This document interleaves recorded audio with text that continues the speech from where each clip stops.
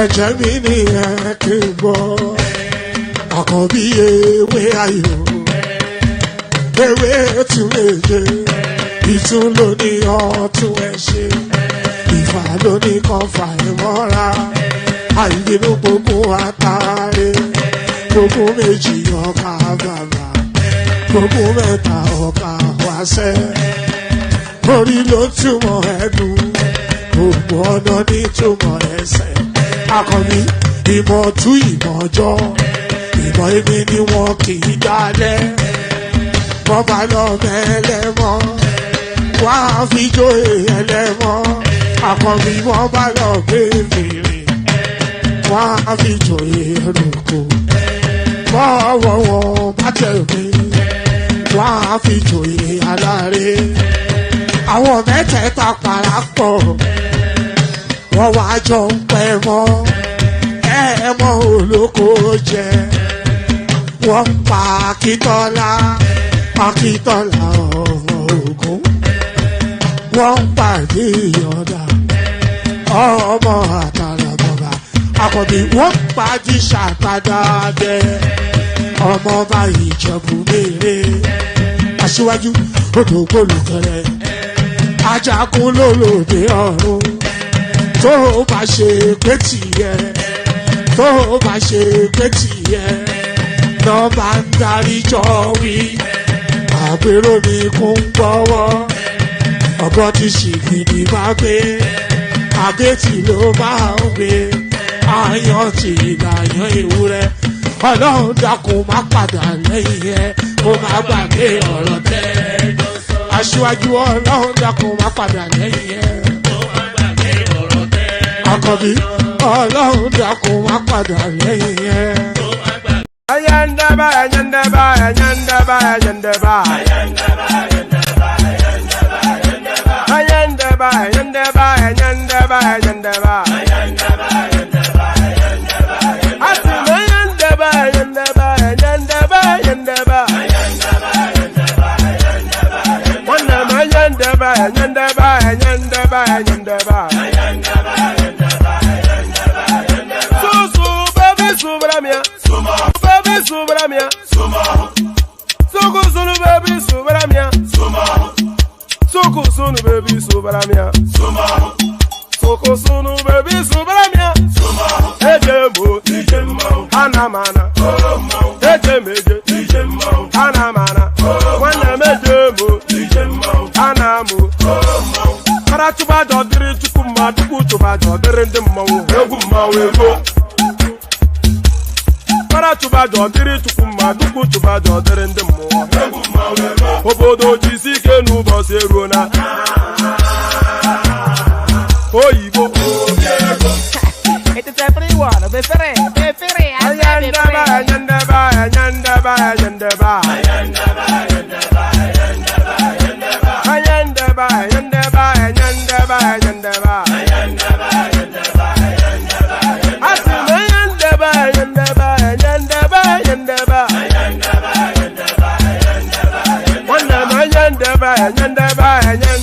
ayandaba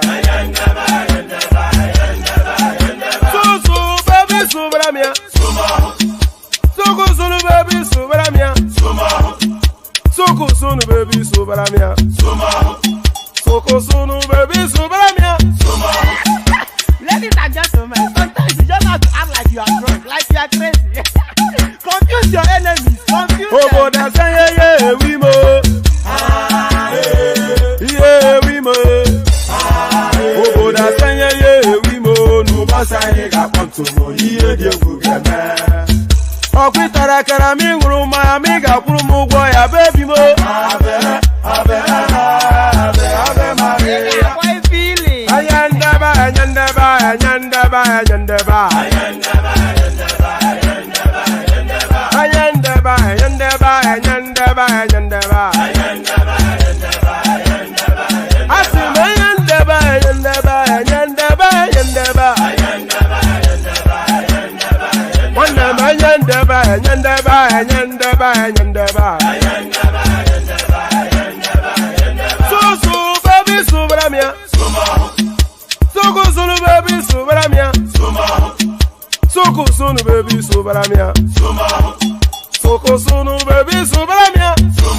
Ase kwa nefo jabani si akuna nyego mkambasi ozo. Since I was born, but now I am getting youth. Akuna mota akuna kogabu.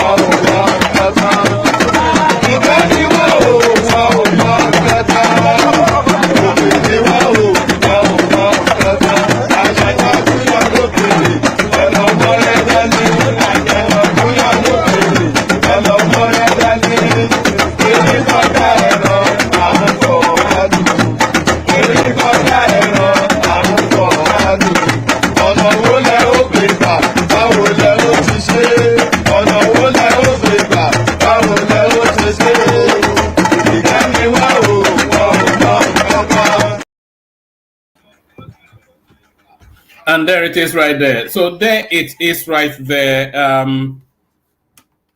Eri koja eron and for palu. So that was what that song said. Eri and that is a profound Yoruba, by the way. Eri koja eron and for palu. Do you know what that means? I bet you don't. Do you want me to interpret Eri okoja eron and for palu? An elephant is too big an animal to be herded with a stick or to be beaten with a stick. So Eri koja eron and for palu. So that is deep. Ijinle. That's hardcore Yoruba right there. So, good day to you. Good to see you. And how are you? So, good to see you. How are you? Hope you've had a wonderful day. Hope you've had a wonderful day. It's always better to have a wonderful day than not. You know, if you had the option, if the decision was yours to make, then you will make the decision to have a wonderful day.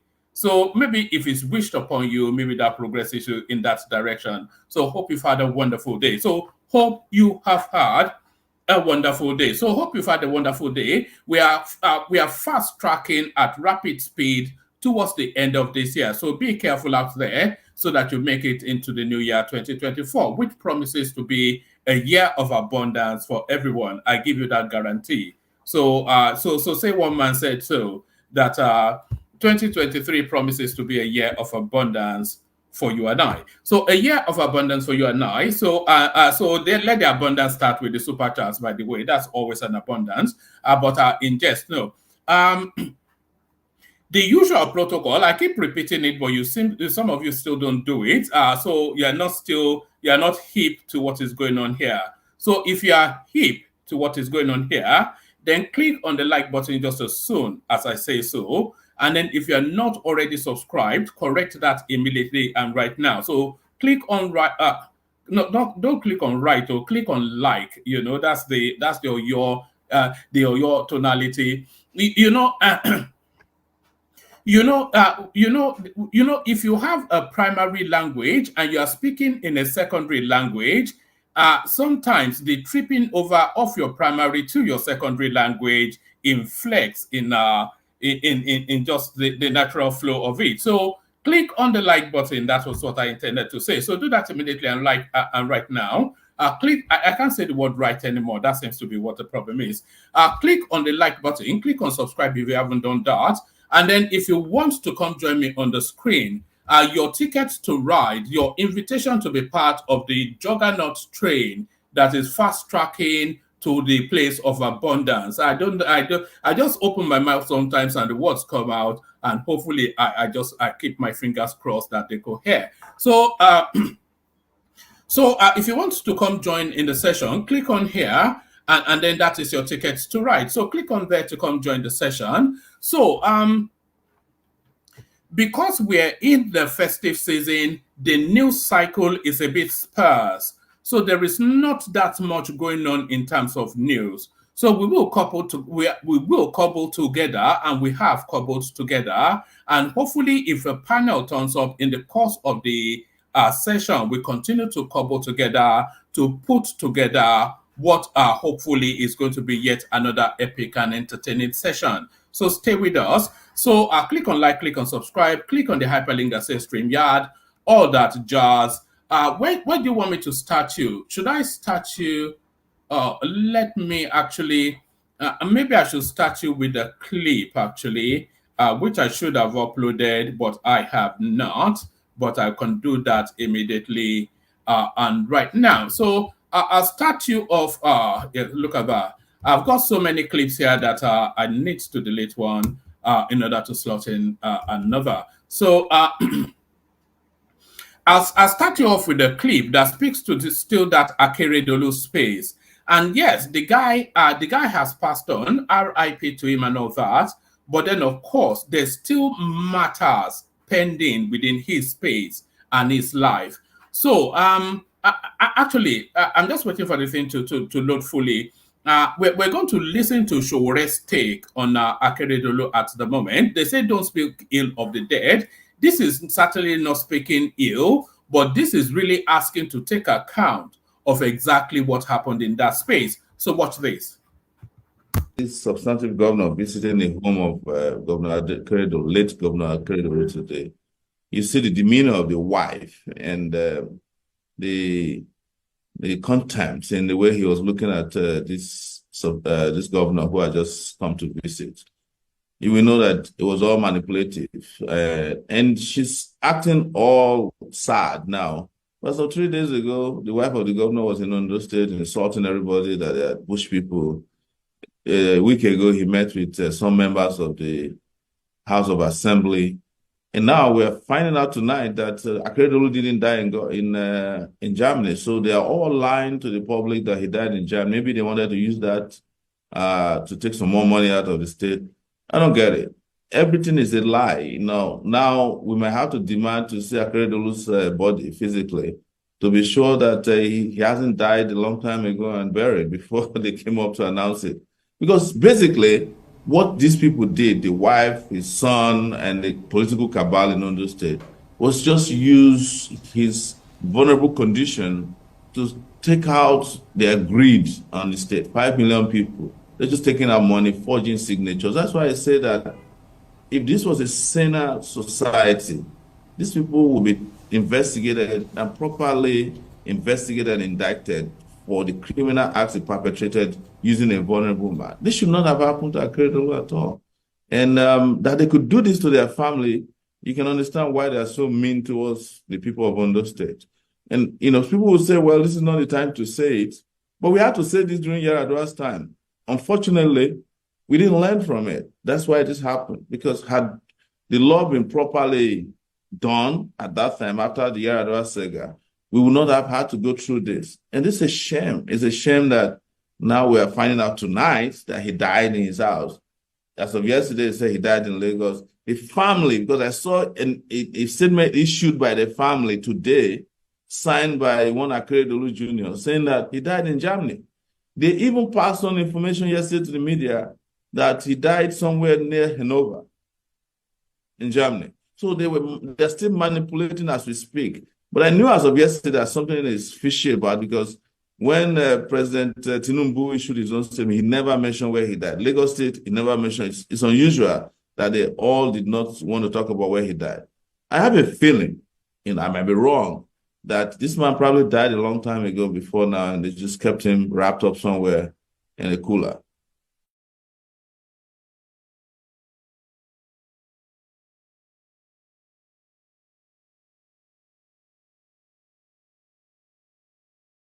So there you had it right there. So that was Showore theorizing to exactly what happened with the Akeredolu space. And Showore's theory is that Akeredolu actually died a while ago, and they were keeping his look, conspiracy theory and all that. But what he is actually saying is that Akeredolu may well have died because it's not something strange or unusual or known to the Nigerian space. We had it with Yadua. What Showore is suggesting is that Akeredolu may well have passed on a while ago, and they just kept his body in some sort of animated suspension so that they can feast at the state's expense. Remember, we covered the story when there were allegations coming out of our Ondo State State House that Akeredolu's signature was being forged. That the signatures that Akeredolu was signing when he was in Ibadan is not consistent with the signatures that they identify with him. Do you remember? It all ties together. So what Chowore is suggesting is that this guy died a while ago. His family and his handlers, they kept him in some sort of like ice cooler or whatever the close match is within that dead space. They kept him in some sort of ice cooler so that they can continue to harvest the state's budget. And this is what Showore is suggesting. And he was referencing the disdain on Akeredolu's wife's face when the so-called great and good came to pay condolences. So there's still a lot to unravel from that space. And it's still in the realms of conspiracy theory, but I'm not far off. I'm not averse to that conspiracy because it coheres. The guy was in Ibadan for what, 4-6 months? When they claimed he was flown back to Nigeria, he was in Ibadan for 4-6 months and not able to go to his own home state. If he was able to be in Ibadan, then what prevents him from being in his own home state? What comfort avail in Ibadan that does not avail in Ondo State? So that doesn't cohere with logic, certainly not. And if he was ill and has come back from a long-term ailment, then if he wants to show face, and by the way, to say show face, can I ask the people in the studio now, just turn on your camera for a moment, just so I can see your face before I put you on.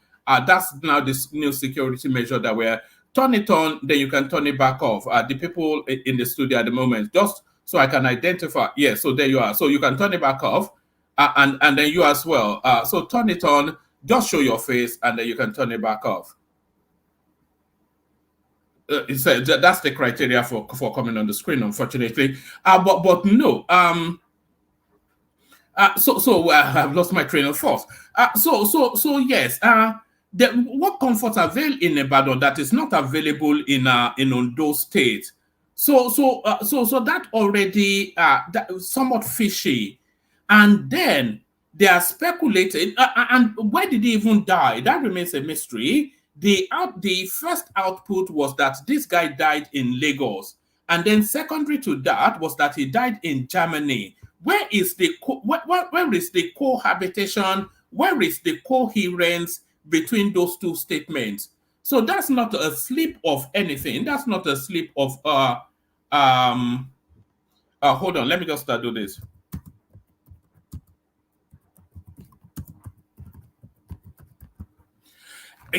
Yes, so that is not so no, that's not consistent with anything that's logic or reason. So that's not consistent with logic or reason, and that's not a slip of tongue. So that's fine. Yeah, you can put it back off. So that's not consistent with logic or reason. That's not a slip of tongue. That's not a mistake, because Germany is far away in Europe, and Lagos is down the corner from Ondo State. So where did he die? So a lot of mysteries wrapped around that space, which then lends to what Showore is saying, that this guy may well have died a while ago, and they just kept his body in animated suspension so that they can continue, they can go on a looting spree of the state coffers.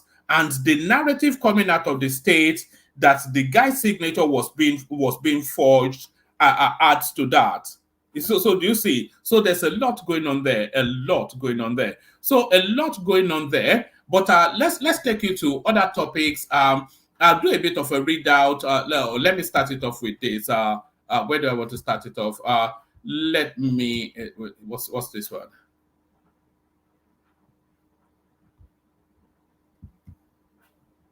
Bear with me. Oh no. All right. One of the posts that I wanted to show you has been deleted. But let me start it off with this one then. Let me start it off with this one. Right. Inspector General Agbetokun arrives Plateau State 5 days after massacre of 200 residents on Christmas Eve. So it's just a ridiculousness. It's certainly not rapid response. That I think we can all agree on that. It's certainly not anything like rapid response. So a lot of people savaged within that space. And this guy now just takes his time to, this is the chief of police of Nigeria, by the way. And this guy now just takes his time to leisurely stroll in to say, oh, I heard that something happened here. So the ridiculousness of it. Inspector General Agbetokun arrives Plateau State 5 days after massacre of 200 residents on Christmas Eve. So let me give you a few paragraphs. Nigeria's Inspector General of Police Kayode Agbetokun has arrived in Jos, the Plateau State capital, over the massacre of over 200 residents in 15 communities by suspected Fulani herdsmen on Christmas Eve. The arrival of the police chief in Jos on Friday followed the killing of the residents, where the death toll had risen to over 200 in the coordinated attacks by suspected armed herdsmen. IGP Egbetokun is expected to meet with key stakeholders, including the governor. He was reported to have ordered the deployment of tactical teams, equipment, and the relocation of AIG Zone 4 to Plateau State with immediate effect. Correspondents reported, so then they go on to tell us the backdrop of what happened, but we already know what happened. But it's just the lackadaisical attitude of the Nigerian space. So they are more wrapped in the importance of their position than actually carrying out the duties and requirements of those positions. 200 people died in a bloody massacre, and the chief of police deemed it then rapid speed that is arriving a week later. So there it is right there. Nigeria's Naira among world's worst performing currencies, set for worst year since 1999, with no rebound in sight. So this is allegedly coming from Bloomberg. And by the way, anyway, let me read it first. The outlook of Nigeria's Naira in 2024 is gloomy as the currency of the, let's do that again. The outlook of Nigeria's Naira in 2024 is gloomy as the currency of the largest black country in the world is poised for its worst year since the return to democracy in 1999, with foreign reserves of $32.8 billion, the lowest in 6 years. Analysts predict further depreciation in 2024, Bloomberg reports.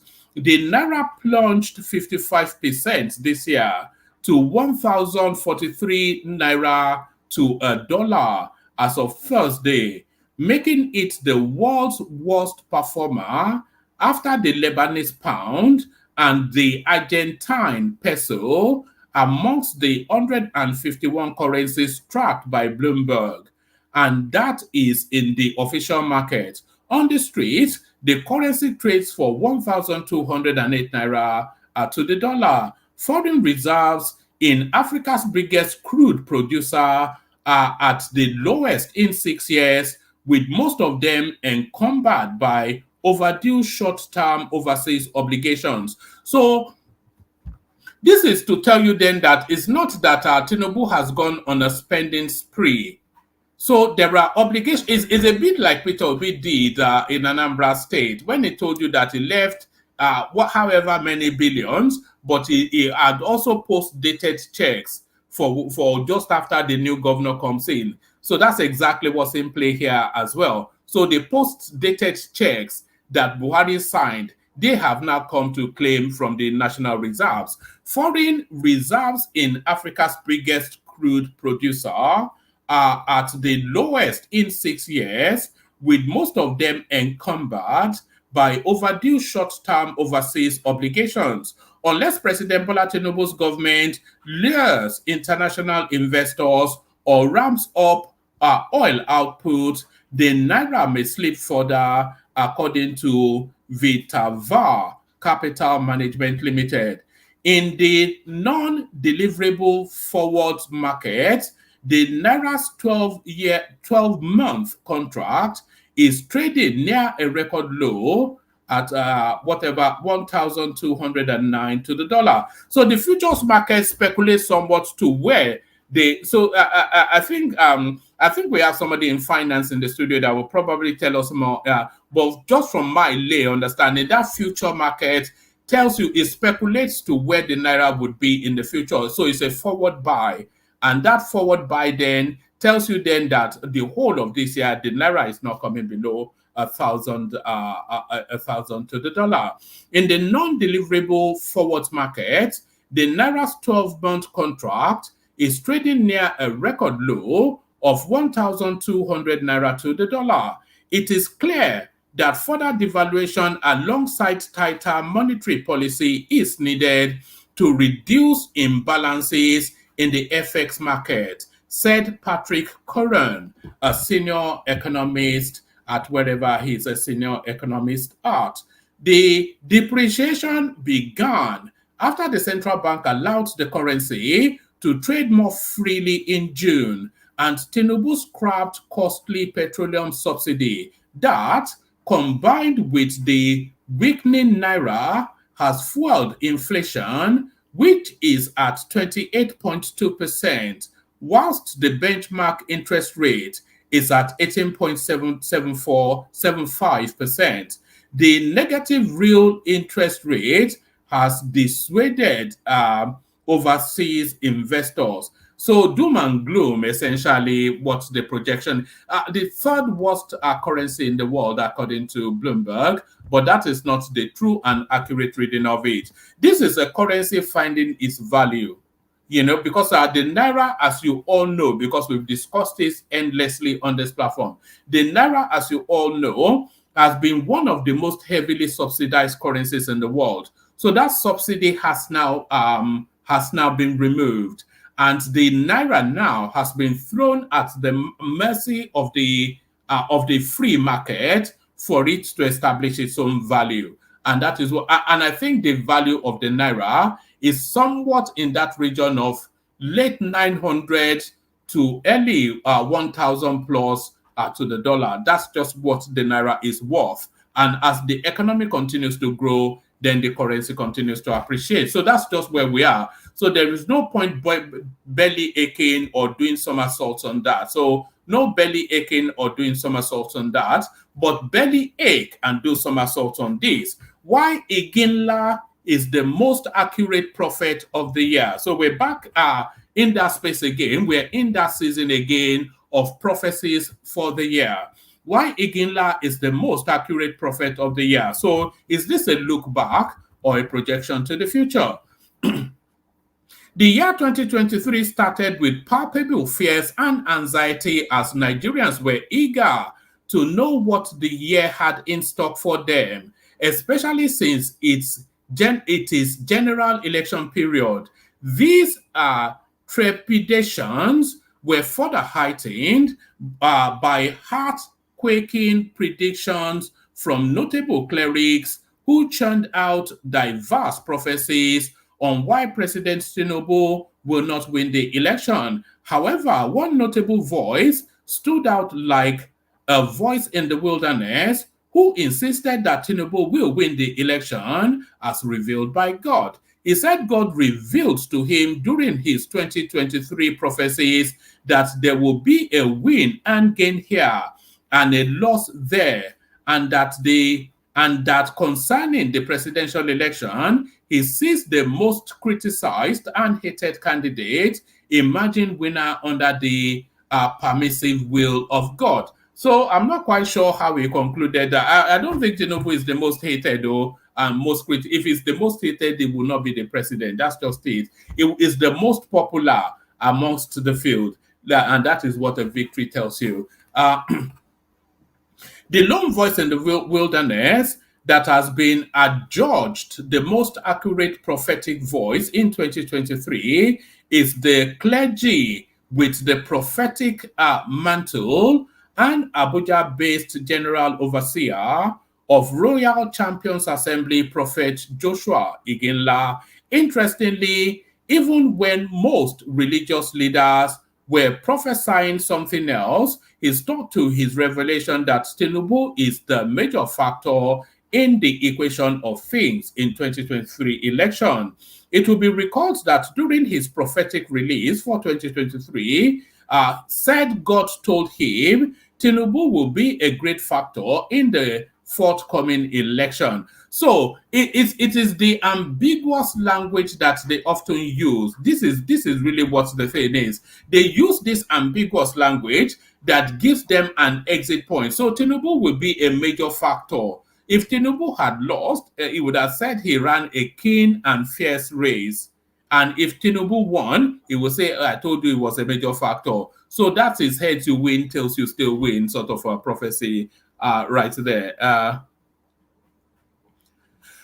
So that's heads you win, tails you win, so sort of a prophecy. Shall we carry on? I hope it's not a long read because I'm not.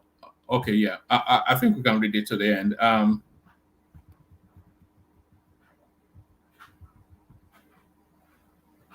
All right, let me just speed through it. It will be recalled that during his prophetic release for 2023, he said God told him Tinubu will be a great factor in the forthcoming 2023 election. God said something to me that was very deep. The man called Bola Ahmed Tinubu is a factor in the equation, and you cannot remove him and you cannot push him aside. You cannot drive him backwards or push him aside, except God pulls him out of the equation. You cannot remove him by human means. If you push him aside, you will know that a factor has been removed from the equation. The only thing that can move him is God. Only God stops him. I am not saying in favor of anybody, but I am saying what I have seen and will leave the rest to God, Prophet Iginla said, and of a truth. So it's claiming he predicted Tinubu's victory. Aside that, Iginla predicted that Governor Wike will be a major factor to be reckoned with ahead of the last election. Wike's name ricocheted audibly as the APC presidential candidate won the election in Rivers State in what many analysts ascribed to Wike's impact. So it's claiming that one as well. Furthermore, his prophetic warnings concerning Kaduna State, Benue State, Plateau State, Enugu State, Abia State, Cross River came to pass as he warned that as the election goes, the parties holding these states should be prepared and not be overconfident. So that's another one he's claiming. Another notable fulfilled prophecy of Iginla was the issue of the former CBN governor, Godwin Emefiele.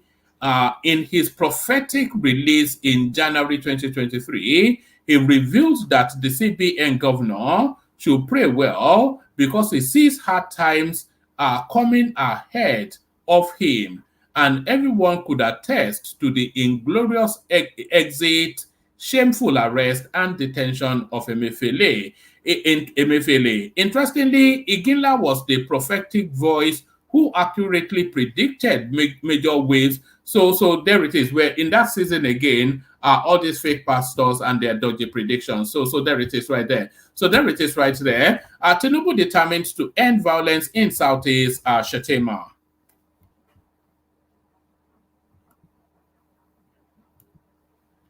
All right. I may not give you all of this, but we'll see how much we can take. Vice President Kashim Shettima on Friday said the Tinubu-led government is resolute to end the reign of terror in Nigeria's southeast, fueled by those he called self-serving criminals taking advantage of the security situation to foster their political agenda. The problem we are here to solve as a community, as an umana, is a creation of self-serving criminals who do not represent the interests of the Indigos and Nigerians, Shettima said in Bende, Abia State, when he unveiled the Peace in the Southeast project by the Deputy Speaker of the House of Representatives, Benjamin Kalu. His comments came over 3 weeks after he advocated the adoption of non-kinetic mechanisms to tackle insecurity in the Southeast. Shettima, who was received by a delegation led by the deputy. So it goes on to tell. So that's what Shettima thinks about the situation in the Southeast. So that's what Shettima thinks about the situation in the Southeast. All right. So that's what I have to offer. So hopefully the panelists will add more in terms of what came to their attention in the news cycle. In the news. All right. Okay. All right. So hopefully the panelists will add to that. Tell us what came to their attention in the news cycle today. So let's play the Kegite music, bring the panelists on, and then the session commences. But of course, you've all been waiting, so let's get to it with the Kegite. Only water, where they see ma. Water,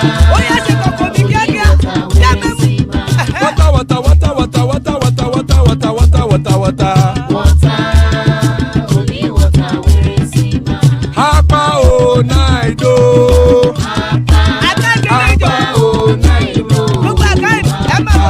Hapa you don't come o.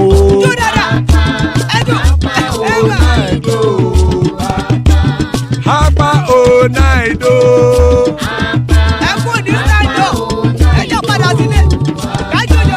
Oro kẹ̀kẹ́ ẹlẹ́mù yé o. Ilé ṣọ́dí àkẹ́kẹ́ rẹ̀ ẹlẹ́mù rè o. Bobby Master kẹ̀kẹ́ rẹ̀ ẹlẹ́mù rè o. Chief Wẹ́lá tí kẹ̀kẹ́ rẹ̀ ẹlẹ́mù rè o. Eruku lẹ̀lẹ̀ ẹlẹ́mù dé. Eruku lẹ̀lẹ̀ ẹgbẹ́ ẹlẹ́mù dòde ojàre o. Eruku lẹ̀lẹ̀ Ghana ti dé ẹgbẹ́ bọ́dì o. Ọmọ ẹlẹ́yẹ ẹyẹ o ó dìlé o. Odúyẹ̀lá ẹyẹ o ó dìlé o. Petrosonama ẹyẹ o ó dìlé o. Petrosodúnkẹ́ ẹyẹ rẹ̀ ó dìlé o. Ẹlẹ́kọ̀ ọ̀run mú ìní o.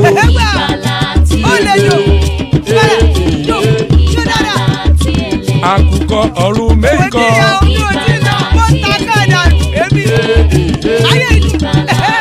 Ikú kò ní ríwà gbéṣe o.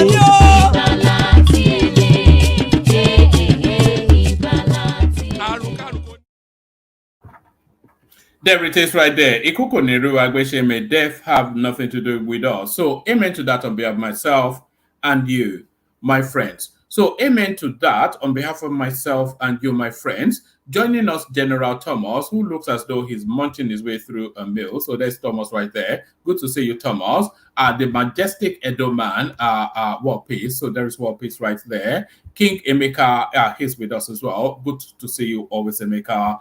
And Adewale makes up the list. So plenty of space still in the studio. Anybody that wants to hop on, hop on. Anybody that wants to hop on, hop on. Emeka hops on. So we kick it off with Emeka. Emeka, good to see you.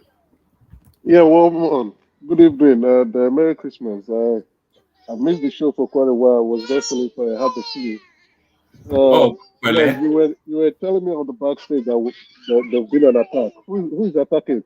don't worry. I'll call you later. We've had quite a bit of an eventful 2 days, but Oh, wonderful. yes, I'm yes. looking forward to chasing them. That shows the strength of our potency. If they are starting to attack us now, that means we are doing the right thing. Yeah, true. That's true. But again, Yes. it's also like, who are these individuals anyway? All right. Yeah. I think what caught my eyes on the news today was this Oga killings, right? Even His Majestic Sainthood Peter Obi had to speak on it. I appreciate him for that. I think he did well. For the very first time, he spoke about the insecurity in the southeast and even in his own backyard. It's a strange one anyway, if you ask me. Um, and I think maybe because it affected one of the strong politicians there, that's Chris Uba, that they are now speaking about it. But we can now tell that the Southeast is not a safe place anymore, regardless of who you are or what you are. Anything can happen to you.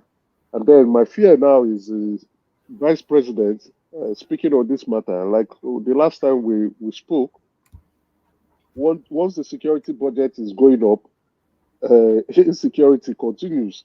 So if you now have the Southeast now being focused on, uh, I don't think it's going to be good. I don't think it's going to be good. Look at the Northeast with the issue with Boko Haram. Emeka, good Yeah. evening, my brother. Sorry for this interjection or interruption. Or I No think you worries, have no to worries. show us you are from East. So people have been sending me message that you are not from the East. What are you? You were one of the major topics yesterday, Emeka. You are the board of the major topic yesterday that you are not Yeah. from the East. What can you prove to all that you are from the East? They say you speak Igbo. That doesn't matter. Anybody can speak Igbo. Maybe you have to confirm for us if you are really from the East. Thank you. Who I'm are not these being nosy. individuals? Nah, Who don't are these worry. individuals that are going ahead? They can speak. They can say what they The want to say. usual Right? suspects now. The They usual can continue suspects, to you know. suspect. They can continue to suspect. You see, I was not feeling too well. I think I would have been available for the program yesterday, right? But Uh, I'm oh, oh, happy oh, that yeah, go on, land that point. they are still speaking about me even when in my absence. That's a good one. They can go ahead and enjoy themselves and fantasize more about me. Interesting, but again, I will not continue to. It will not stop me to speak about the ills going on in the southeast. My fear now is if they increase the focus on security on the southeast, I don't think there will be any peace coming. I don't think so. We can tell from history. We can even tell from if we borrow from other spaces like Afghanistan, like Iran, like Iraq, like Libya. Once there's a focus on security in those areas, you continue to have high security issues. So if that's the case, then the Southeast can kiss the peace goodbye.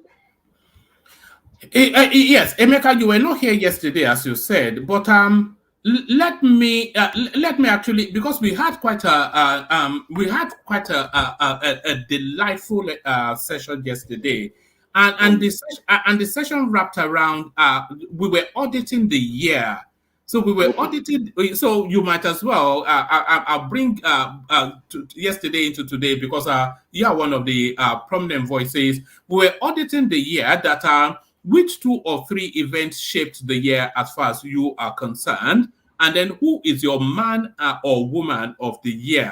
So that's what yesterday's session wrapped around, and it got quite involved somewhat. So you go to that space as a start off. Okay. Yeah, 2, 3 I'll try. events. I'll Yeah. try. I'll try to watch yesterday's show. Maybe I'll try. Maybe tomorrow. I didn't know it was that interesting. I would have picked it up from yesterday. I think the 2023 election, was the highlight for the year. Nobody can rule that out, right? It's determined our political trajectory and that would determine it for the next 4 years. So the election for 2023 was a highlight, was a high point, and the peak of the event for 2023. And that was, it formed most of our conversation, even from 2022 to date. We are still discussing about the election, whether you like the outcome, whether you don't like the outcome. That was a solid foundation for most of our topics on this platform and in other platforms too. The election, who emerged as president, the losers who were crying and complaining, the winners who were excited and happy, and so many other topics came out of that electoral process, and we were still discussing the outcome, and we will continue to discuss the outcome because it produced the president, and whatever happens, is as a result from the 2023 election. So that's the generally, except some people want to dispute that, but I think the 2023 was the high point for the election. And that was the high point. It was. Go on. Yeah, so it was actually a piece by news. Go ahead, please. Go ahead. No, it was actually a piece by a news agency of Nigeria that inspired it. This, of course, the general election was the highlight of the year. That's the most important thing that happened in the course of that year. And then they said the carryover effect of the Naira change was also an impactful event in that year. So those were the two major ones. Yeah. That was the Naira change was also an impact because it impacted Nigerians too. But that came up as a result of the election. Without the election, I don't think the key actors will be thinking about changing the Naira. Right? It was a short fix to address something that they think, or an outcome they wanted an outcome from it, and they decided to change the Naira. And regardless of whatever tales they want to sing now, or whatever song they are trying to sing now, or whatever image they're trying to paint, they know in their heart of hearts, and we know too, likewise, that it was the 2023 election that brought about that policy. So, yes, apart from that, I would rank that second, but it's a sub impact as a result of the 2023 election. So then you asked me who was the key man for me for 2023. Without anybody can pick whoever, but without any iota of that for me, I would say the president was. And why do I say so? Is because this was a guy who was coming out from, I hear the Oyinla who is predicting or analyzing, if you ask me. Here was a man in 2019, where the outcome was like, okay, he would be the next president, to almost losing that structure, winning that structure again, and almost losing it again, then winning it back, and then emerging as the president and having other contenders, strong contenders like Peter Obi, as well as Atiku coming into the foreplay. And then you also have the NMPP, was it Kwankwaso coming into that space too. It was an interesting election. Emeka, what do you think people saying yesterday that Peter Obi is the man of the year? What do you think? Thank you. What's my opinion about Peter Obi? I would say Peter Obi would be next for me, but the president is because why I'm not picking Peter Obi is because he was he came in suddenly. What he did was amazing in my point of view. What he did was really amazing. Within a short period of time, was able to key himself into the hearts of angry Nigerians, angry youths, and also played into their emotions of a Nigeria that is going bad then and terminating to a Nigeria that is possible, right? That can be possible.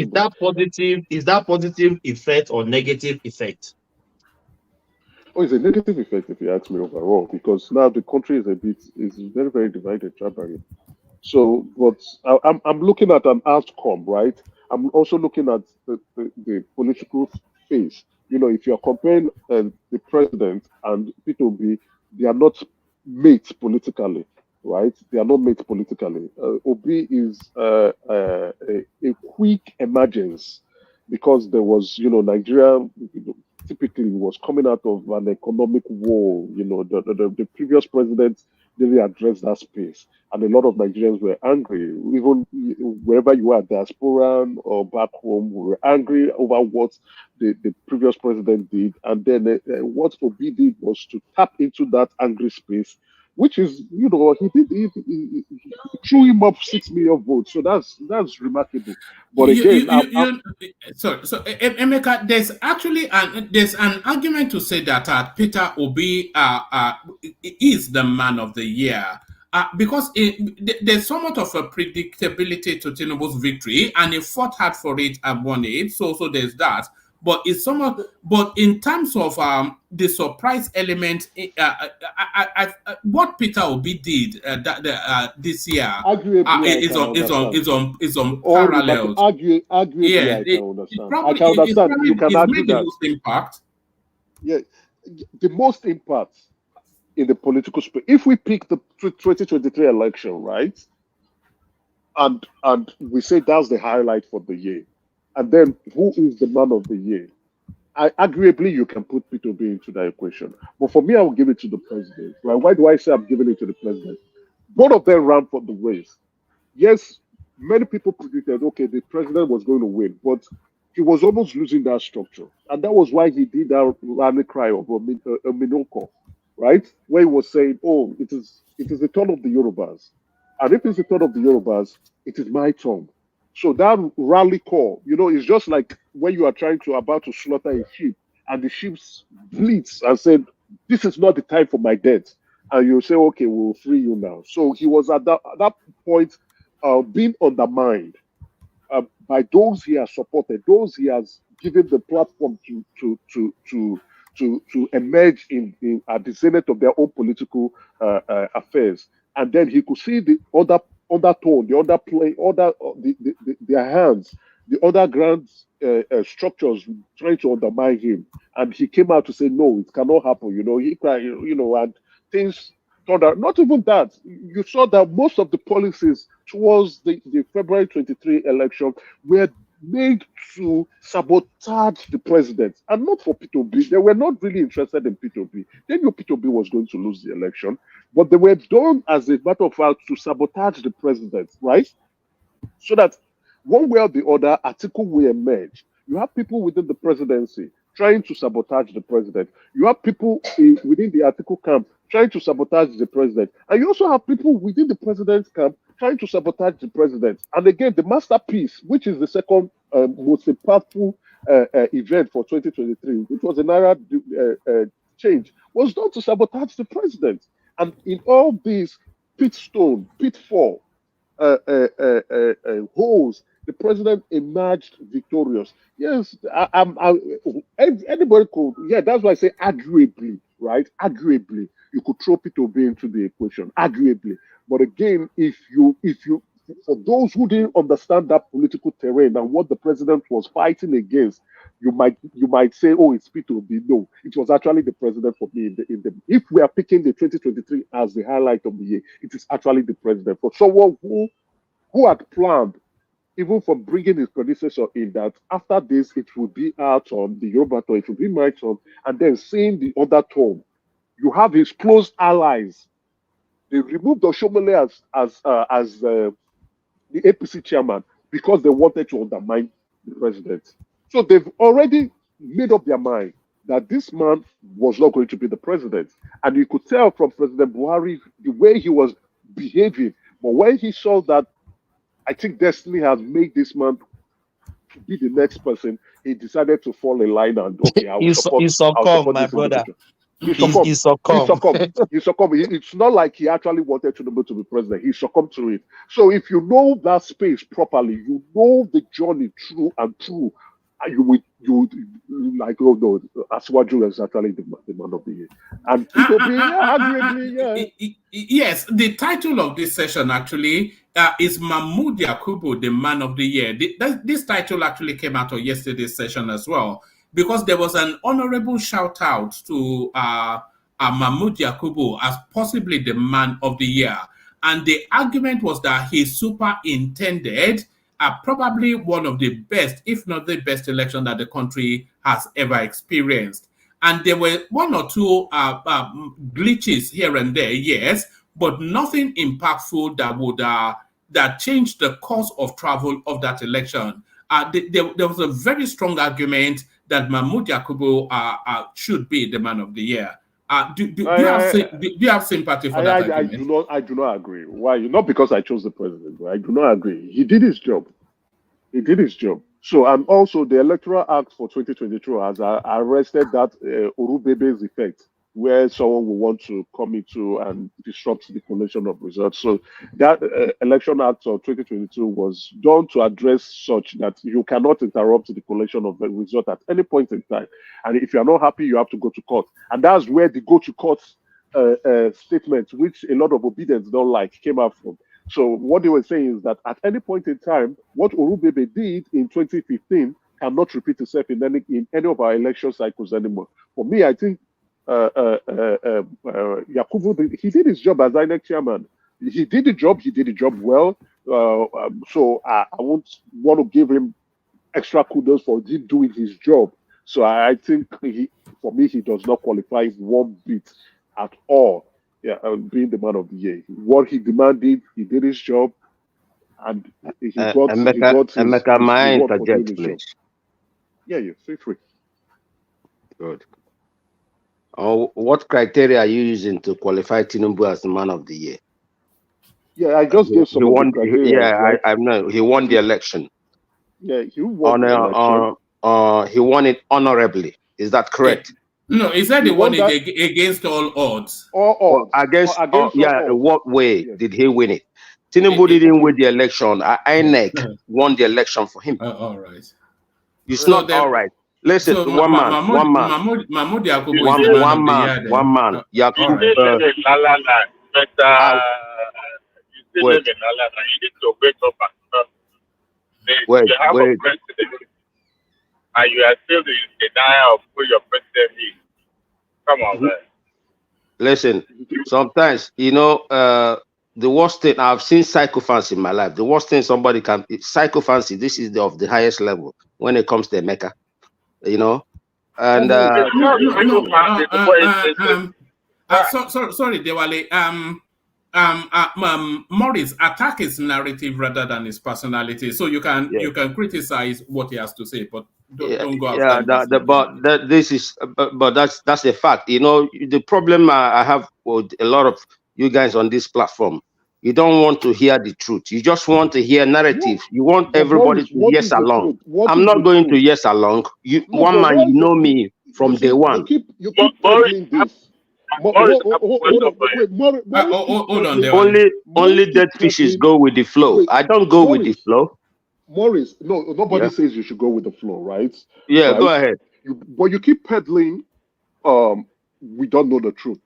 We don't know the truth. So you know the truth. You know the truth, but because of psychophancy, and self-hatred, that is why you always shy away from the truth. Okay, listen. On what criteria? Number. Okay, now let me tell you. You asked me the question. Let me answer you, Emeka. What is the truth? The truth is that he was declared the winner of the election. That is the truth. The truth is that Chicago confirmed that he attended the school. That is the truth. The truth is that he did not write his final exam, which he's supposed to do. That is the truth. The truth is that the Chicago confirmed that they never issued that particular certificate he submitted. That is the truth. The truth is that he claimed he attended a school in 1970, a school that actually existed in 1974. That is the truth. But why are you people so economical with the truth? You'll be dancing around. You are so selective. You are so selective. So that's why I lose respect to a lot of people on this platform. Hold on, gentlemen. Let me interject, please. Yeah, let the conversation. I think Emeka is able enough to take it on. Let Emeka take it on. What I'm trying to say, let Emeka reply me. And I'm also able to put anybody here. Let Emeka reply me. Anoint his own man of the year and let him carry on. Because of me, let me handle Morris. Unfortunately, you've been able to take us back to a space that we have dissected. We didn't take, because you still remain a sycophant. That's why people question your Igbo-ness. One man, can I say something, please? No, hold on, Thomas. Maurice, don't go after the personality. Go after but the that's his personality now. What do you mean? Am I saying something that is not true? Maurice, hold on. Thomas, hold on. Maurice, because he always spirals out of control. If you say something about his personality rather than his commentary, then he will respond, and then it will spiral out of control. And no, I swear to God, one man, you know, I'm a perfect gentleman this time. No name calling. I'm not calling them. I just stated the fact. You can criticize what he has to say, though. You can criticize what he has to say, right? It's not my fact, and I don't think it's the fact of others, right, Maurice? I've not insulted you. I don't think there's a name for it. This is not an insult. I called you exactly what you are. And you, how is it an insult? You can't say that, Maurice. All right. Thank you, Maurice. The last time I remembered you being on the show, someone insulted your mom and you were really, really unhappy with it. And I told him what I told him. He will never ever say that again. Hold on, Maurice. Calm down. Don't worry. I'm not angry with what you're saying. You were right to respond, and I felt you were right. The way he used the words and the way you responded is fair. It's a fair deal. But again, I have not insulted you. I don't think there's a need for you to insult. You mean that one man. Everybody, hold on. One man is talking about the staff that was deported from Turkey. Everybody includes you, Maurice. Hold on. Let Emeka finish his slot, and then when I'll get to you fairly shortly, and then you can give us your man of the year. But that is the man of the year according to Emeka. Emeka. But again, we should stop peddling this narrative because it doesn't suit us. Generally. But did I lie? Didn't he claim he attended school in No. Yeah, sorry, carry on, Emeka. Yeah, so they've always, those who do not like the president do not like the president, and that's okay. That's fine. You just don't like him. It's fine. Those who like the president for their specific purposes. You can name whatever you want to name. That's fine for you. You can continue on that road, that journey. For me, that man remains the man of the year. At some point, let me be very honest, the way I was very confidently in 2019, 2020, even 2021, right, that Ahmed Bola Tinubu would become the president of Nigeria, right? I was now frightened in 2020, end of 2022, that something would go wrong. And there was this notion that it appears that the president may go to SDP. And that once he goes to SDP, that is the end of his political ambition. That, and also likewise the end of APC presidency. Probably PDP would emerge as the president. Or that is Atiku, right? There was that fear because what was being played, the hands were so obvious that they didn't want him to be president. It was really obvious, and you could tell that when he won the presidential candidacy of the APC, he was overjoyed. He said it himself. Go and watch the tape. And that was where it was like, okay, things are going to get better. But did they get any better? No. They still place mines, pitfalls, pit holes for him to fail. That if those within your party, not only those within your party, why did he kick out the APC chairman? Well, because the guy was working against him. And after he emerged, the guy, okay, let's all work together. But that was not the case.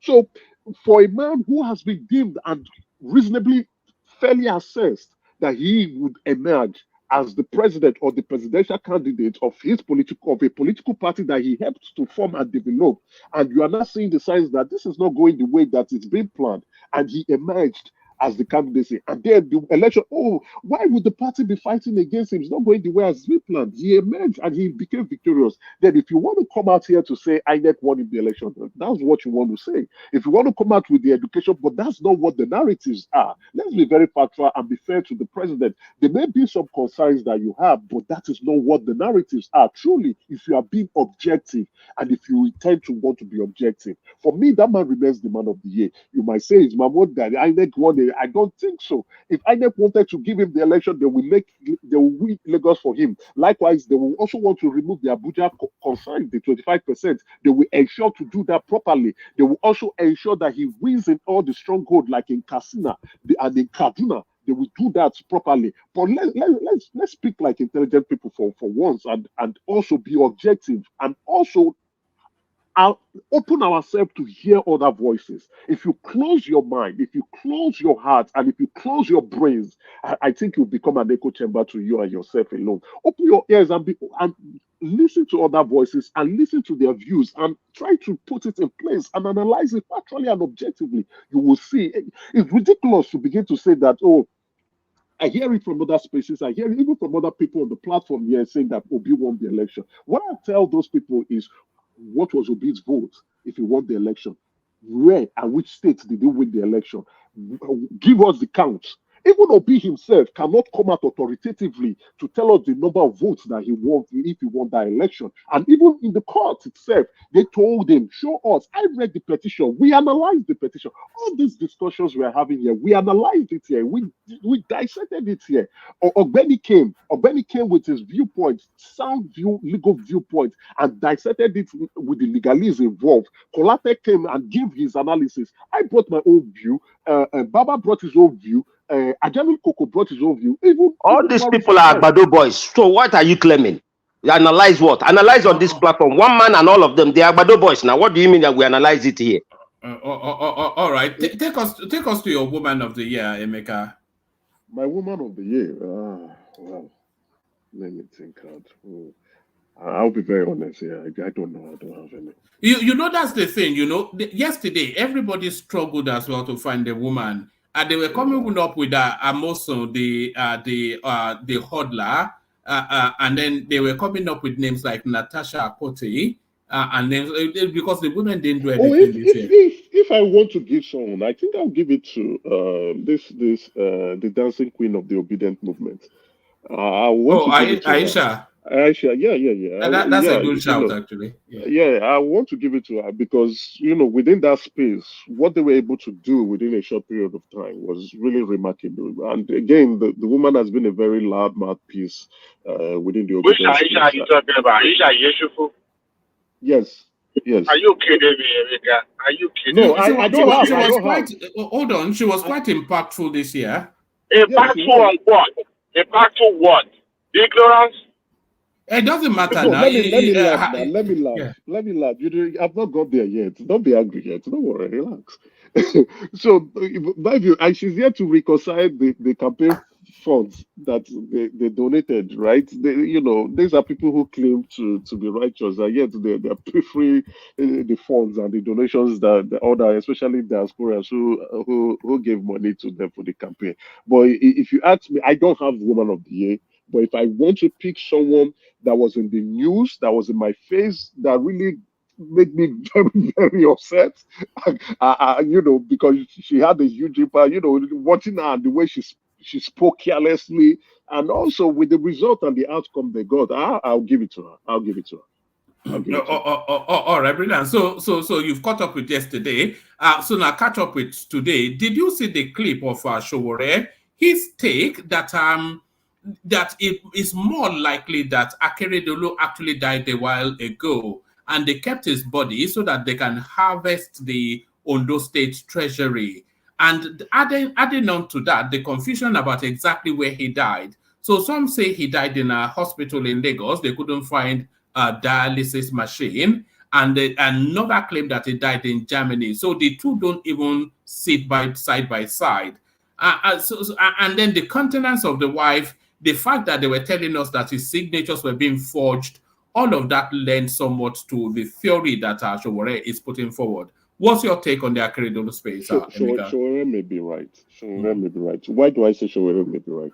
Immediately the president stepped in, and I think probably the president spoke with the son, that's the governor's son, about there's the need for them to transit power to the deputy governor. Within a short period it didn't take a week. I don't think it took a week, right? They said the man is dead. So there's a possibility that he had been dead for a while. but they were just doing some in-house cleaning, housekeeping, trying to, arrange their corners and ensuring that maybe whatever stuff they want to do financially, asset-wise, is being done whilst the information is out in the public, because it didn't take a week at all. So the guy died. So what has actually changed within that short period of time? So I'm not saying he's right. I say he may be right. He may be right because with power anything can happen. Then again, he may be wrong. Who knows? But like you have given some salient points, the disposition of the wife, even when the current governor went to see her, the way she was looking at that governor, like, or being unhappy, just sizing up the governor, like, okay, what's your next move? Um, and her mannerism, a lot of stones have been thrown at her. But then again, would you say those stones were thrown correctly, or I know some people were trying to go tribal, but again, I don't think so. It's all about power. She's trying to, someone, when you are afraid of the unknown, you begin to act differently. So did he die before his death was announced? I may want to go towards that end, right? Because if you don't have that information, because a lot of things have been happening when he was indisposed, right? Then the rumor came out that he couldn't sign his check, and then his ailment is really very terrible, and he can't, things. If the government, but I don't think there's any need for that anyway. He's dead. He's there. Let the family mourn him the way they want to mourn him, and let the past be the past. He's gone. Power has moved, and I think that's the end. But if you ask me, I think they are going after the wife. I think she's under pressure. She even wrote a love letter to the guy after his death.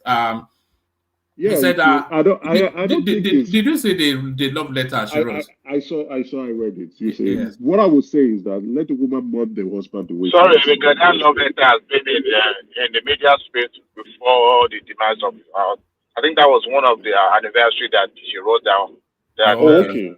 But I saw that. But I think, those who are trying to cast aspersions to the woman, she just lost her husband. Let her mourn the husband. But, people are saying, oh, she's not mourning right. Maybe because the man, they've all mourned him, right? So there was no need to re-mourn him again. Or maybe they choose to mourn him that way. But there's no need witch hunting her. I don't think is okay. If you ask me, the deputy governor finally has won. Let him move on. I appreciate him going to see them, but I know you can't rule that out. You just have to go and see your boss family, your late boss family. It's the proper thing to do, even if you are not in good terms with them. It's the proper thing to do, or is how will I put it, a political thing to do, because you are not the man in charge. So there's nothing they can do. The power has left them, so they will not be. It not depends on how you want to define that space with them. Maybe his entitlements, his benefits. I think it's a good thing to allow the family enjoy that. Some people are suggesting that he should make Akeredolu's son his deputy. No, no, no, no, no, no, no, no, no. No. That's not necessary. It's not necessary at all. You see, that's the mistake the family made, right? If they were but again, fear comes with, when you act on fear, you may not act rationally. So I think I'm not going to blame the family exclusively, right? They were just afraid of what would be their doing or their undoing in the future. So that's why they acted the way they acted. But if they had good people within their base, they would have negotiated properly, right? They would have done a good negotiation and ensured that the son, continue in that trajectory, not as a deputy governor, but probably as a retain his commissions as a commissioner, right? Retain that seat so that politically they can still be relevant. But I think what would happen now, the deputy, that's who is the governor now, I think he's going to axe that boy's wings. He's going to cut him off politically, and that will be the end. All right, brilliant. And to the headline on the screen, Emeka, and then from this, I'll go on to either War Peace if it's ready or Baba. I mean, I think this is a bit and bring for the critics of the Nigerian space. Nigeria's naira amongst world's worst performing currencies, set for worst year since 1999, with no rebound in sight. So this has some credibility because it allegedly comes from Bloomberg. Only currencies worse than the Nigerian currency is the Argentinian and one other random one. So what are you making of that? Nigeria has the worst currency in the world.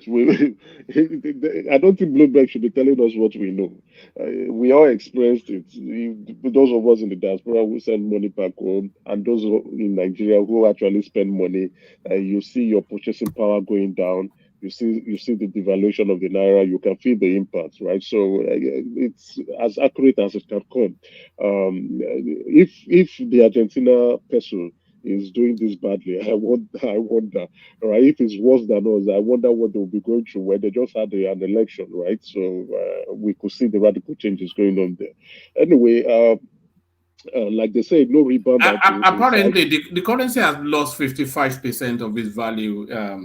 Yeah, that's very accurate. So and yet there's no stop, right? There's no stop to what's going on. So that's the fear. The currency didn't do really well. You know, a lot of factors played. Some were direct, some were indirect.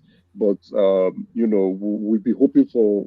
We just have to hope because with the look of things, it's not getting any better, right? The last on the space is, they did a floating. Now we are not doing a dual system. We now have an official rate and we have a black market rate, which means both are now running on their own concurrently. Which that was not the case when the president announced the flotation of the naira. So apparently, from the look of things, what Emefiele and Buhari did, though they had three systems, was the flotation is not achieving the desired outcome or the result that it's intended to be. So I'm really worried for the naira. I don't know what next year is going to look like, but I'm hopeful. Why am I hopeful? The major import goods that we takes a lot of our foreign reserves. We are addressing that with the Dangote refinery, right? And then the Minister of Agriculture is also looking at expanding the head tax for wheat, which takes a lot of our foreign reserve out of the country to import because we consume a lot of wheat, right? Through flour, bread, and pasta and the rest of spaghetti, and so we consume a lot of wheat. So they are looking for more farmers to come in and grow wheat, right? So that we can reduce the importation of these items. So they form one of the 10 most imported goods into the country. So the presidency, which includes the president and his team, they are looking towards it. They're trying to address those issues. We had the Ford contract that has been addressed, and then again, we still have so many challenges coming up. My own concern is we want NNPC to be more transparent.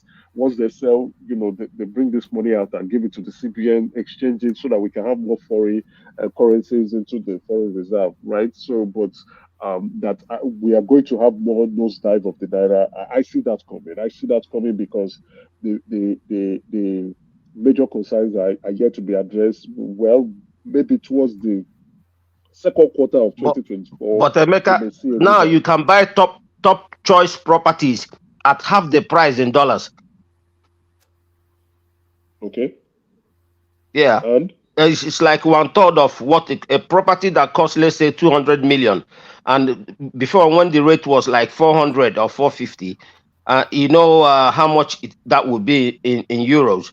And now you can get it for a third of that. Those real estate still price their properties in dollars now. I don't know if you are aware. If you go to that space, you see many of them putting they're capping their properties in dollars, right? No, when I say properties, I don't mean like a built-up one. I mean like a land in a top location. Let's say a land that costs like 250 million naira. Now, the same land may cost like, let's say at most 300 million. And that 300 million, if you convert it into dollars, it's not even up to $300,000. Do you understand what I'm saying? But before, I get what you're saying. That's before it's going to cost you close to $1 million. Yeah, but now I can buy that for less than $300,000. The same property. Yeah, is that not good news? So that's the only advantage. But then it affects people back home, and then it means you have to, the money we send home, remit to families to support them, we have to double the amount. If you are giving, let's say, $200, $300 to somebody every month, then you have to double that amount. You understand? Sorry, why do you have to double it? Yeah, because let's say the impact of devaluation, right? Because now I give you an example. One man, I have like 6 people I pay school fees for, and I have more than 15 people that I support financially for food and also for trade and all these things. Now, let's say now I will give one person. I used to give like $100, which is like, let's say 1,000 krona, which is like €100. You give them that time. A bag of rice cost about. They were buying it like foreign rice, 30,000. That's what they bought it, and then at most at 35,000. Now a bag of foreign rice costs, I think, above 70,000. So if you check, and a pot of soup, they may use like 10 or 10,000 to prepare a pot of soup then. But now 20,000 is even manageable to prepare the same. Even you get less quality for that 20,000. So if I'm giving someone, let's say $100, which is then in a month, for instance, which was like 45,000 naira then. Now that $100 is, if you check it now, it's about 100 and something thousand. But the price of stuff, the inflation rate strips the amount of money you're giving. So you need to give more. At least you need to add extra 50,000 or extra 60,000 to that 100,000 to be at par what it was when the rate was like 450. You understand what I'm trying to say? Right. Yes, because I tried all these things and it didn't work out. So but at the end of the day, it's much cheaper for me giving them money now, and for them it costs me a bit more. But when it comes to properties, for any of us who are into all those kind of things, then it's a very big advantage. All right. That is exactly what I'm trying to say. All right, back to Emeka. Yeah, thank you, Boris, for the quick interjection. Yeah, the naira is devaluing, and as if it devalues, so your purchasing power will also go down. And to compensate, you have to, like for those of us who need sending more money, you have to send more so that if they have a lifestyle that they need to maintain, you have to send more for them to maintain that lifestyle. So I think that was what you were trying to explain. I would just hope for the best with the naira. I'm hoping, and my prediction for the second quarter of 2024. I'm not so strong on that prediction yet because I'm just only saying maybe we may see a change, but I'm not strong in that conviction, and I'm not strong in that prediction. The naira may not be doing well. I said the naira was going to do very poorly in the last quarter in December, and we can see the results.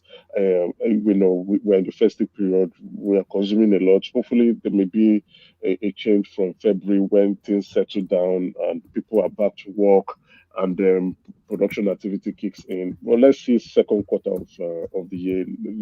Then we can now begin to remove the noise and see, okay, if the economic policies of the president is now coming true. But by then, the president will be 1 year in power, so there's no excuses. A lot of people are saying, oh, he's just 7 months or he's just 6 months in office. By then, there will be no more excuses. Is there a clear sight of what he's doing? Is it driving the bus in the right way? Is it taking us in the right direction? By that time, everybody will know if this man is taking us to the rocks or if he's driving us to the promised land. All right, brilliant, excellent. So Emeka, still a few more things. I want to hear from you on Plateau State, etc. But let me circulate the conversation, loop it back to you. Let me also. I saw some comments on the comment section. People say, "Oh, you know, this that." You say a lot of us, yeah, inclusive of myself, we still do not understand power, especially in politics, right? If you do appreciate the power play in politics, you understand what I was trying to explain. You know, we all want fantasy. Obi didn't win the election. He was an opportunist. He came in. He did well, no doubt about it. And then a lot of people are really writing of Atiku, who came second in that election. It now appeared like it was just the president and Obi, and that's unfair. That Atiku actually came second and Obi came exactly. They no, and if you go in the street, you will be amazed to hear that it was actually Tinubu and Obi that were in that election. People completely forgot about Atiku and that he came second in that election, right? So if the numbers were rigged for Tinubu, were the numbers also rigged for Atiku? Because Atiku also finished ahead of Peter Obi. So if you are claiming yes, you know, so I mean the logic doesn't Obi votes. They stole Obi votes and gave it to Tinubu. That is as simple as that. Right. Where did they steal it? No. In Lagos, in Rivers State, in Benue State, in Taraba, at least these four places. You know that narrative that they stole Obi's vote in even BBC showed. Is it BBC or what? They showed the result, Rivers result. They showed it. I read result. Let's not make it rowdy. Just settle down. That narrative of Obi's votes being stolen from Lagos and packed to Tinubu. That there was a narrative that 500,000 Obi votes went to Tinubu. So the Tinubu's vote was about 500,000 something. Peter Obi's vote 500,000 something. So if they are saying Tinubu's that 500,000 Obi's votes were given to Tinubu, if you pack 500,000 votes from Tinubu to Obi, then that means Tinubu would have only scored about 30,000 votes in Lagos and Obi 1 million plus. I don't believe it's 500,000 votes. But it's in the range of 300,000 votes. If the PDP said it first, even the PDP said it. Hold on. Emeka, if you take 300,000 votes from Tinubu, we can bring the figures up. If you take 300,000 votes from Tinubu's votes and give it to Peter Obi, then Peter Obi will have 800 and something thousand plus votes, and Tinubu will only have 200,000 thereabout votes. Does that make sense? PDP said it in the IRF. They saw it. No, I'm asking you. Does that make sense to you?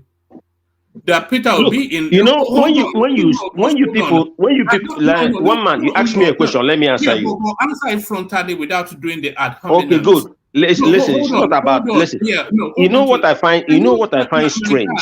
You don't want to hear. That's the point. You don't want to hear. You want to hear only your. I want to put the question to you first. It's not a badgering session now. Let me put the question to you. Then you can address it in the manner that it's been put. So what I'm asking you is that a vote total of roughly around about 1 million. If you are saying that Peter Obi already has 500,000 votes, but 300,000 votes that should have gone to Peter Obi was given to Tinubu. So if you pack those 300,000 votes to Peter Obi to make his vote 800,000, are you just as a functioning intelligent person of the thought that Peter Obi would have scored 800,000 votes in Lagos and Tinubu only 200,000 votes? Does that make sense? No, I will answer you. I listened to you. I didn't interrupt. I will answer you now. No. Sometimes you don't calculate, like if you remove 300,000 and give to this one, you have to the total sum of votes that were removed, like not only in Lagos, because if you remove 300,000 from Tinubu's vote, then the number of votes declared for him will reduce by 300,000. If you remove the votes in according to IRF in Rivers State, no, we're talking about Lagos. So let's just take with only Lagos cannot make up the whole thing. You see, that is the point. You don't want to hear the truth. No, you don't even understand the conversation. So how can you even? We're talking about so stay steady. We are only talking about Lagos State. We're not talking about the whole election. All these things we're saying now is medicine after death. The election is gone, is come and gone. Okay, so then let's abandon the it. election is come and gone. Next election, we will see how many that Lagos State Obi will beat him still there. Obi will beat him again in that Lagos State. Watch. I employ my obedient because Tinubu won in only 12 states. Obi won in 12 states. So what is this big deal about Tinubu? He won only in 12 states. Hold on, Emeka. Maurice, you don't get to be right if you talk loud and fast and over people. Is the logic of what you're saying that makes you right. So you can make a conversational without it being a badgering session. We were talking about Lagos State especially. Not the totality of the election. So Lagos State as a microcosm of the wider space. And Lagos State had roughly about 1 million plus votes. Tinubu had roughly 500 and something thousand votes. Peter Obi had roughly 500 and something thousand votes. The margin of victory for Peter Obi was about 10,000 votes.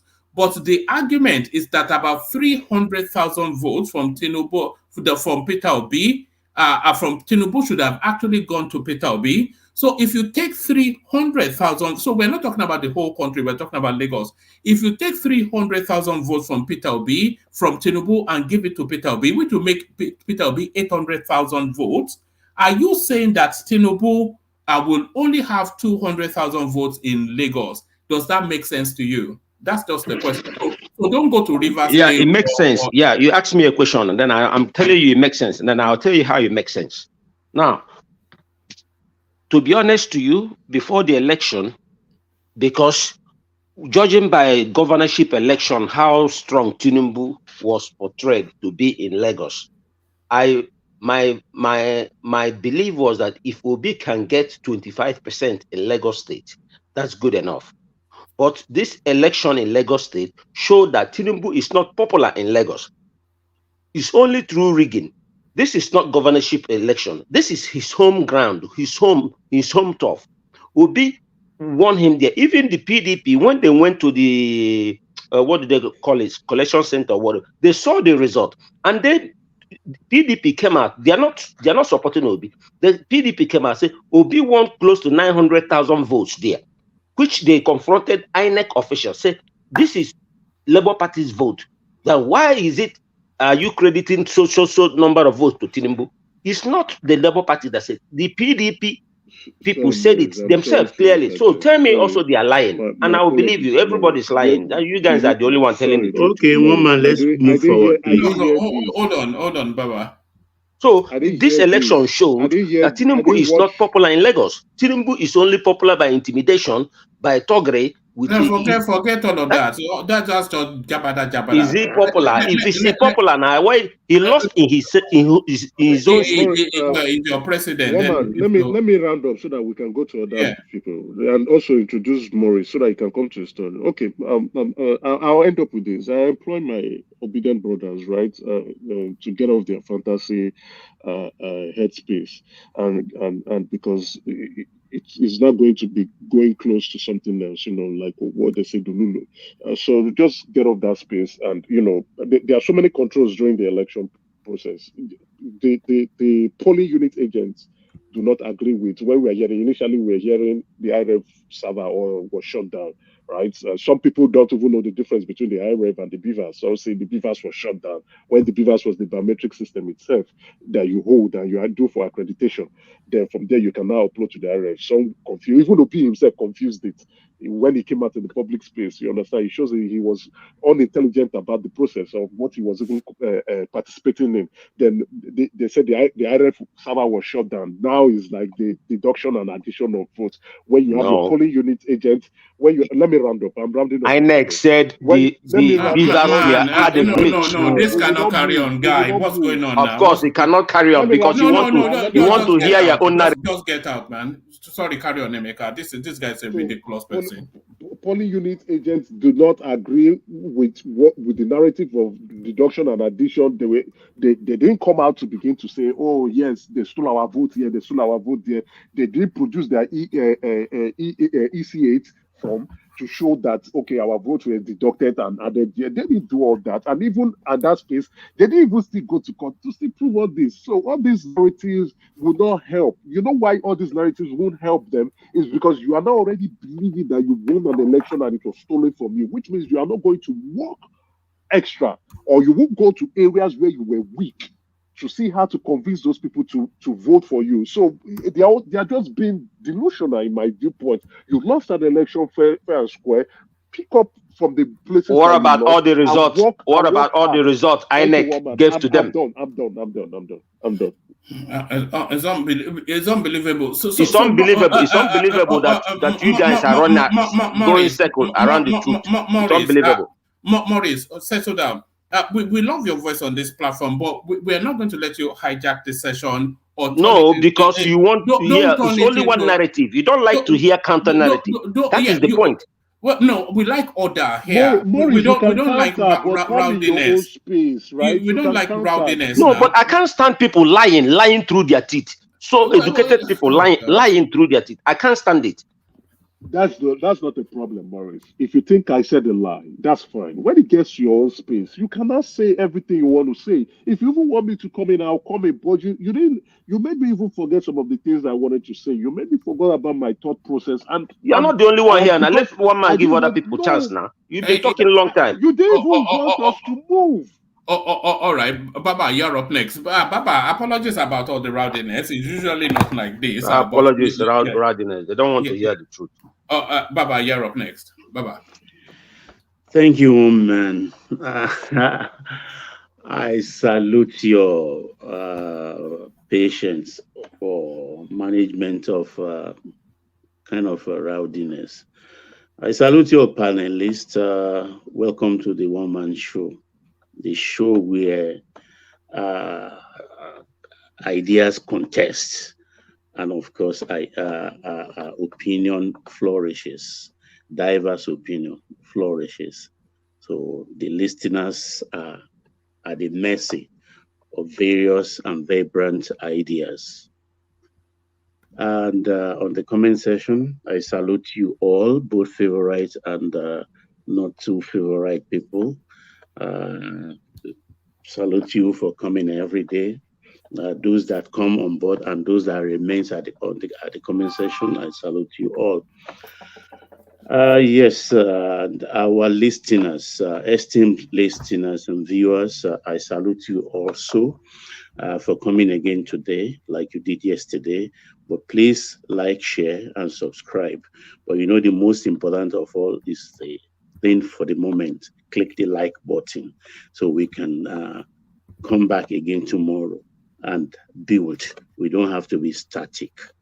Thank you, man. I think I want to go on this Bloomberg thing, but let me just stop at the Plato problem that is a kind of yearly thing, yearly occurrence, right from 2009. This thing has started, and it's like an annual ritual. And I think I commented yesterday about it, and I've had a lot of diverse opinion, but a lot of us actually don't interrogate these things, because when you hear thing or in something that happened like this, I think you should just take a back seat, sip some water, and look over again. Start from the beginning. That why is this thing happening every time in one place? And I saw someone in the hospital today. I think it was Arise that was interviewing him, one of the victims, and he said he knows those who attacked him, who applied machete on him, who called his name. And this has always been every time they interview them, they know. So if you know, what are you doing about it? Now, nobody's asking this question or looking deeper. Look at the Nigerian map. Because when you look at this, you look at the Nigerian map. Where is Plateau? Which states are the neighbors of Plateau? With which state Plateau share their boundaries? Which are the communities there? What are their languages? These are it. But I wouldn't go too deep into it. I'm only just putting this so that people like me can do the same, maybe tomorrow or in their spare time. But the only thing I will just hint at is that I think sometime in the late 80s, late 80s, there is a community in Delta State. I think it's Inri community. And they had this problem of community clash. What was their problem? It's just about agriculture. They have only one river flowing through the two. One is Urobo, on the other side is Isoko. I find it very difficult myself to differentiate between Isoko and Urobo. But on both sides, they have a general serving. On another side, they have also a general serving. And this general, we are supplying them ammunition. And because of this river for agricultural reason and fishing, they were killing themselves. It was an annual thing then. I think it went on for like 3 years. I think it was Orangida's time, if I'm not mistaken, historically. So derive it, come to Plateau and figure things out yourself. So let me go to the economy. But before you go on to the economy, you were just saying, look at the surrounding areas, and Plateau is not actually even a border town. There are two states between Plateau and the edge of Nigeria. So you have Adamawa and Taraba, and then it's surrounded by Bauchi, Taraba, Benue, Nasarawa, and Kaduna. So that's what constitutes it right there. So, and all these activities going on there, if they are saying these are foreign insurgents, so they would have had to make their way all the way through Adamawa, through Taraba to get to Plateau. And I didn't say foreign woman. No. That's the narrative they often give us, that these are not indigenous people, that these are foreigners. And you believe that they are not foreigners? No, I don't. And it's quite a thing. And what really rankles me, what really jars my senses, is the Inspector General of Police, who then strolls in casually nearly a week after the incident to go and do Mr. Big Man. What is your job? What's your job? What is his job? There are over 200 people killed. You are the guy in charge of security, and you stroll in casually with the retinue of hangers on and a swagger stick, posing and preening and peacocking. What is his job? Is it there to apprehend the culprits a week after? I mean, what's going on? One man, I will, in this matter, because it's a security matter, and I will always be a little evasive. Even the Army General was there. I saw the Army General when he addressed the people, and I heard what he said. What you should be looking at is that these attackers are not spirits. They are human beings. They traversed many other communities before they landed in that Bokos. You understand? I will leave it at that. And do you think in your mind that they don't have security reports every morning? The police, they know. The community, they know where the rain is beating them or where the rain is coming from. Is it a southwest wind? Is it the one, I've forgotten my geography lessons now. They know these things. The police, the army, they know, and the people also they know. If you recall this morning in Taraba State, some attack also took place there and some people died. Not so? Figure it out yourself. Let's go to the economy, please.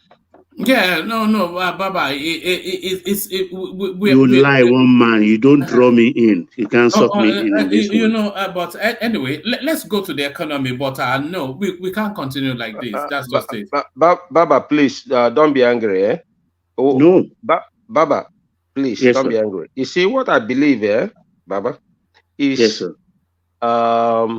These people, the people they attacked, said clearly that these are the Fulani herdsmen that did that.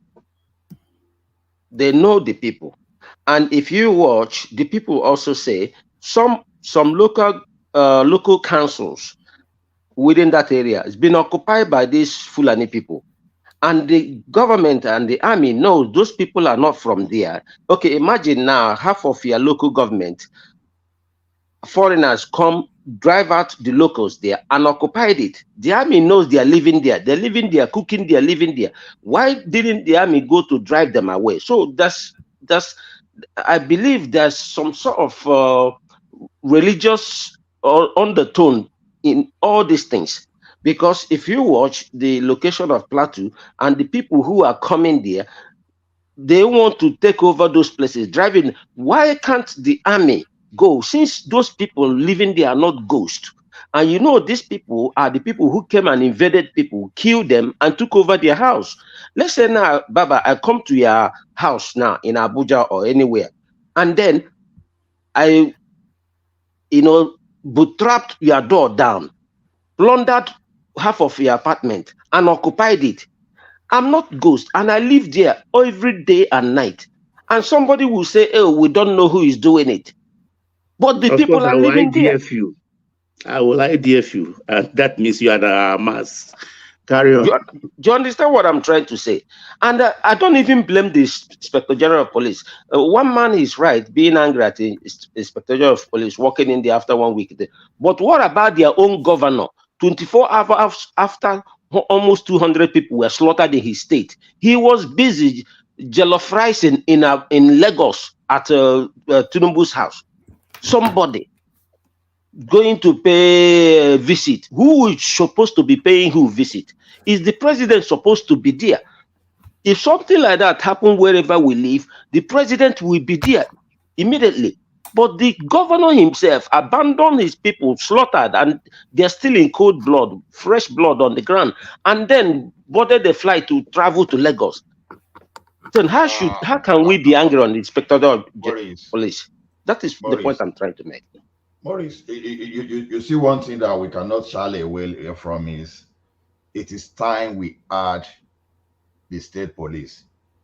Yes. Anything we should. All this, I won't be blaming governor, blaming this thing, but we have to be frank with ourselves. We need the state police. See, if you have the state police, if the EDG, the landowners, are the one being threatened the way they are being threatened now, they will do everything to defend themselves. Yes. I know this story of the state governors will abuse the police or whatever. Even as it is now, the federal police, the state police, the state governor, they know how to abuse that to even their own interest. Yes. But one thing we cannot take away from the state police is if they are from the same state, they are from the community, honestly, they will defend their community with the last thing on them. You are 100% right. On them. This is what we should be pushing for. But why is President Tinubu not allowing state police? I thought the way he campaigned, I thought that would be the first thing he will set up. All right, Baba has the floor. Okay. Let's get back to Baba. Okay. Let me first start with the Plateau governor. In Benue, they have the local militia in the fashion or very close to near fashion of Amotekun. And Benue, Plateau, they used to be one state before. So they are brothers and sisters. So why has not Plateau State also bring up their own militia to mitigate against this harassment? That's one big question. Two, the way government work is this. Before a president goes somewhere, there must be security reports. There must be a lot of reconnaissance. Every country protect their president. A president just doesn't rush into a midst of something terrible that has happened that's beyond or more than what you can call a skirmish. So rightfully so, he sent his deputy. If you remember quite all right, in matters of protocol, the president and the vice president are not even supposed to be in the same building for security reasons. So Shetima has been there. He's a representative. If our number 2 man, if you've seen the president, vice president, you've seen the president. He carried a message down there. Number 2, when the easiest way to see a president is when he's holidaying. Because if he's in Aso Rock Deep, you have to call the secretary to the government, or you have to go through the chief of staff, and that takes time. So the guy flew to Lagos. But fortunately, not when 200 of his citizens was killed. Maurice, just let Baba flow so that we can move. Fortunately, there is a program for all governors to visit there. So it was a time. No, it's not just for jollificating. I mean, 1 or 2 governors will have 3 minutes privately with the president.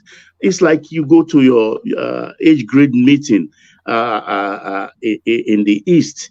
It's a time for opportunity to meet maybe one year you've not met in your life, and you have something. Maybe is a time you want to give a letter to a senator. You will meet him there. So that is kind of opportunity too. And he had the ears of the president properly, and they must have discourse, because this is a security matter. It's not for public consumption like we put. It's not something you just put on the tray and then take it on the streets. So let's look at it from the proper perspective. That is why I'm using the word that, look, this thing is deeper than what we are seeing. Because if it's been happening in the last 14 years and maybe over 20 such attacks, taking lives of 50 or more people every year in, year out, then there is much more to it. So when you have to attack it, if you are ready to you go to the roots. You remove the tree right with the roots so that it doesn't grow anymore. So let's see how this one pans out. And what do I want to say about? You were about to speak to the currency. Yeah, to the Bloomberg. Well, their pessimism it's okay. I can see it in the way they are looking at it, but they are not also taking into consideration the refinery coming up in Lekki and the one in Port Harcourt and things like that. Because like Emeka said, when Ezeoke was here, because people don't pay attention to issues of economy, we need enough foreign currency. And since we cannot generate, at least we can conserve what we have. Because the things that take away much of our foreign exchange is one, the lubricant oil, the lube oil, grease, and all those things I would call condiments. They are not condiments in the right sense. Those that are related to oil are the top 10 or top 9 things that we import into this country. Brick oil and all the things like that. So these refineries, of course, those are easy. They are just like waste products for a refinery. So they are not like something technical like PMS. So those things will be turned out. Dangote refinery is a complete refinery, wholesome. They have cannery there where they can can all these things in drum, in small cans and everything. So we are not importing those anymore, so that we can be able to meet our debt obligation to release the pressure on our foreign reserve. We should be thankful. We are in all this problem. We are not defaulting. Ethiopia just defaulted. Ethiopia defaulted, and several other countries will be. Don't even talk about Zambia too. Don't even talk. And Ghana. Ghana is more or less bankrupt. basket. So the thing here is, I mean, we should not just throw everything away with a wave of the hand. We are in deep mess, but we are attacking it, and that is why we are gaining international respect, and that is why the Bretton Woods Institute are supporting us as much as they can. You understand? And I'm looking at the beginning of the third quarter that things will start to pan out. The floating of the naira, I mean, it's the best thing that ever happened to us. In my opening monologue, Baba, I was saying that essentially the naira is finding its true value, and that true value is round about late 900s, early 1000 plus to the dollar. That's where it is at the moment, and as the economy improves, which when Dangote kicks off, the economy will take a positive move. And then when all of this when the gas pipeline goes, there are several big spaces that will leapfrog that economy and start to strengthen the naira. But as it stands at the moment, the value of the naira is about roughly 1,000 to the dollar, and that is what the real value is. Yeah, I know. Also, South Africa is now a customer buying gas from us. Also. So that will start. I think the first shipment will be in January. That's another level of income we will be having. So these are the things that will be opening up gradually. So Bloomberg is not reckoning with this; it's just projecting as just on the level of forex, and also these parallel markets. I keep on hearing parallel market, and it has become a kind of thing that it's now part of the economic vessel. We should not be. The parallel market is being misused.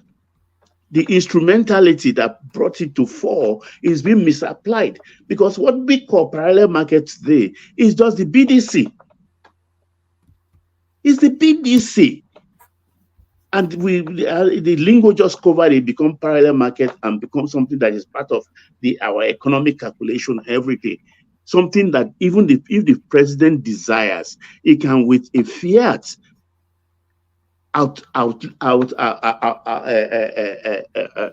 ban it with a fiat. So because this will have done a lot of damage. Because you cannot be damaging the economy where you operate as a BDC. Because they have to look into the activities of those who have the licenses. What are they doing about inflows and outflows?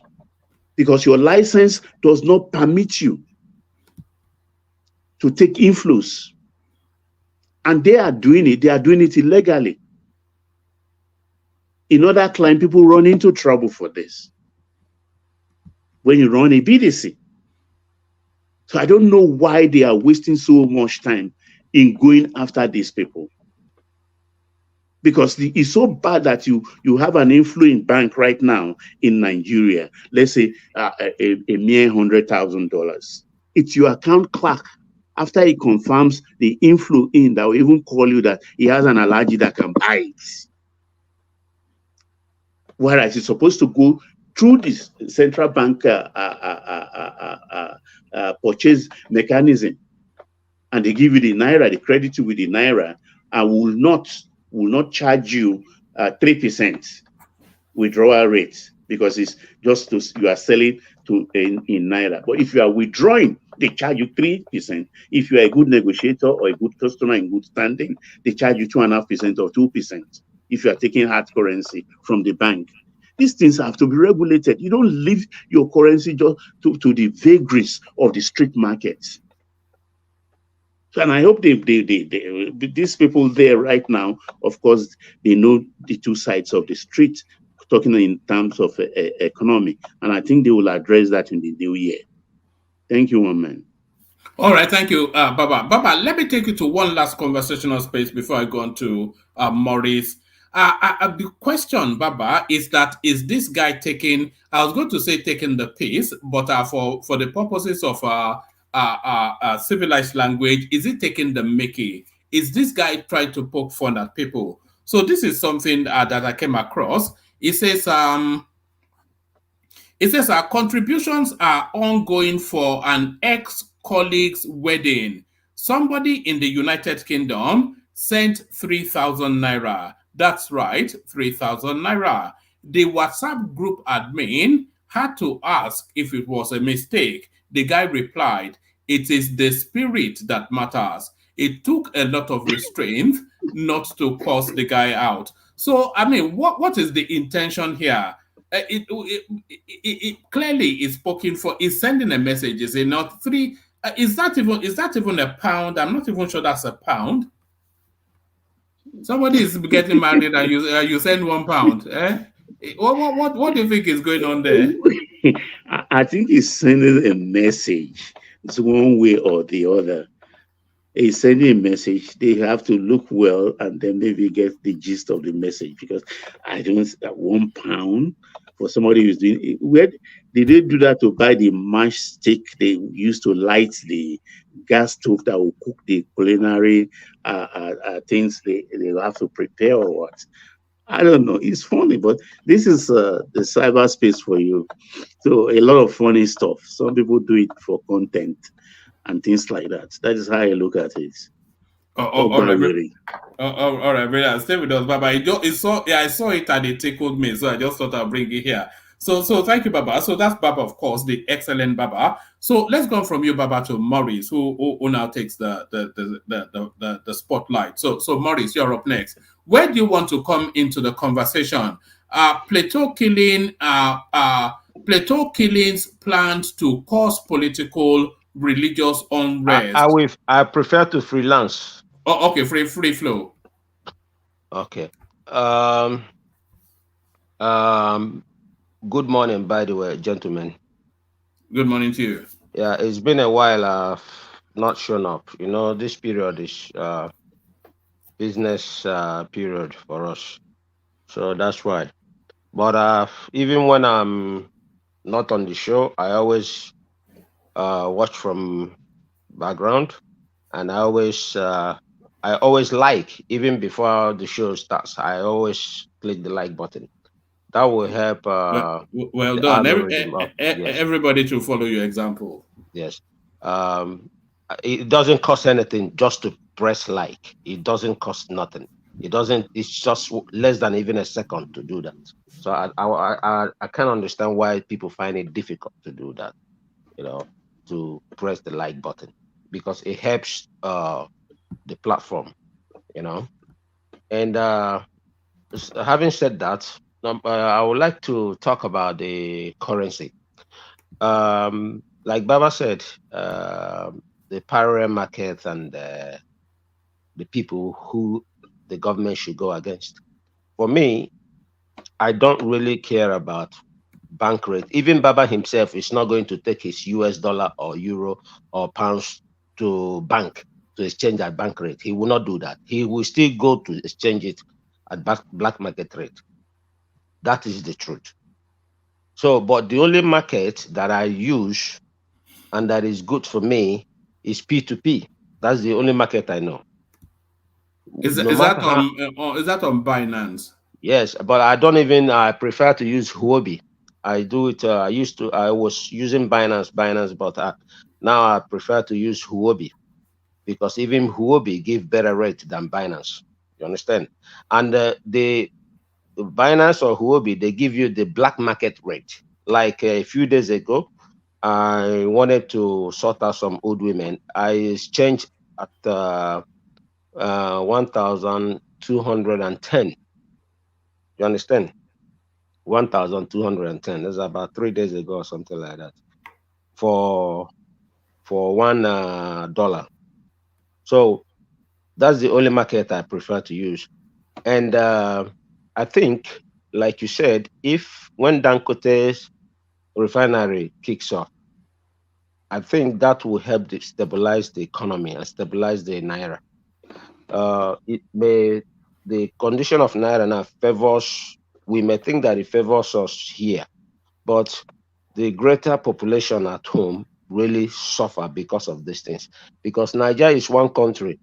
Once a price of a commodity goes up, it doesn't come down, even when that commodity becomes surplus. Even now, $1, trust me, something that costs 5,000 now, if $1 becomes 5 naira, people will still try to say that in 5,000. The price is never come down. So that is what I believe. And the only way to sustain your economy is by production. We have to be productive. We have to be able to export, to earn foreign exchanges. You know, that is the only way forward. And I believe the government, they're looking in that angle. And I believe it's not everything they do, they come out on TV to announce. I'm sure all the ministers for agriculture, for this, for production, they will be working day and night, because to be honest, nobody is happy, not even them will be happy that the economy is going this way. So everybody wants the betterment. Like I said before, sometimes people misunderstand me. I do not hate Tinubu as a person. No, I don't. And that is the gospel truth. I don't hate him. I don't know him. He doesn't know me. He did nothing wrong to me. So I have no hatred. I don't hate people. But what I hate is I will not use the word hate. What I dislike is the action is what I dislike. So like action of some actions they take, then shows like height of insensitivity, like people are suffering, we are no money, they're not paying salary, this one's on strike, that one is threatening to go on strike, and they're buying SUVs for themselves. That shows it's not in economics, that is not scale of preference. You have to arrange things in order of importance. You understand? And then they have to also look into local content. For example, all these SUVs, even if they buy 50% of the SUVs from local content, that will help save some of those foreign reserves that is we don't have. You understand what I'm trying to say? So priority. So when Emeka said for this, who hate this, I know I don't hate. I never hate nobody. I can quarrel with you. I can tell you, but one thing with me is that I don't like to go with the flow. If the flow is right, I'll go with it. But if I don't agree with it, I do not agree with it. And it doesn't mean that I hate that person or I have malice towards that person. No, it only means I don't like the particular action that person exhibited at that particular moment. Tomorrow, the person will do something good and I will support it. Do you understand what I'm saying? So economically, we need to look inward. We need to start producing. And when we start, like, you will see, if one man, if you go in anywhere there in London or any African shop, you see mostly gare from Ghana, this one from Ghana. Even now, Asian people are producing gare for us. We shouldn't be that way. Do you understand what I'm saying?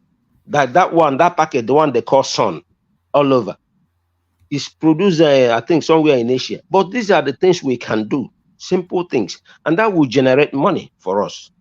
Because if the country is good, it's good for all of us. This is the point I'm trying to make. And when it comes to the Plateau case, to be honest to you, they know, I strongly believe, like, yes, I don't know how to, I wear my, there is no filter between my brain and my mouth in a way, and I wear my heart on my sleeves. These people always say it is Fulani herdsmen. A lot of people came out there to say it. Danjuma said it. So many prominent people said it. It's not only on this platform. No, if no one is saying it here, these people who are in the military service and are like governors who have access, the chief security of, they know who is dealing, and they've said it many times. My point is that every time we hear that these people occupied this number of local government, can't the army go there? But then on the contrary, we don't have enough military men. And watch what the military men said last time when they were complaining. They circled the terrorists, and then they were in a position to take all of them out. And then somebody called them from above and ordered them not to attack them. So how do you explain that? That's just an urban myth, though. That's not a verified. No, you saw it in the video. It was all over on TV now. It was all over on YouTube. Everything. The army were screaming, "These people are playing politics with our life. How can we circle these people?" It's everywhere now, one man. You go on YouTube, you type it. Don't take my word for it. Do your own research. You just type, you see it immediately. They already circled all these people. They said, we are in a position, and then the Oga called them from somewhere and told them not to attack them. That was why they were screaming. They were mad. They said, so they are playing politics with their life. Why do they have to come all this way, take all these risks? Now they've circled these people. They can take these people out, and now they are being ordered not to attack them. So if these people are occupying, even one of the local council officers there in Plateau said, these people occupy this local government, and before they attack, we informed the military more than, they said, is it 37 times? They said they informed them about this, and they did nothing. Okay, what about those ones occupying that place?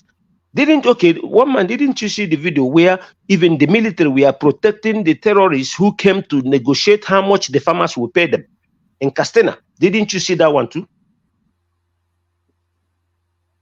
So we should know, when a known terrorist was killing a lot of people, killed a lot of people with his men, what they did in the same Castena is to bring him, or is it Samfaro Castena, to bring him and then turban him, make him an emir for killing so many people.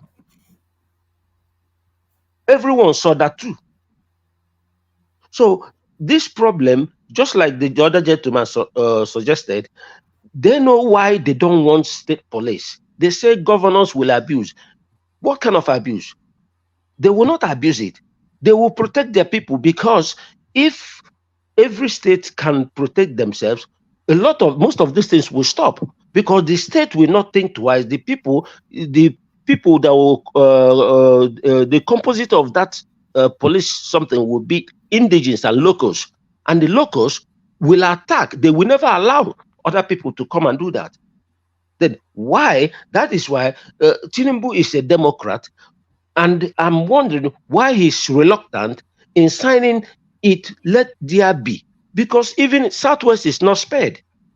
To be honest, the only place I see that, okay, we have our own internal insecurity, they say, in the Southeast, but all these Marudas for Fulani herdsmen, we don't have those problems in Southeast, because we have an official that exists there. Is it a different kind of death when they are killed by unknown? No, you don't. Is it a different kind of death? All those things is ESN don't go start killing people like this. These people come now and start shooting people. No, that's like ESN is only with the military. And why is it with the military? Let me tell you, because what about unknown gunmen? Or are they the same? Unknown gunmen, have you seen them, like they entered like one village and start shooting people? It doesn't happen. Like, it never happened. The only thing is that unknown gunmen with the army, because the unknown gunmen, now let me tell you the root of why ESN was formed. Because I remember when all these Fulani herdsmen were attacking everybody in Ondo, everywhere. Akeredolu himself, may his soul rest in peace, he set up also Amotoku. In Southwest set up Amotoku. Then in Southeast, they told the people in Southeast, the governor, to set up also a security network like Amotoku to protect. Prevention is better than care, because they were always attacking Benue, and Enugu has border with Benue State. Even Ebonyi State, I think, has some border with Benue State too, on that side. So now they said, set up this thing. And the Southeast governors, to be politically correct, I don't know who they are serving, their own masters, they are reluctant, dragging their feet to set up a security to protect their people. So when the Fulanis came from Benue and had killed people, so many people in Enugu State, at the border town with Benue State, those Fulanis came. That was when Kano set up the ESN to protect. And since the ESN came there, the Fulani man, they will think twice before they come there. Now, what happened? The ESN, they set up ESN to protect the southeast from the Fulani invaders. To everybody's greatest surprise, the governors and then they sent the army to attack ESN that is protecting the zone from Fulani herdsmen. And who did they send? Most of them also. On what authority was ESN set up? You don't need. I don't need any authority to protect myself against somebody who is approaching with a gun. Do I need to? I need to make a phone call first. And anybody can randomly set up. Yeah, in the way Nigeria is now, you have to protect yourself. All these people who are dead now. So who was there to protect them? So what is their operating principles? The operating principle is to stop the Fulani herdsmen from coming. Is to kill any northerner that comes to Igbo land. No, you see, this is where sometimes one man you have to also talk like somebody who has lived in a civilized world. I'm asking you now. When you say, how can he say killing? Do you know how many northerners? So many northerners live in southeast. Some random known criminal that calls himself Nandi Kanu. Yes. He has gone and purchased illegal weapons to give to untrained people to rage against other citizens of the country. Okay, good. So they call that in Serbia. When Igbo took up arms and went to where did he go to attack those people who were there trained? You see, this is when I say being economical with the truth, selective memory. When Igbo did the same thing, I don't see you talking about that. What did Igbo do? When he went to that place, that place is the Fulani people. That man, what's his name again, was attacking Fulani people. Were attacking people, even in Southwest. Even your own state, one man, your own state or your state. How many percentage of Oyo did the Fulani take over in your own state? I'm talking about a couple of years ago. No, couple of years ago, one man, we discussed it on your platform here. Couple of years ago, how many percentage of Oyo that Fulani took? Oyo state is not inured to the insecurity. No, you don't. Oyo state don't have to be near for them to, but they took it over. They took over. They occupied some of the places in Oyo. Like where? We are towards the border with Benin Republic. Towards the border with Benin Republic. So those villages. We discussed it on the platform couple of years ago now. All those places they occupied in Oyo State, you know now, but you didn't want to. We are telling you now. Why don't you talk about your place that is occupied? It was in the newspaper everywhere. Occupied your own state, but because you have a selective memory, you want to talk about Igbo who went there. How many? Okay, why did they go to attack Igbo if he didn't do anything? He was just sitting. He was in a church praying, and then they go to attack him.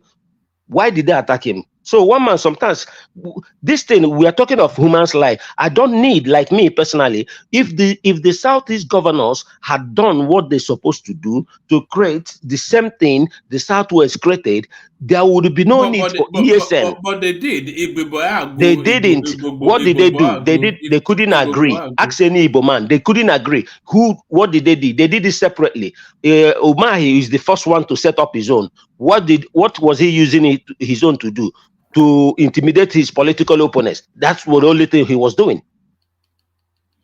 Okay, Umahi was the one. If they look at Southwest, they had a unism. They set it up one time, but Southeast didn't set it. Even to today, only two places, only Umahi and is it Anambra, somewhere in Anambra, and Anambra was late. Do you have anything like that in Imo State? Do you have anything like that in Abia State? Do you have anything like that in I'm surprised, Maurice, that you are supporting what essentially is an illegal militia group. I support it 100%, and that militia, so-called militia, that is why Fulani we are not able to raid Southeast. Yeah, they raided everywhere. What do you mean? They are raiding the Southeast as we speak. No, where are they raiding Southeast? Where are Fulani raiding Southeast? Where? Just mention. Only that time they attacked because they were telling the governor, they didn't listen. They attacked that small village border town with in Enugu State, with Benue State. That was when ESN, since they set up ESN, where is the Fulani? Is it not the, what did Buhari do? To send a lot of Fulani soldiers to attack people who are protecting the people, and then, but the Fulanis who are coming to attack, they were already attacking, destroying, causing havoc in Benue State. They wanted to cross over, and they attacked the first village. The first attack was in Enugu State. Even Emeka is on this platform. Emeka, I'm not sure what tribe he is, but let's leave that one apart. So ask any Igbo man, he will tell you the first attack Fulani did was in Enugu State. The border with this. You just can't stop. Eh? You can't stop. Eh? Eh? You just can't stop, Abi. Just take that. That's why I said everybody is doubting your tribe now. So I said I don't know, you know. So me, I see you as an Igbo man, but a lot of people say you are not. But to me, I see you as an Igbo man, but Igbo man that doesn't have love for his place. That is what I see you. But I'm not saying you are not an Igbo man. All right. But what I'm saying is that let me not take away your session. Go ahead. Go ahead. So Emeka, do you remember when they attacked in Enugu, when the governor of Enugu, that Iguanyi, went there and said everybody should watch and pray? Yeah, I remember. Yeah. Good. That was after that attack. That was why ECN. And since they put up that CN, they never born any Fulani self who has men will go enter. Yes, and they go finish them. Then they brought all this janja with Fulani military, made they come attack to be attacking ESN. How can you attack somebody? Morris, this was in July 2023 when they were still laying siege on the southeast. After the attack, ESN was not yet formed. It was after that attack. July 2023. I don't. This July 2023, the attack where? Yeah. This is it now. No. This is from the Vanguard. Is the Vanguard telling us? No, this one is a completely different thing. I'm saying when they form ESN July this 2023. Emeka is there to tell you. Emeka is there to confirm to you. Maybe you have no idea the one I'm talking. Leave Emeka alone. ESN has been going for about 3-4 years. Good, but the attack I'm telling you now, when it's also that period. This incident happened. This guy like to argue. July. This is. It's not now. This year. It's not this one. I'm saying the incident that happened in Enugu border town. That one, the governor went there to say everybody should watch and pray. You are saying they don't bond them well to enter southeast, but they are still in the southeast. Where? Even if they enter now, maybe they are not through a bone. Listen. Let me tell you something. There's something you should understand. You see, the way as you make your base, so you lie on it. This Governor Omai. You know, in Igbo land, let me tell you the truth. In Igbo land, a lot of people believe that most people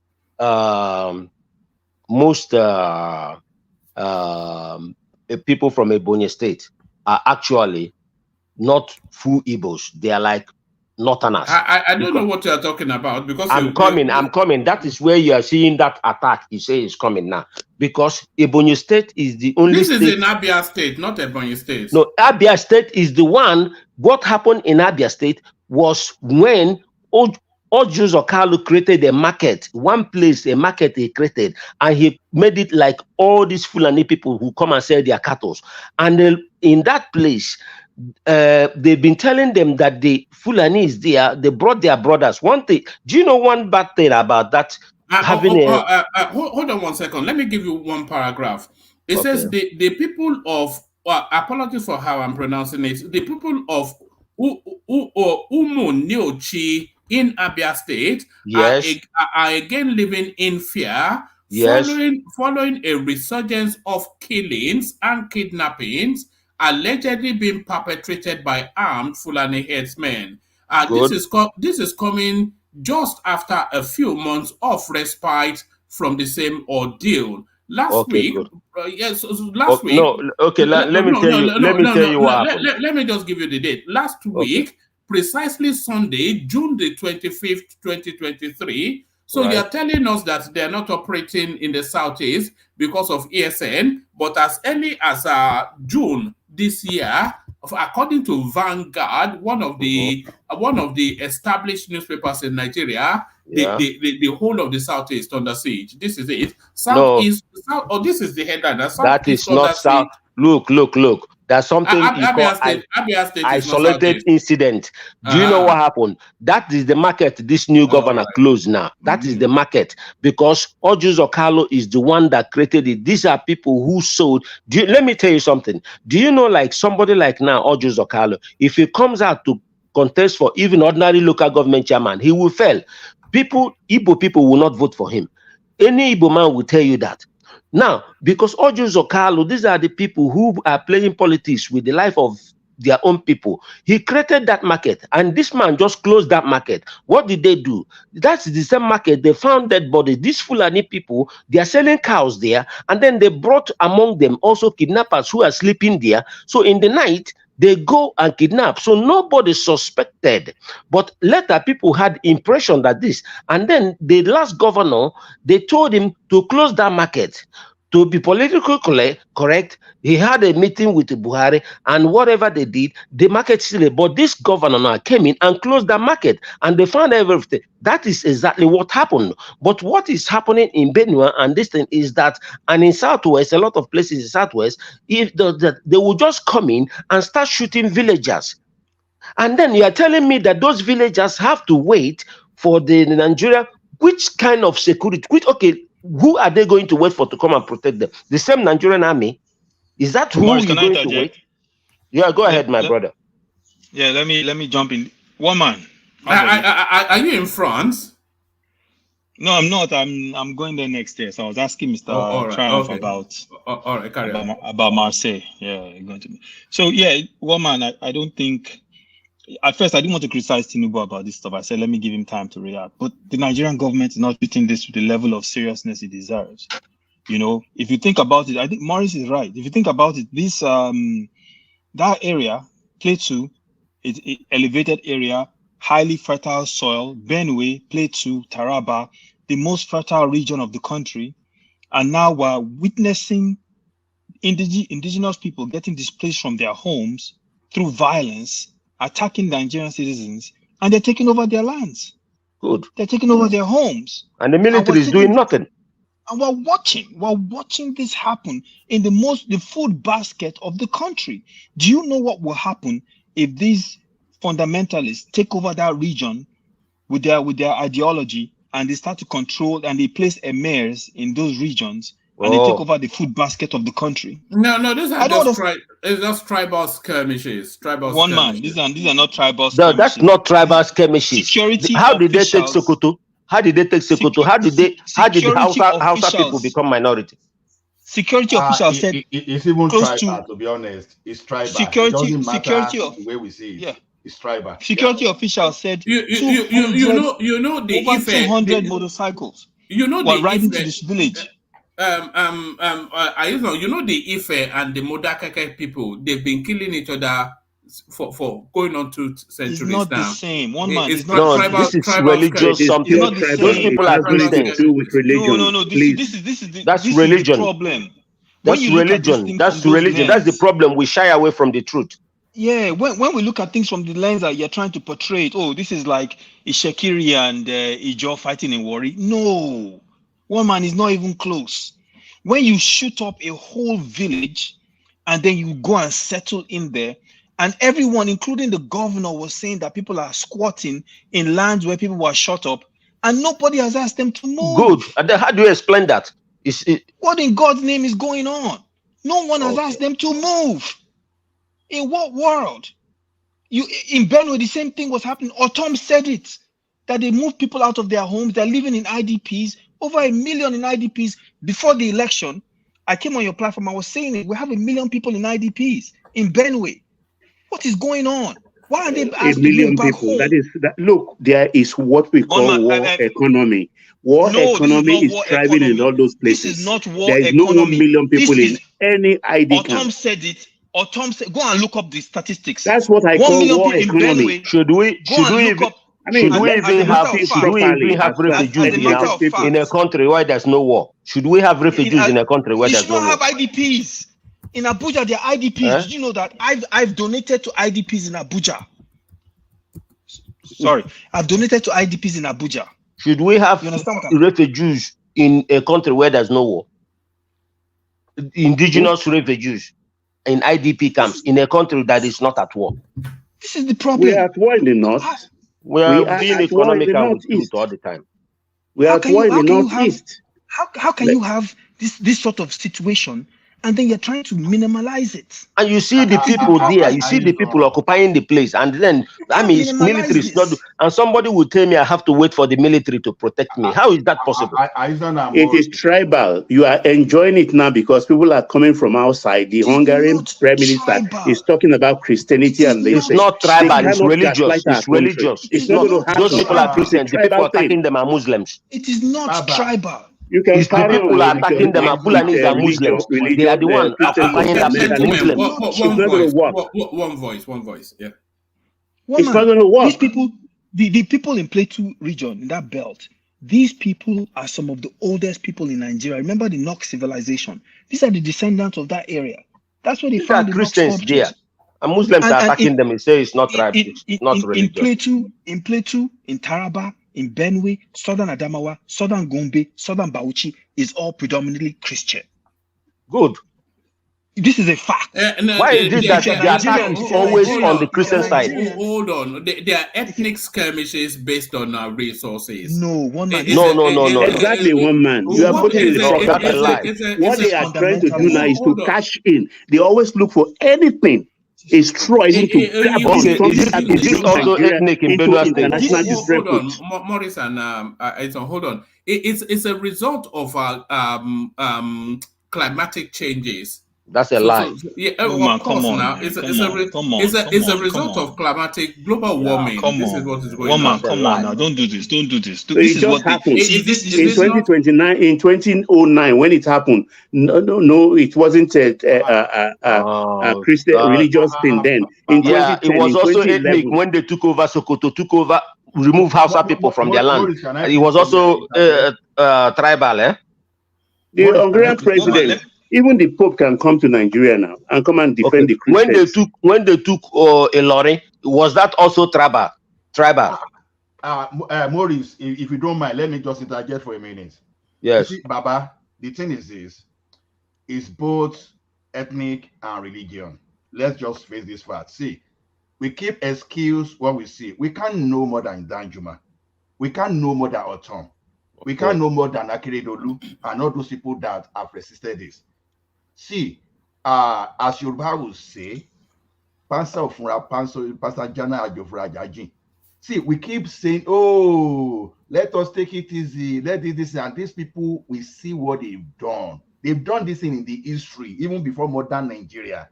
Good. We know how people move from certain region to conquer others and establish their kingdom there. This is exactly what they are doing silently. Both using religion and they are using ethnicity. We can't keep excusing. If we want to get to the root of this, let us have the state police and see whether it's going to happen. Good. Look at Southern Kaduna. They are using both ethnicity and religion. Southern Kaduna are predominantly Christian. And those people that want to dominate Southern Kaduna, they are who? Muslims. They may not be, they have some kind of coloration of Islamic, and they have some coloration of being Fulani. So we can't keep excusing this thing. To be honest, we have to face the fact. If we don't face this fact, hold on. Ola, good to see you, Princess Rosie. Good to see you back. Ola, are you aware of the impact of climate change, global warming, and resources? See, this thing has nothing to do with climate change. It doesn't? It doesn't have anything to do. Climate change is what's the name of this professor Otto? The one in South America. One man. I'm not saying there's no climate change. If you read his book. Baba, if you don't mind, please. I'm not saying there's no climate change. You can always use anything as an excuse. It can be climate change today, it can be carbon tomorrow, it can be anything after tomorrow. but it's not the reason. Climate change is not the reason you go and look at your other human being on their own land. You are not making peace with them. You are not investing. All you want to do is you want to take the things forcefully. Why can't Ola, please, can I ask one man? Can I ask this? One man, when he finishes, I want to read some statistics to you from the International Migration Organization. Bros, before you bring the statistics, I want to say something, please. You know, it's still my turn. I beg. Now, I want to ask one man: is it climate change that's also the reason they drove out indigenous people and occupied their land and living there now? Is it because of climate change? Look, Maurice, what is going on? It's called desertification. What is going on? If you go to the plains of the north, what was once green and lustrous sort of fields, they are now sort of eroded and corroded with desertification.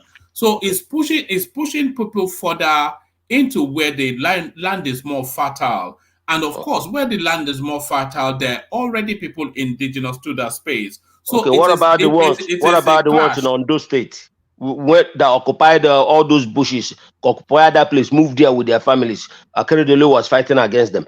What about that? That is also climate change, right? It's a chase for resources. It's a battle over resources, which is a consequence of climate change. So climate change is not the reason the security agitation was biased towards protecting the criminals, people in their own past.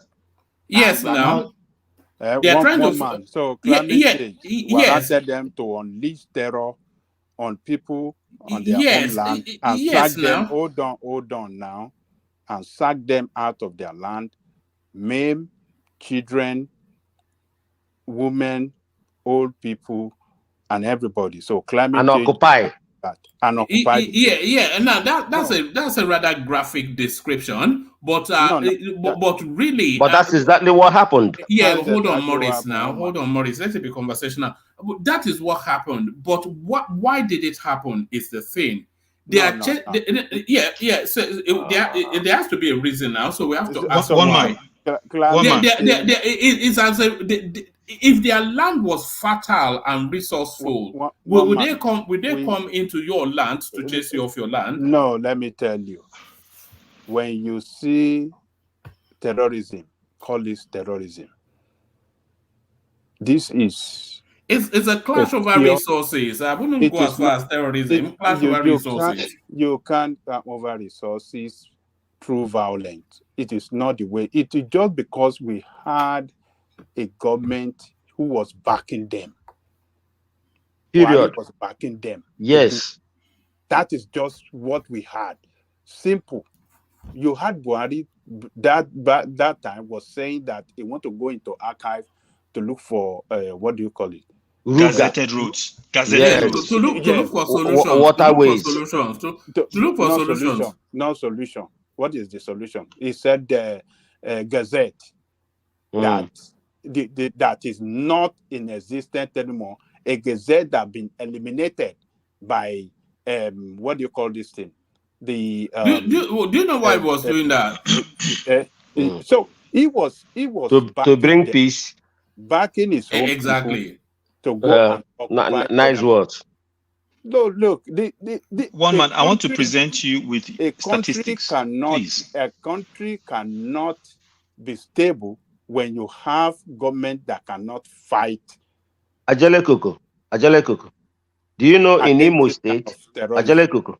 Yes. Do you know in Imo State there was a time there was always everyday war between the military and the ESN? Do you know why? Because our governor, who is a heavy APC man, who already sold his people, he wanted to create Ruga. That time, Buhari, he wanted to create Ruga in Olo. That was why all that fight was, the whole ECM moved to Olo. That was why Olo case happened, lasted for almost 7 months, shooting every day. He did everything possible with the military to give Buhari Ruga. We have to thank our governors in the southwest. Yes, our own in southeast, they are saboteur. Yes. Our own governor wanted to create Ruga in Imo State, and the ESN is the reason that thing didn't work. Babangida, I mean, sorry, Buhari destroyed that country. To get that country back, it will take us years. It destroyed that country completely. Ajanigo, let me tell you, everything. Ajanigo, let me tell you, when this thing happened, I went back, I started looking over events from during Buhari's time, from when they suggested Ruga. Their plan was they would officially suggest Ruga. Once the country turned down Ruga officially, they unleashed hell. That is what happened. Once we said no, we're not going to accept Ruga to officially go and settle the Fulanis from Senegambia over in Nigeria, they unleashed hell. One man, if you have a chance, please, anyone on this platform, just go in and Google Benue internally displaced persons. Well, is he not the Bauchi governor, the former Bauchi governor, openly that said, bros, is he not the Bauchi governor that said on Channel TV that every Fulani, whether in Senegal, everything, they are all Nigerians? Look, one man, according to the UN, there are 2.1 million in Benue. Vanguard has it as 1.5. In October 6th of this year, the Senate was urging the federal government. Those are just projected figures. Oh man, why are you talking like this now? Are you trying to be devil's advocate? I don't understand. Those are abstractions now. You extrapolate and project. You know how they do these things now. That state, 2/3 of the entire state is under the control of those terrorists. They are in control of 2/3 of the territory of Benue State. Benue State is in a big problem, and the country going to go through a very serious problem. And the military knows them and does nothing. A very national security problem, food insecurity, security of life.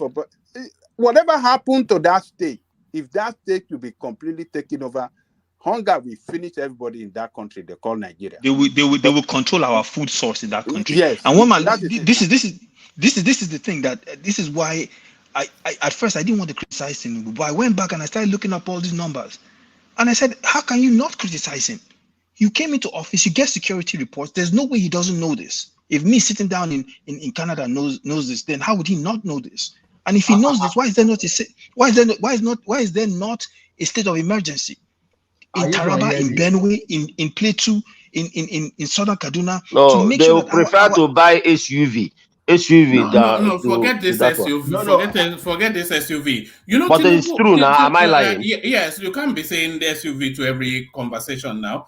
But that is the truth. Why can't I be? It's my mouth now. I have right to say what I want. You can say anything, but it gets rather monotonous. And imagine we are talking about Dodo. You say SUV, Tinubu is a thinking person, you know, so it's not just and when Kashim Shettima, sorry Ola, let me just make this very quick and I'll leave it for when Kashima went to the Southeast as early as today, even over the course of the last 3 weeks, he has been saying it's non-kinetic engagement that will resolve insecurity in the Southeast, and that seems to be the thinking of this particular administration.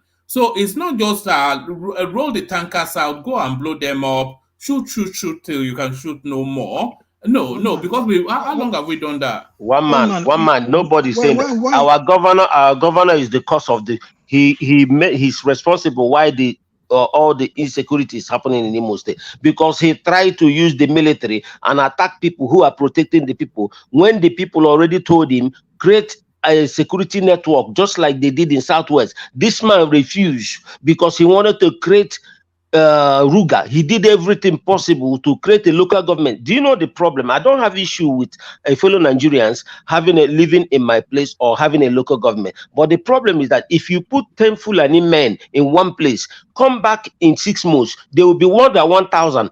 And that place they will start attacking all the neighboring houses, all the neighboring streets. Before you know it, they are spreading, occupying all those places. You understand me? That is how they are. And these people, they don't contribute. They have no economical value wherever they go. Have you ever seen where Fulani man rent house, even a mud house, rent house before? They sleep under uncompleted building. They have no economic value to let me buttress his point. That's almost racist. Well, one man, I'm not going to broad brush them, but what I will say is this: in Mali, this same incident happened with the Dogon. The Dogon took up arms and defended themselves, flushed them out. That's why a lot of flushed them out. Settled. Well, hold on. In Central, Maurice, in Central African Republic. Yes. Maurice, let other voices come through now. Yeah. This same type of incident happened in Central African Republic. The indigenous people there started massacring them. They fled Central African Republic. That's it. This is not me saying this thing. Now, in West Africa, when you look at the dynamics, the Fulanis in general are the most powerful in Nigeria. In terms of politics, in terms of business, in any West African country, they have the best connections in Nigeria.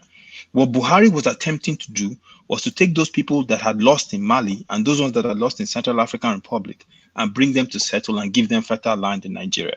A charity case. That's what he was trying to do. Now, it didn't work because the Nigerian people revolted against it. How have you concluded that? Man, you know it's my turn, and you're putting my mic off. Yeah, because somebody is speaking, so let him speak. I mean, but one man, do you know that in Ghana, why is it that the Fulanese cannot do anything in Ghana? Because they tried it one time in Ghana, and Ghanaians wiped them out. Why is it that you don't hear like this? They do these things in Ghana. They wipe them out in Ghana. Because they don't have the political they did not wipe them out. There are Fulanis indigenous to No, Ghana. when I say wipe them out, I mean you can never hear like what is happening in Nigeria happen in Ghana. They tried it one time with cars and everything. Occupy Ghana sent their military and they were shooting them like flies.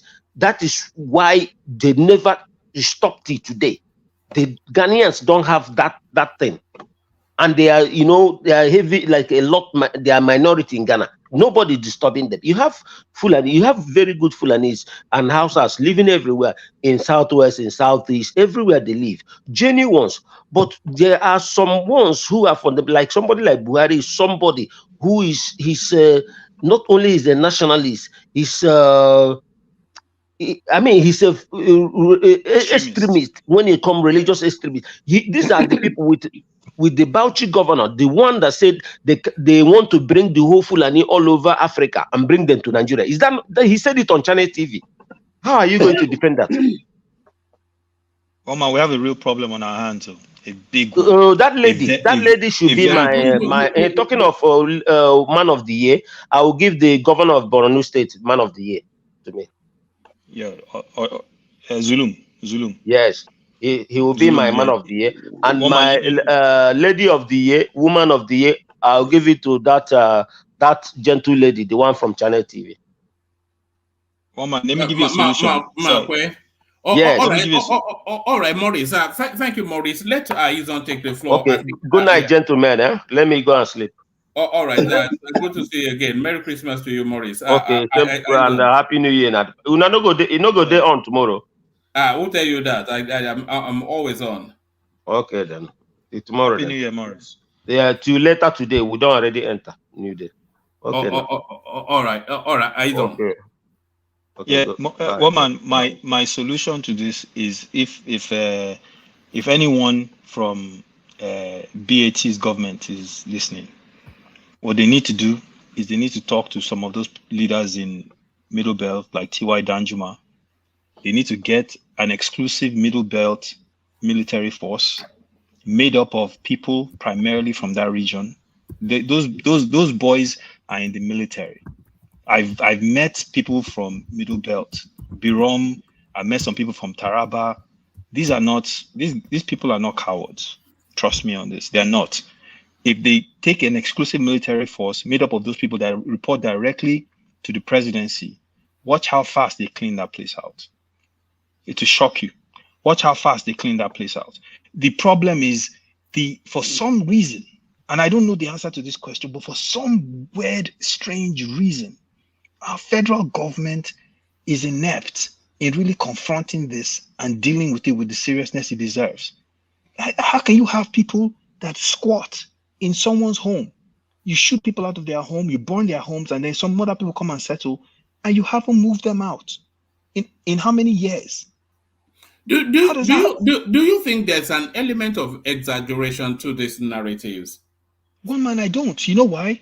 Because international independent organizations are stating even worse numbers. This isn't me saying this thing. This isn't me. I mean, can you hear me? Yesterday, the government of France, very good, because my system is funny. And United States came out and spoke out against it. The Hungarian president came out. And here's the thing: experts you talk to, security experts, have been talking about this for decades. This isn't us in Nigeria. It's a more complex and a more nuanced situation. But Ola coming, then I coming up. One man is not exaggerated. If a person like Obasanjo will implicitly accuse Buhari of not doing something in what look like ethnic cleansing, if what looks like army what? staff, ethnic cleansing, if the like of Danjuma, the former chief of army staff, could come out and openly, not even hiding, saying it publicly, you see, something is going on there. Now look at this. What did he say exactly, please? He said the military and all those people, all those militants, they collude and they are doing ethnic cleansing in Nigeria. He shouted. So this one is not eating. Then not only that. Yeah, but it's a partisan outcry though, because Danjuma doesn't belong to any political party. So Obasanjo that said Fulanization and Islamization was what was responsible there. Okay, so what has this got to do with religion? Wait, wait, Baba. Islamization and Fulanization. See, what does that mean? Because they use religion. So they want to Islamize or your people. Are you telling me there are people in Nigeria that are more patriotic than Obasanjo and Danjuma? No, do you want to tell me they want to Islamize or your people when they went there, or Ekiti people? Baba, they've done this thing before, so we cannot see. They've done this thing in Hausa land before, and that thing is still in them till tomorrow. Why do you think there's a rivalry between Kanuri and Hausa? Because they were unable, between Fulani and Kanuri, they were unable to conquer that land, and that is why you still see some kind of assault. You will see, why is it that the assault now moved toward a particular region they were unable to capture? Where is Danjuma from? From Taraba. Oh, there you are. So that's the partisanship right there. It's a Jukum. It's a Jukum. No, we can call it partisanship because he has to defend his land. As a Yoruba man, I have to defend my land. As a Igbo man, we have to defend their land. So we can call it anything. If you say the partisan because I'm trying to defend myself, so it be. But the question is this: we are all saying, we are all denying this, that that's not what they are doing. Let me give you an example. This man that used to put money on his cap, and this former the Kano state governor, he came out openly and said, okay, all Fulanis in Nigeria, I have enough land for you. Come to Kano. Kano will occupy you. See, we used to know Kano as where they have huge, massive production in hide and skin before. Why would not they take that opportunity? Why? Okay, someone is saying, okay, come to Kano. We have more than enough land, but they are not interested. They are interested in putting Ruga across the state. And nobody has said anything about what that Kano state governor was inviting that time. And we are still saying there's no element of Abba. You see, because sometimes we see problem and try to say, oh, if you look at it, it's not a problem. It's still trying to be like, see, let us face fact. Truth has no other color. Truth is truth. So if all this dressing and being diplomatic about it, we are only being diplomatic about problem that we can see physically.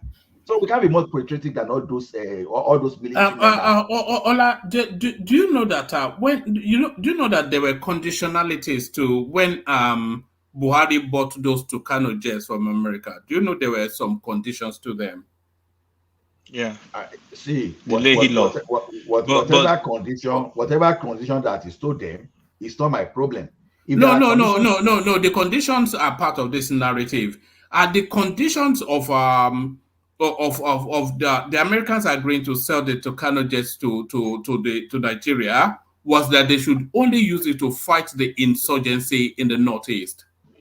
Okay. Yeah, but we don't even need the Tucanos, honestly. We don't need Tucanos. So does that not then run contrary to this grand conspiracy theory that you are putting forward? That it's not grand conspiracy. When you look at history of jihad, what else Madame Fodio did, And what they've been trying to do today, there's been consistency.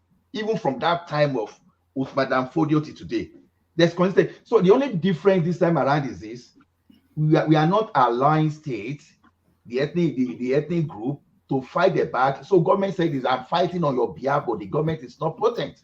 They try to capture, someone was mentioning Oyo, and they try to capture Oyo, where that Ogunjalumi is the issue of Yoruba. They try to capture Kanuri land. It is the issue of Yoruba, but they managed to capture Hausa land because they are behaving exactly the way we are behaving. We are justifying now. That is what the Hausa people did until they led up Hausa people to even chase their own traditional rulers away, and they enthroned theirs. That is exactly what we are doing now. We are. Let me point out one historical. I said something to you now in relation to this topic. Yes, I'm just having a look at it now. Let me point out something that happened during the. Just give me 30 seconds to quickly round up. So when we are saying this, we are not just being fair to our posterity. That's just the way I see it. Because we are going to leave problem for our children to inherit if we don't tackle this thing now in the name of trying to be politically correct. When we see problem, like I said, how did we deflect these people in the past? Because every region, before the British people came, they had their own security outfit to deflect them. Allow us with our state police. The military is not effective. That's just all I have to say. So I don't buy all this narrative of religion and this thing. If no, give us this thing and let us deal with it. Thank you. Very true. Very true. I agree. Well, man, if you remember during the time when they were attacking Igongon, Oyo State, not one of the Fulani leaders in Nigeria was saying anything. They didn't say a word. When Sunday Igboho started retaliating and dealing with them, that's when you saw them, they started to call for his head.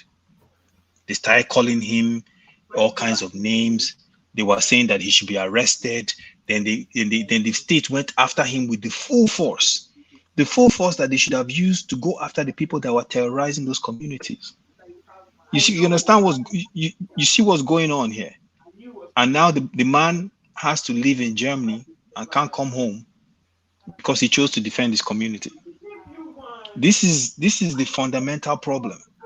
So today, the people of Middle Belt are begging the federal government to come to their aid. If tomorrow they form a security force that starts to retaliate, watch what happens. You're going to have a situation where people will now start calling for them and something should happen to them.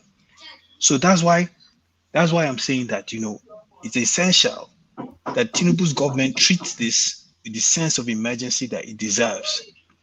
How do you have over 1 million people in IDPs in a state in your country, and we're keeping quiet? How do you have over 200 people on Christmas Eve get buyed, and we're not doing? I mean, come on now. And then in Taraba, almost how many days later? There needs to be a state of emergency in those areas. If he doesn't do that, he would have failed. That's my 2 cents on this issue. But what purpose with that state of emergency? Is that just for the optics, or is it better just to mobilize as he has done? That's a good question. Let me answer it. If everyone is saying the military is incapable, so the military says they didn't have the equipment to cover the terrain when these people came in, and they couldn't react. The community is saying they know who did it and they know where they are, but nobody is going after them. These are all things you hear in the media after this issue happened. Don't you think the presidency at this point, because they control the firepower for the country, should create a specialized force to protect those communities in these areas that are more prone to this sort of thing? A specialized force made up of indigenes from that area who have a self-interest. Those boys from that area are all over our military. Trust me, they're in there. If he gives them the green light, this stuff will end next week. I promise you. Excuse me, woman. I want to go out and coming back immediately. My system is acting up. Please. All right, do that. And whilst we wait for you, Baba, we're playing this clip that Emeka sent in that speaks to the let me watch it before I go in, out and in again. Then. All right. usually ask yourself, what happens to these communities after they've been attacked? Usually a particular community is attacked like 3 or 4 times over a 1-year period, and the people in that community feel so unsafe, they move to the neighboring community or to an IDP camp. And you would expect that those communities will remain empty. No, they won't. People come in there and settle there. As I'm speaking with you, go to Moon Council Ward in Kwande local government area of Benue State. As I'm speaking to you, you have almost 38 communities in Mango local government alone that have been repossessed by people. And these are places where you have some places. You know that Plateau, for instance, used to be a mining site when Nigeria was big on iron mining and all of those ore minings. These people are taking over those strategic places, and they are taking over bodies of water, and they settle there. And so it is not as if they attack and people can move back to their communities. When people try to move back to their communities, the attacks resume and they run away. So people are living in their houses now. And then if you go back to the so it's a case of attack, sack, occupy and replace. And then if you move a bit further to see the modality and in the upcoming census, MPC is not going to be accounting those demolished houses. MPC is not going to be counting them. MPC is going to be instead counting new settlements close to those demolished houses. So there is a serious problem you have on your hands. It's beyond what is being painted by the media. Let's still stay on the cause of the problem. And you find a community who they will tell you they are coming, and they come, droves, in some cases 250 people. And then the community has like 20 or 30 vigilante services against who have pump action rifles, who you know that the effective range of a good pump action, depending on the bullets you're using, is 30 meters. And these guys have 400-meter weapon that they can fire at you from 400 meters away, and they aim you and they get you. Sometimes they have surface-to-air missiles. Sometimes they have weapons that can fire at operative range of 800 meters. Sometimes they come with 50-meter caliber weapons. And the military-grade assault rifles they are coming with is superior to what our Nigerian army has. This is not your regular pastoralists. This is not them.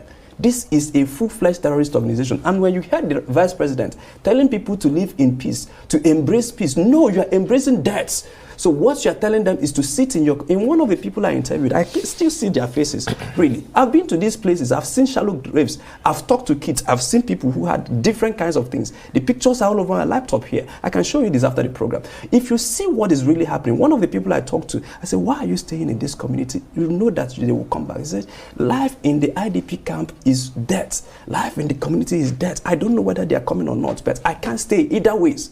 So they are waiting to be killed. It's just that dying instrumentally. This is what is really going on. And you are telling them to embrace peace because the government is seeing this as farmer header class. So they would advise you to live peaceably. That's why we are telling the government, begin the process to officially gazette these people.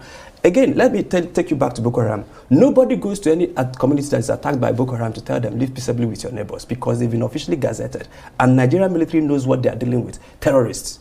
But now, when you see them as, two fighting, it becomes an issue of trying to separate the two guys that are fighting. No, two guys are not fighting. One person has an agenda, ideological agenda, political agenda, religious agenda, and they are pursuing it. And then if you ask the communities, what do you hear when they come? They start chanting religious chants before they attack. And in many of the cases, you ask them yourselves, especially when they have time to attack, sometimes they cordon off the security issue, they cordon off the community and start slaughtering with knives. And why are they not killing with the weapons they have? Why are they slaughtering with knives? So there are a lot of issues that you see on display here that you would see that indeed the federal government is doing Plateau people, Benue people, and indeed all of those people. And I hear my elder brother talking about, these are not border communities.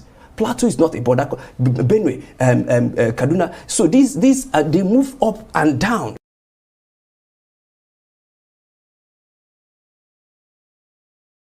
So I'm not quite sure if that guy was being somewhat of an alarmist. I'm not quite sure. What point was made? What point was made there? One man, I don't think we need to debate this anymore. That man pretty much said it even better than I could have said it. He's a personal witness. He has gone there to work closely with these people, and see, the denial is what is going to cause us severe problems. This is not a Plateau, Benue, Taraba, or Kaduna issue. This is a Nigerian issue. This is a Nigerian issue. Think about how many states I just named having that kind of problem. BAT needs to solve this yesterday, not today. I saw Kulata post this. They've been fighting since 19th century. Okay, so we should go back and live. In 19th century, they didn't have cars either. So we should go back and not have cars as well. What kind of silly argument is that? The bottom line is, this is an issue right here threatening our very security of our nation and our food basket. I don't know what else anyone else needs to say about something like this. That was from Arise TV, by the way. The man doesn't work for Arise. But that clip was from Arise. A platform prone to hyperboles. Everything is not politics, one man. And this is security. These are lives. Did Arise manufacture the 200 lives that were lost? Did they manufacture the lives lost in Kaduna, in Taraba? No. These are human lives. They Arise didn't manufacture the incident. It has happened. What to actually, last point, what to actually make Tinubu come out as a star in this situation is if he deals with it with seriousness. If he doesn't, that's what will make him look bad.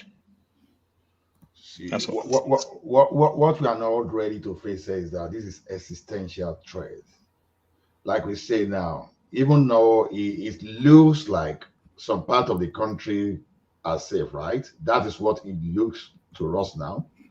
I can bet you even those areas that are being attacked today, like maybe like 100 years ago, probably they believe they were saved, right? Maybe the elders then, the people there, they were being politically correct and all those stuff. But today, we can see this. See, even implicitly, we can see Sultan-led group now telling you that, even they are still trying to manage a little bit economical with the truth, but you can read in between the line where they say some people are trying to call political, religious, or race or whatever. You can read in between the line. See, like I keep saying, the military can no longer help us. Let's just face this truth. The more we keep saying, even if they like, let them give the military, let the U.S. military exchange the total weaponry with Nigeria. This problem is not going to be solved if you don't allow people to solve their problem. Now, when Metiala, although they denied it several times, but people were saying some of them are carrying AK-47. But then, notwithstanding, but we know that they are licensed to carry weapon. And suddenly, when you have outfit like Amotekun, you don't want them to carry weapon. Now tell me, you have something, you have a particular section of the country that use the parliamentary act. They use the parliament, the act of parliament to bring something into existence as security outfit. And we are even talking another level of government. This one is not even government that is dependent on the federal, because there's truth, because it's supposed to be like a power sharing. But someone is saying you cannot make law and secure your state. That it has to be this, either a way or no way. But yet, a particular group not created by any law can carry weapon, but the one created by the law cannot carry weapon. And these people, they are fighting against, to make sure that they don't carry weapon. Check it. What is it that we are trying to protect there? What is it you are trying to protect? So, see, I no longer trust the military. I'm sorry to say, the military people, you are trying. Maybe if this one is a external aggression, okay, fine. But this one that is internal now, because it's so political, no. We have to, if possible, allow the local government to form their own police and allow them to bear weapon, even if it is double barrel or whatever. Allow them to bear weapon. And don't allow police to be dictating, or don't allow in a state. Look at what happened to Sanwo-Olu, for example, now that someone is saying, that is from Abuja. Stop that nonsense. Even if you want to maintain the Nigerian police for now, let them stop taking order. Once you post a commissioner of police to a particular state, everything within that state, should be the governor. There should be no, and if any police will not respect the governor within the state, for now, the governor should have every power to fire whoever the police commissioner is. Okay, look at the hypocrisy here in Nigeria now. You can allow the state to use their money to buy AK-47 and weapon and fund the Nigerian police that you don't want them to control. How does that sound? So to me, this thing has nothing to do with the military now at this stage. So let's be frank with ourselves. It has to be with their local security. And let us say now whether if it is said now we have their own police now that they carry weapon now. Let's see whether this thing will repeat itself.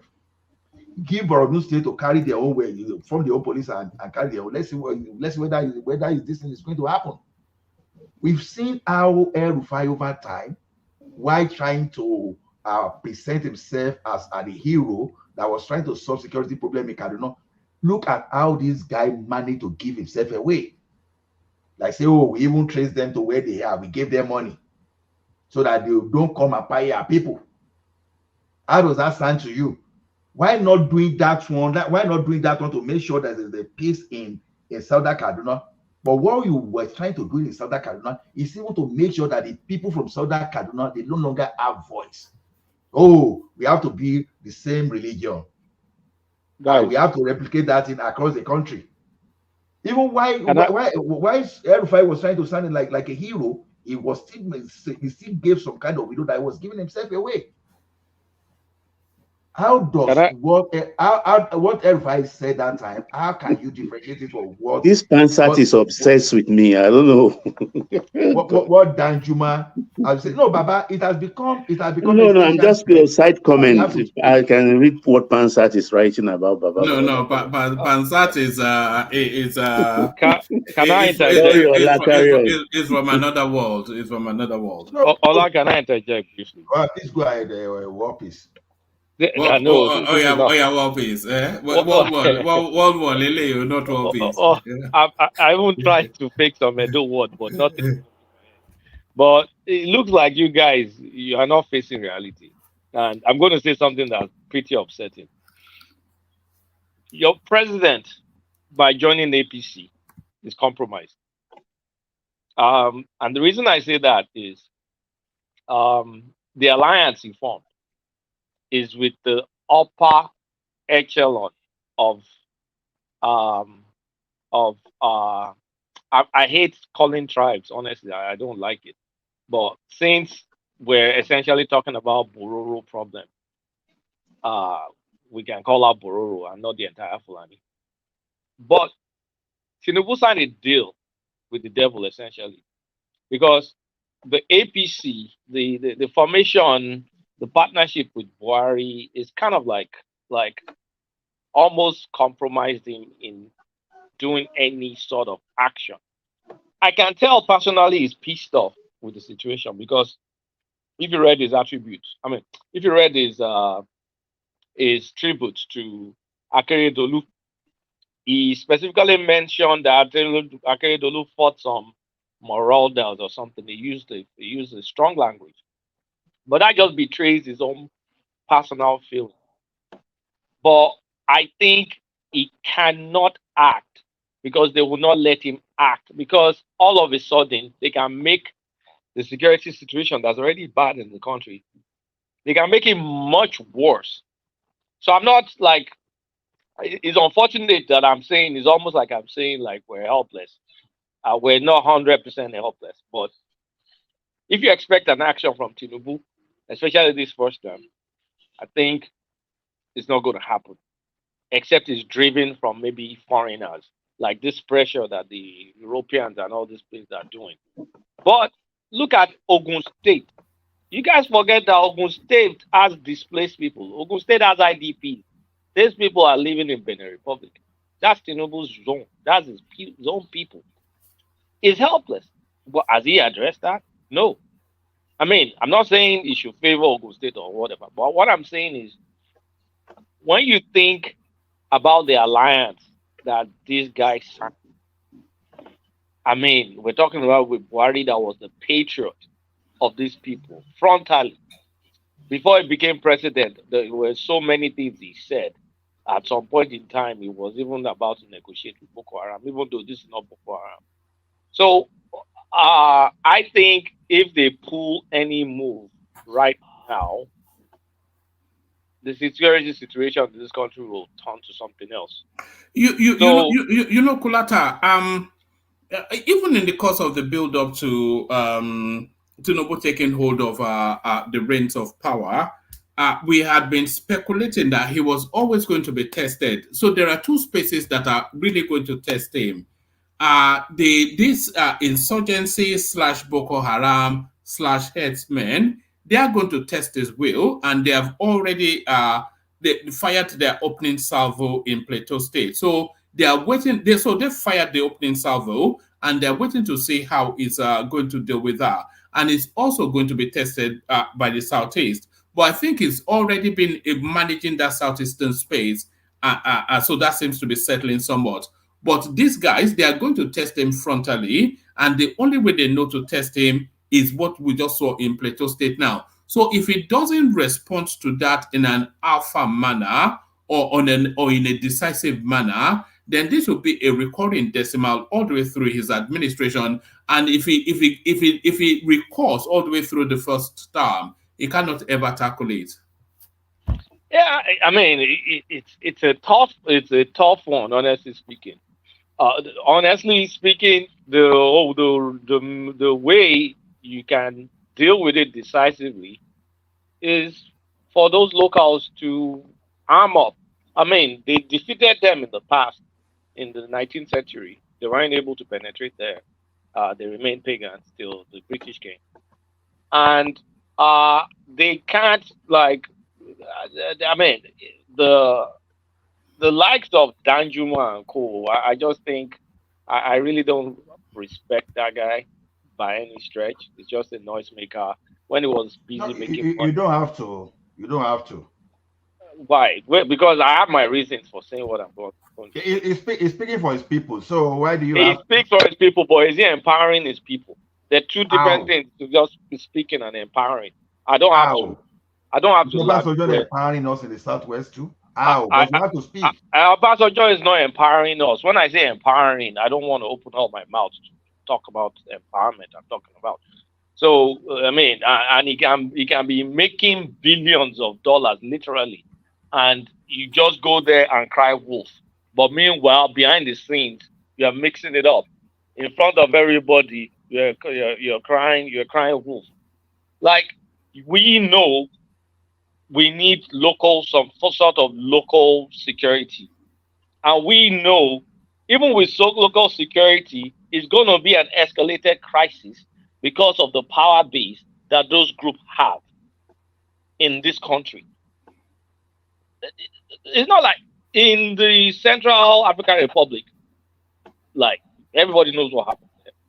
In what's it called? Even in their homeland, the Dogon, everybody knows how the Dogon handle it. I can't be, I don't want to just use all my mouth to talk. But in Nigeria, you have to, like, if you wanted to seize, you have to empower your people, not just making noise. But Kolata, these people control the guns. They are deeply embedded in all of the security structures of Nigeria. We talk about militia group. Arm your people. Let them defend themselves. How to achieve what is suggesting to empower his people. Tell us how you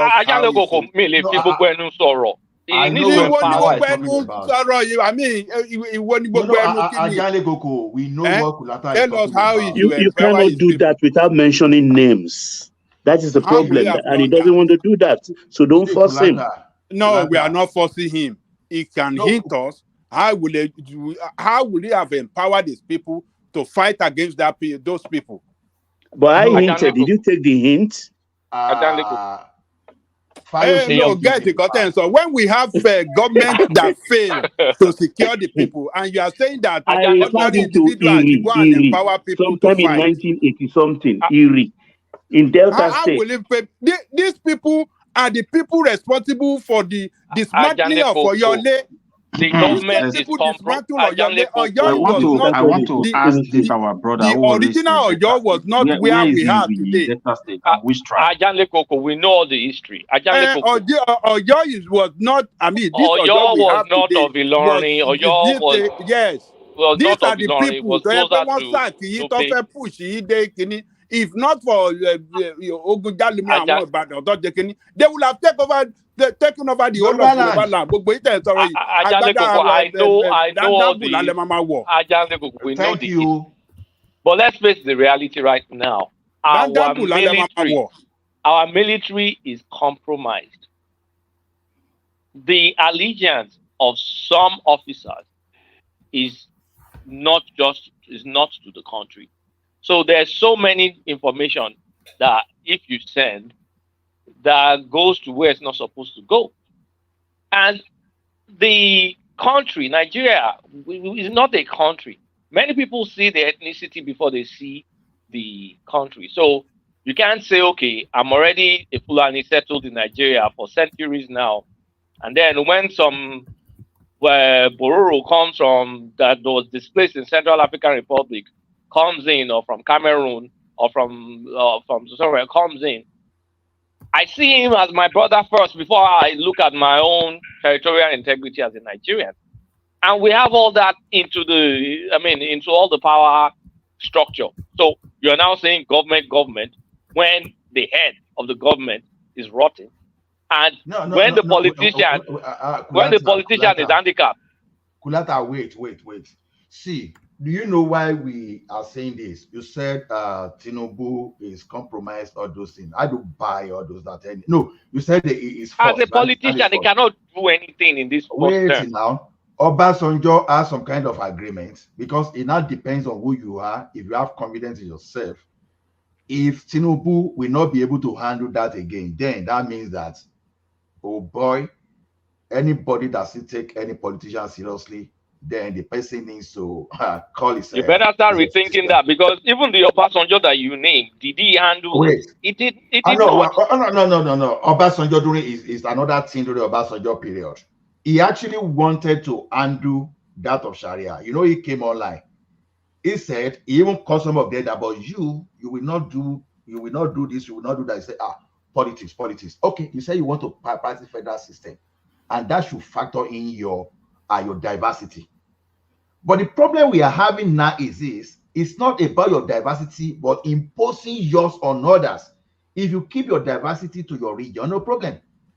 Our governors are even the culprit now, because anything our governors want, they know how to force the hands of the federal government down and do that. Almost everything that Obasanjo agreed with is a class of 1960s. He went back on that. One of those things that he didn't allow the IBB to come into power again. How could he do that? How could he have done that?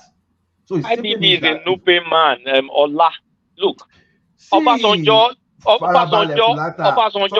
not treat this man. We overrate the power of these people we are talking about. We overrate them, and it's unfortunate that this guy Fayose could not even coordinate himself properly.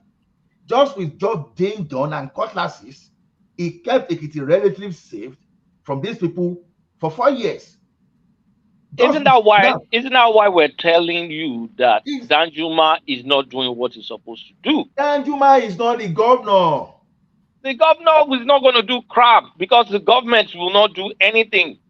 Now, look at Akeredolu. The little time that guy spent on the surface of this earth, wherever he is, may God continue to bless that man.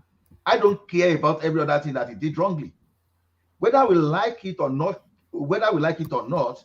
for the fact that even Amotekun is not carrying what we even think is carrying, is still able to reduce the impact of these people from there. Even while this our president was shouting, "Where are the cow? Where are the cow?" The like of Akeredolu, they stood up, and we should not forget that Akeredolu and Tinubu were friends. Despite of that, he put that of friendship sideways and faced the reality. Now, if this governor will not do the right thing, it now comes to us that we call ourselves citizens. It's not everything we should be hailing these people, where we need to tell these people, because this one is existential threat now. We have to tell the truth.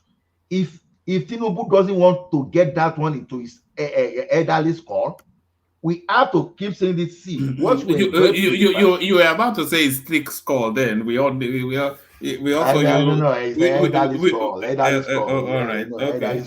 So we have to, because pressure from us too. We think our pressure, when we want pressure on these people, we think those things will not work.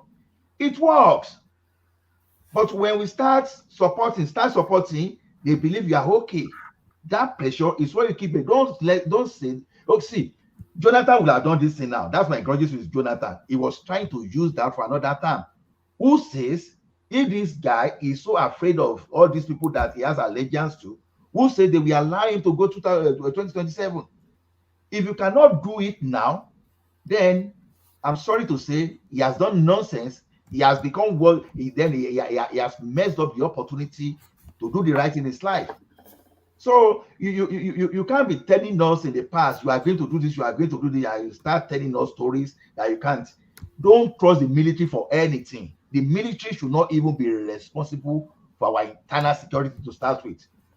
Any day you give correct, even if correct firearms, you give those things to Amotekun. These people you are looking at too, they are cowards too. They will run. They will run. The only reason why we think they are powerful today is just because they have the backing of the federal government. And when you want to retaliate, the federal government, instead of fighting on your behalf, will even retaliate against you. That's the problem. But if you tell the military, answer, don't come to Ekiti, don't come to Osun, my local security will handle that, then the problem will be solved. Because I know that Osun State is fighting to keep its land. Like Ajaleko said the other time, we hear Ajaleko today just because some people fought for us in the past. And that's why you can see Ajaleko. Maybe Ajaleko will just say Muta, whatever Arabic we don't understand. Maybe that will be his name now. Maybe even Kulata will just be Alusman or whatever that we don't even know. Even you and I, maybe we won't even be bold enough to even come online to say what we are saying now, because our orientation will have changed entirely. You know, they have captured our mentality even before we were born. I will be behaving exactly. We would have been mentioning Afa one man. Yeah. You know, maybe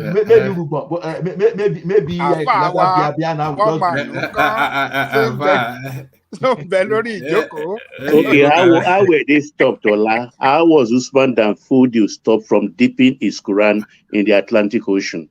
Because then we didn't give our security to the hand of one fraudulent and one united Nigeria that is not being. See, look, what Nigeria is doing now is that we are talking of a father with 6 children, right? Now, out of those 6 children, you favor one. Anytime the one is doing something wrong, you say, okay, you know, it's your brother, don't do anything, leave him. But if other 5 try to retaliate, you start fighting other 5. But when that one is causing problem, you are not even doing anything. Instead, you are protecting. That's exactly. Let me play you this clip. It's allegedly a clip of the Nigerian security forces giving these insurgents free passage through Katsina to go and wage and rage against the Middle Belt. So this is what this purports to be, and even platforms like Arise TV, they are going with that narrative as well. So this purports to be the Nigerian military giving these insurgents free passage. You know that Katsina is Katsina is a border. Katsina is a border town. It's a border state. So they're giving them free passage to come into Nigeria to go and rage against the Middle Belt.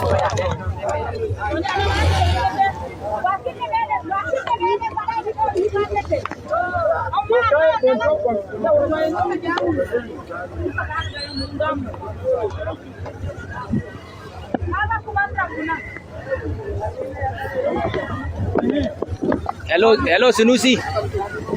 Da Allah ina son kana ji. Ka biyo bakin hanya duka ka gaya ma mutane cewa da Allah ga Fulani nan za su zo su wuce ba ruwan kowa da su. An yi magana ne yanzu za su zo wucewa kawai za su. Ka gane abu bakin hanyar nan kar wanda ya ce wani abu ga su nan wucewa kawai za su yi. Da Allah abi ga su nan za su taho yanzu da Allah. Abi a gaya ma mutane. All right, so that's what that purports to be. Let Middle Belt come in, Midwest. Let's hear from you. Thank you, one man, and I greet everybody that are present here, those who are listening, and our viewers as well. The issue on ground is very, very complex and very sensitive. But one thing I want to say is this country we are into today that we call our country, if we don't do the rightful thing now, everybody is going to be a victim. I'm just telling you the truth. I know this is my own opinion. This issue has been going on for years, but we thought somehow that we'll come to a point whereby the government will have the upper hand. But it's very unfortunate that the same government, for years, they've planted this seed, and they were just waiting for a moment to harvest it. From Babangida administration, they have this vision already. Now, when you look at that very region, where Babangida was the president of this country, most of the top-ranking military officers, they were sent an errand, and none of them returned. That has created a very big vacuum for these particular people. So that was the moment they weakened their voices as a people. And again, before Babangida left office, they created all these states that they created today. And I will tell you, most of these states were created. The indigenous people were not even consulted. But I know some people like Yoruba will not be left out, Igbo as well. But the rest people, I tell you, nobody was consulted. And since the creation of this state, I can say only the Yorubas were very, very lucky, because the language of the Yorubas and the name Yoruba have put the entire people together. That's why the whole differences they were having from the beginning, when we got independent between Akintola and Awolowo, they were able to overcome it all and see themselves as one. So for that reason, they have been able to project themselves. And God so kind, He also blessed them with this man that we will continue to remember forever. I know I don't trust Nigeria politicians, but Akeredoro will ever be remembered forever. Because that Amotekun wouldn't have happened. Everybody is praising Yoruba today. Somebody have to stand. And it was the man who stand. And he did his job excellently. Area where there was fear, he encouraged the people and they crossed over. And the result was fantastic. May God continue to bless him wherever his soul lies upon today, because that man have saved a lot of people. He saved a lot of Yoruba life. He saved a lot of certain people's life, because Amotekun is the only thing that has happened since the Civil War that have shaken these people. Because they understand, few kilometers away, anything can happen. And that's why they paused. They wanted to challenge it. But the rest people are vulnerable. I pray that people should start consulting with themselves. This threat is real. People have planned it, and they are going to come to water it. This administration, Tinubu administration, I pray that God give him wisdom to navigate this very terrible terrain. Because if he rush, he doesn't understand the plan, the scale of the plan. Nobody can figure it out. So in that case, there must be enough intelligent gathering before any policy can be taken. I know this man is very upset with this issue, but it's not something he's going to rush over. And everybody is upset. The thing is this.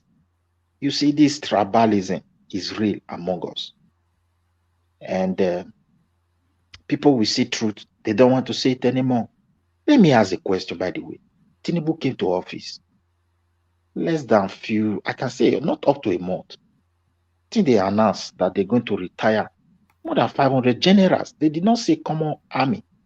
And look at the enormous challenges, security challenge that is facing our country. People that they have invested upon, they have, trained.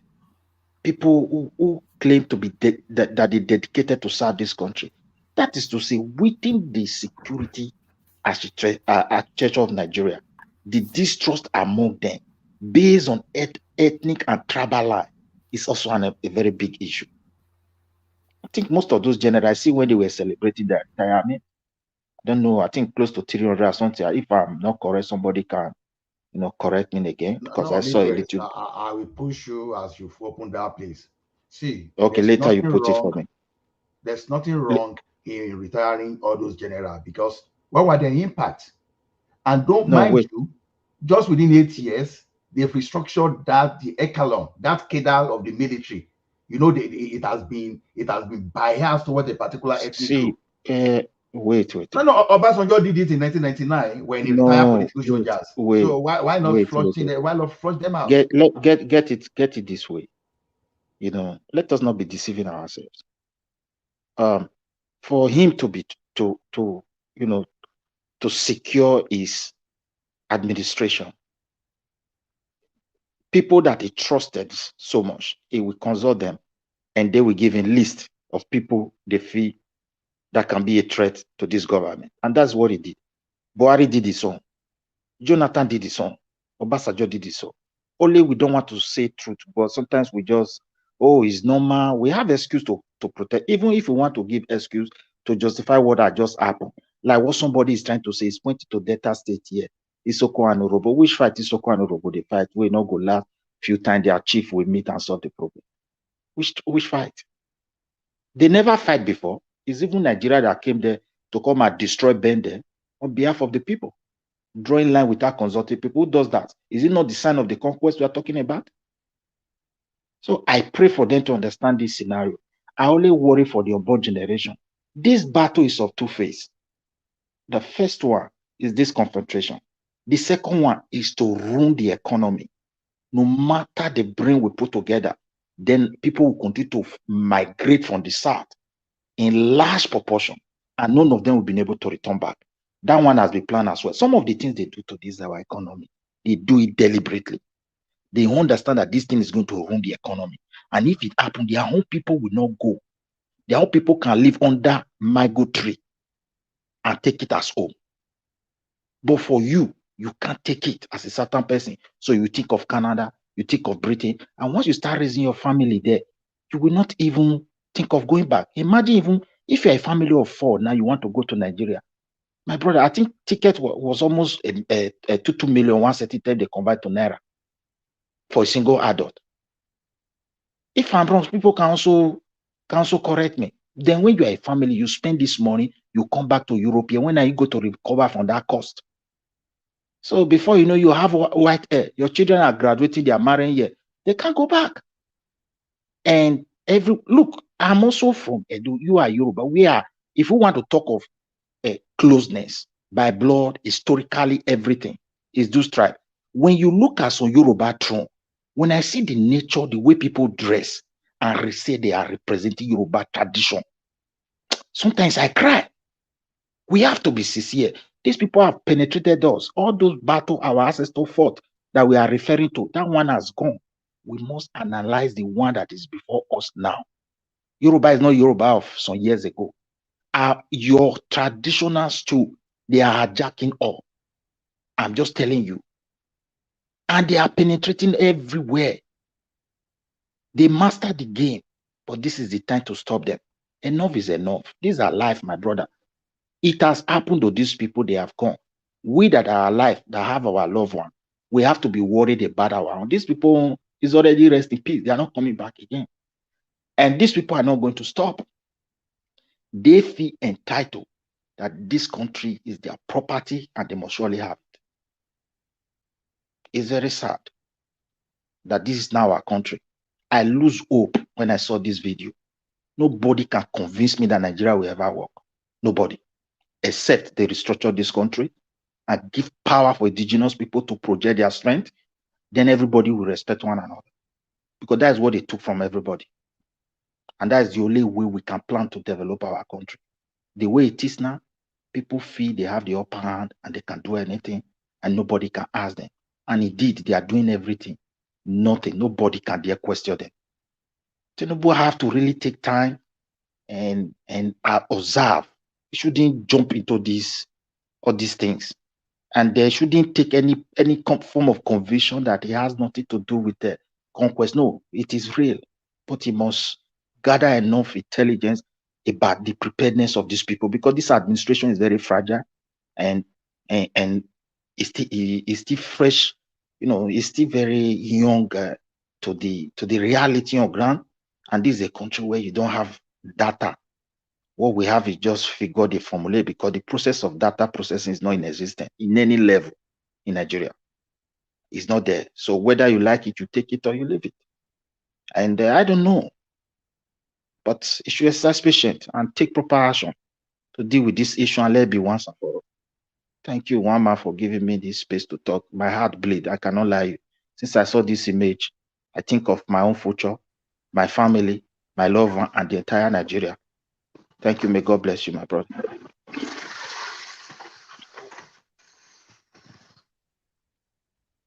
Where is one man? One man, where you did? Ola, you can. I am here. I was talking, but as always muted. One man, hold on.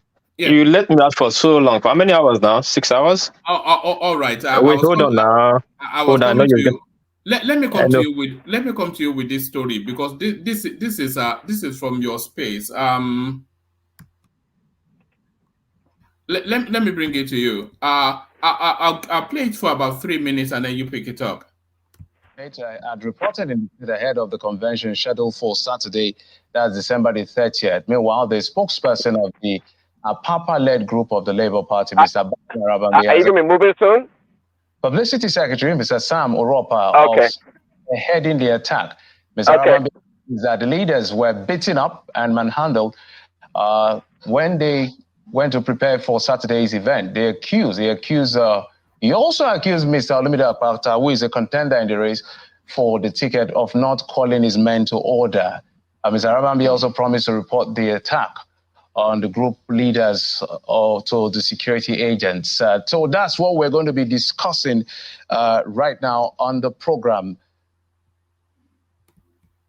Well, those were the videos you saw, some of the things that happened in Edo State, which is the basis for our conversation. It's going to be two parts, a conversation as far as Edo Labour Party issues are concerned. I'm being joined right here in our Lagos studio by the man I did mention his name in my intro, Mr. Bayomi Arabambi of the Labour Party. Thank you so much for coming on the program.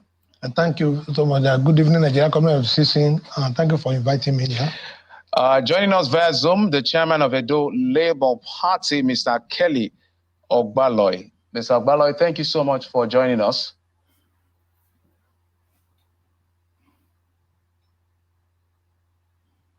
Okay, I understand. I thought Mr. Kelly was standing by. Apparently, we couldn't get in. Let me start with you, Mr. Arabambi, on this particular issue. Tell us exactly because when we see viral videos, a lot of people will say different things. And so explain to us what exactly happened in those videos. Well, thank you very much. We thank God today because probably we will have more killings with the one that happened in Plateau State of recent. And today, we are somehow very shocked that we have two people who today will be calling themselves lawyers and who are supposed to know the law, but they deliberately choose to stand on it. I am making reference to the former NBA president, who I am highly disappointed in, and Julius Aburi. Though I know that one, he has never attended court session ever since when I know him, but he also called himself a lawyer. But I want the NBA to actually help us to look into. All right. So what piece? That's just a little snippet of it. But the goings on in Edo State, as ever, Apapa versus the Peter Obi jury space, and now as typical with Wafi people, is led to fisticuffs. So what's going on there?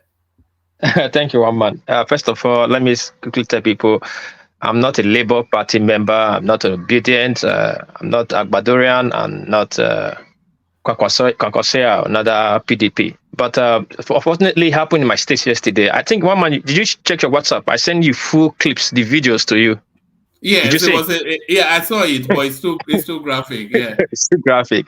No, it was saddened me though, because I don't understand this the way or the route a Labour Party will go. Like they say, I'm not trying to praise my state, but it's not a good stigma for us, They said don't they carry last. Yes, we keep telling people Edo politics is different from other politics, but people don't understand. Like what Akim said the other day, people always just brush Edo aside.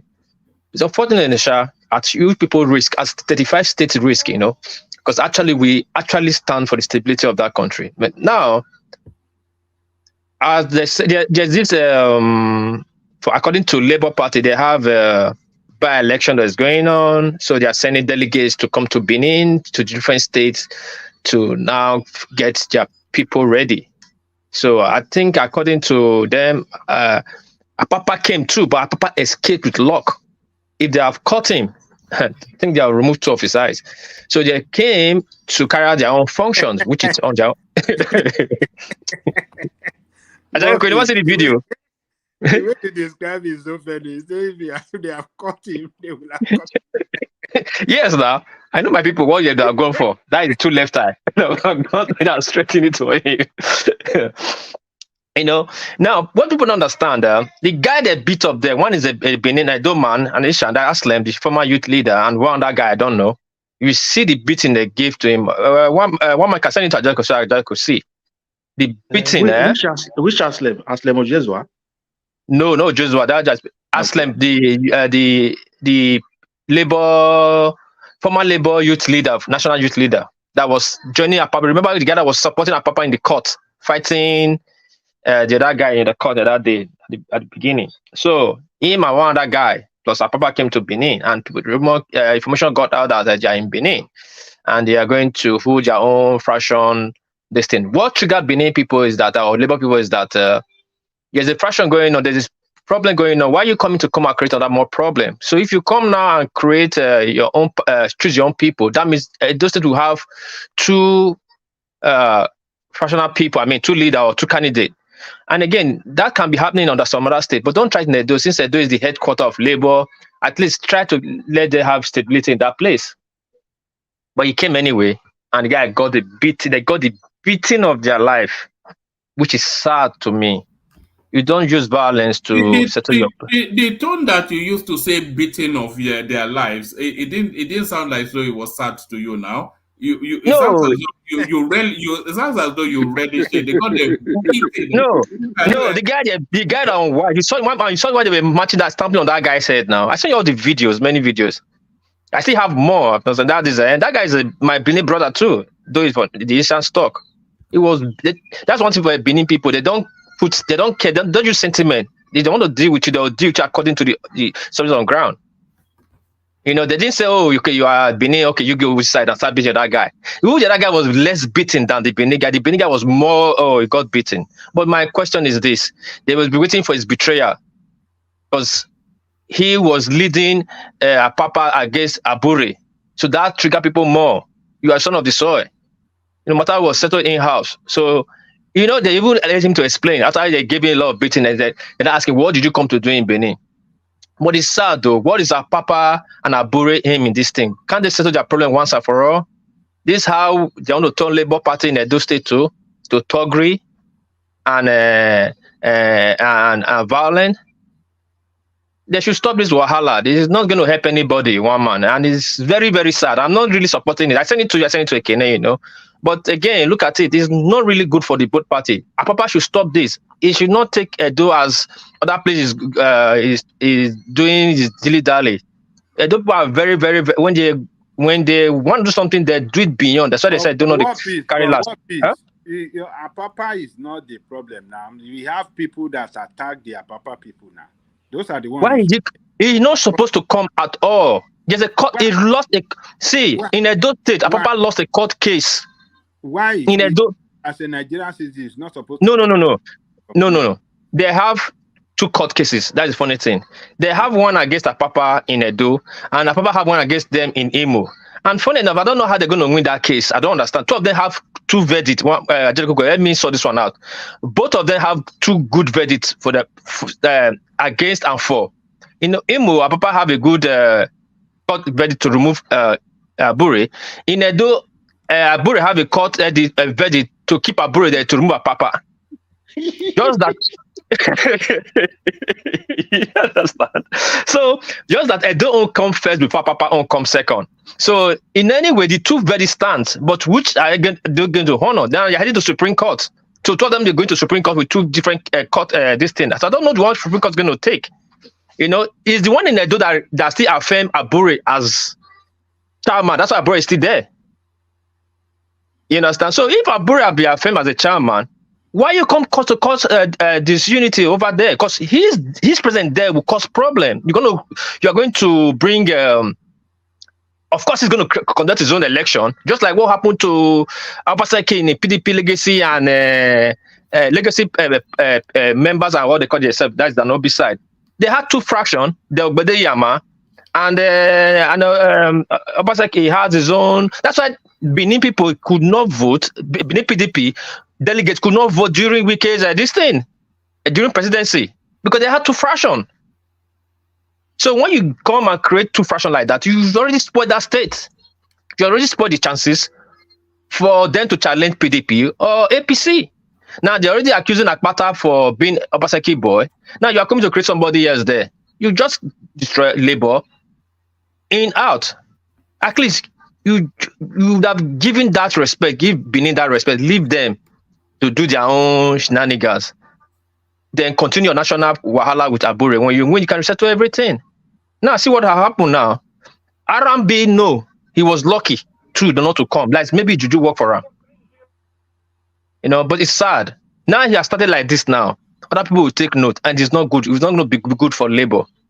It will not be different from other parties that use Togri to settle their issues. One man. So that's the case. That's how I see it. One man. It's not good. I'm condemning it. I'm not supporting it. I'm not praising it. And I'm telling people to desist from it. And Papa should desist from his own art too. Now Bure should use his sense. One man. That's the way I see it. All right. Let me play you one more clip. That this one is just about 3 minutes. So this is an interesting take on the Akeredolu space. This substantive governor visiting the home of Governor Akeredolu, late Governor Akeredolu today.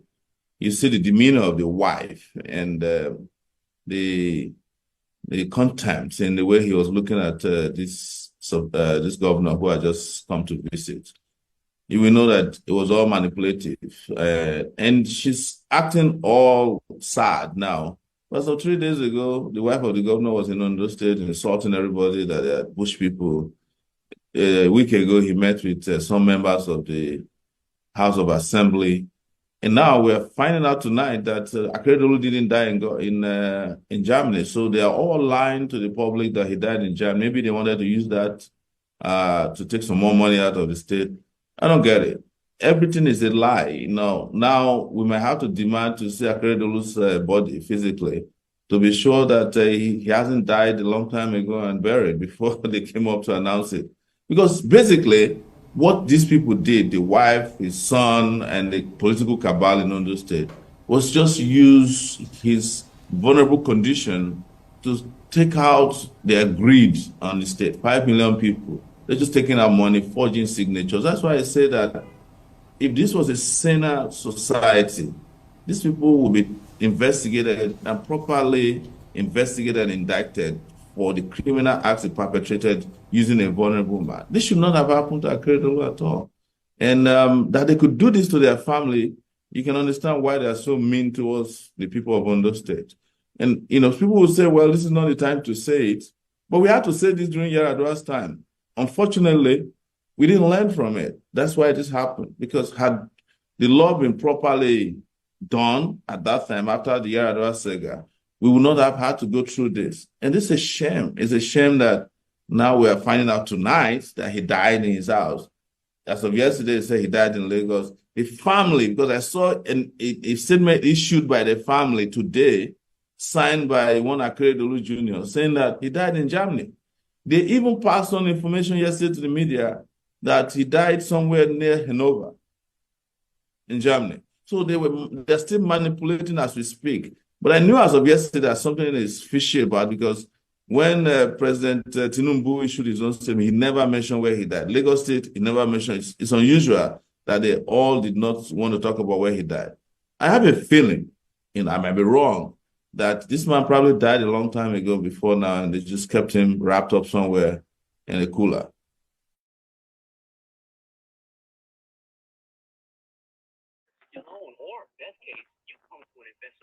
So what piece? So that's the narrative what Showore is actually putting forward. He's suggesting that Akeredolu actually passed away a while ago, and that they kept his body in animated suspension whilst they proceeded to loot the state coffers. And if you recall, over the last few weeks, we've been hearing reports of Akeredolu's signature being forged, to the point that they were saying they were going to bring forensic experts to come and investigate. So if you look at the narrative that they presented, they told us that he died in Lagos because they could not find dialysis machines. There's another little story that's not gained any traction, that he died at home, but then the family are telling us that he died in Germany. So what is the confusion about how this guy died? But what Showore is actually telling us is that we're back in a Yardua sort of situation when the guy died a while ago and they kept his body so that they can continue to loot the state coffers. So are you on board with Showore's conspiracy theory? Wama, can you hear me? Yes, I can hear you. We cannot hear you. Do you know what's more embarrassing? Is I'm looking at my friend at the screen, not this guy, the guy that was interviewing Showore, but I just forgot his name. For me to call his name on my tongue. I don't know if it happens to you. Oh. The guy that was interviewing Oh no, I don't know his name. Is that I know his name. I know his name. Northern guy that Is that a northern guy? Is a northern guy. It's not a northern guy. It's from Auchi. It's not my friend. It's my in-laws friend. It's my it speaks funky English. Yeah, I'm trying to remember his nickname. The last time we hung out, the last time I saw him was when I came 2007 from Japan. We stayed in Koma. My in-law. Hold on, please. Hold on. My mother-in-law just came in. Hold on, please. All right. Who wants to pick it up from there? We just lost Prince Daddy there. I was going to go to him. Yes. Who wants to pick up? Let me. Yes, Ajanle Koko. Yes, Ajanle Koko. Yeah. Greetings to our listener around the world. Click on the like button, share, and subscribe if you haven't done so.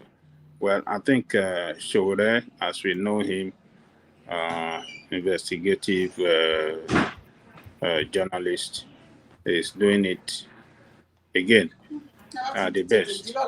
So we have to listen to him, and we have to encourage him to tell us more about what him and his team in Sahara's reporter have done, and report it accurately. Because the people of Ondo State that went through this misgovernance for the past 8 years deserve to know the truth, so that such will not happen again in that state or in any other state in the future. So, Showore is, I think he will still come out in the near future, in some days to come, to tell us more. What he has done is just to give us a little hint of what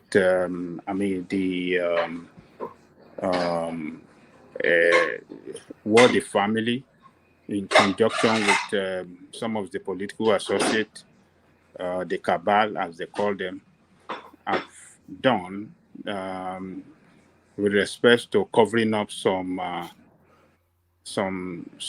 truth. They have hidden away the truth from us as people, from the people of Ondo State.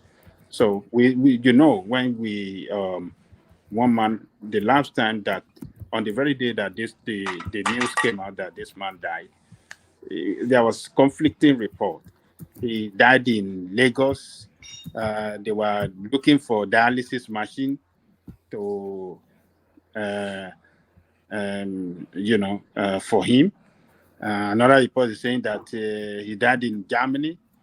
So which one are we going to believe? So we should be having a conflicting report on the death of someone, particularly a governor of a state. We should be able to have a very accurate information on how he died, where he died, the time he died, and and then the state can prepare for his burial. So, but what we are you know what Chorore is suggesting, there's common sense, there's logic to it, there is logic to it, because if you look at the series of events, the guy comes back from Germany when they said they said he has completed his treatment, and he goes and stays in Ibadan. So why would he stay in it? What especially is in Ibadan that is not available in Ondo? So you are either in Nigeria or you are not. And if you are in Nigeria, you'll be in your own home state. It was in Ibadan for about 4 months, thereabout, or maybe longer. And then they are telling us that they are forging his signature. How debilitated is he that he cannot hold a pen to sign a thing? And if he cannot sign, then that is incapacitation right there. And then they tell us he died in Lagos. They tell us he died at home. And then they tell us he died in Germany. And all the while, somebody is signing checks and money is leaving the state coffers. I mean, there might well be something to what Ore has to say. Oh, yes. Jalingo, please, sorry, let me take my time.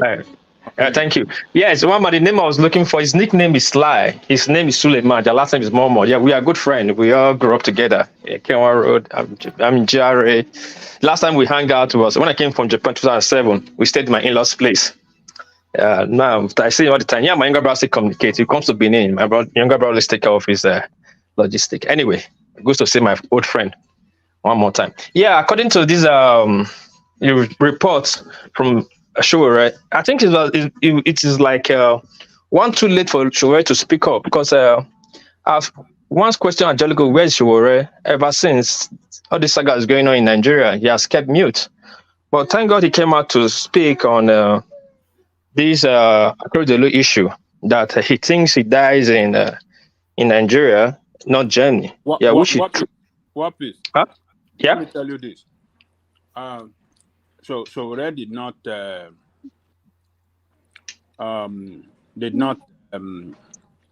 it's not true that your Showore kept mute. Actually, Showore's organization, what do you call it? Take It Back, had planned a mass demonstration in Ondo State before the president called them. Last time the president called them, and then had those the vice governor and some of the governor associates to sign a deal to work together. So, and that was what stopped the Take It Back organization from protesting across the state. So Showore organization have already planned that protest, and they have warned them. They have issued a statement that they're going to embark on a mass protest across the state. Every local government is steady. So, but they were able to, resolve this problem, because what Showore organization was pushing for is that by the Constitution of Nigeria, the governor is incapacitated. The vice governor must take over the reign must take over the mantle of leadership.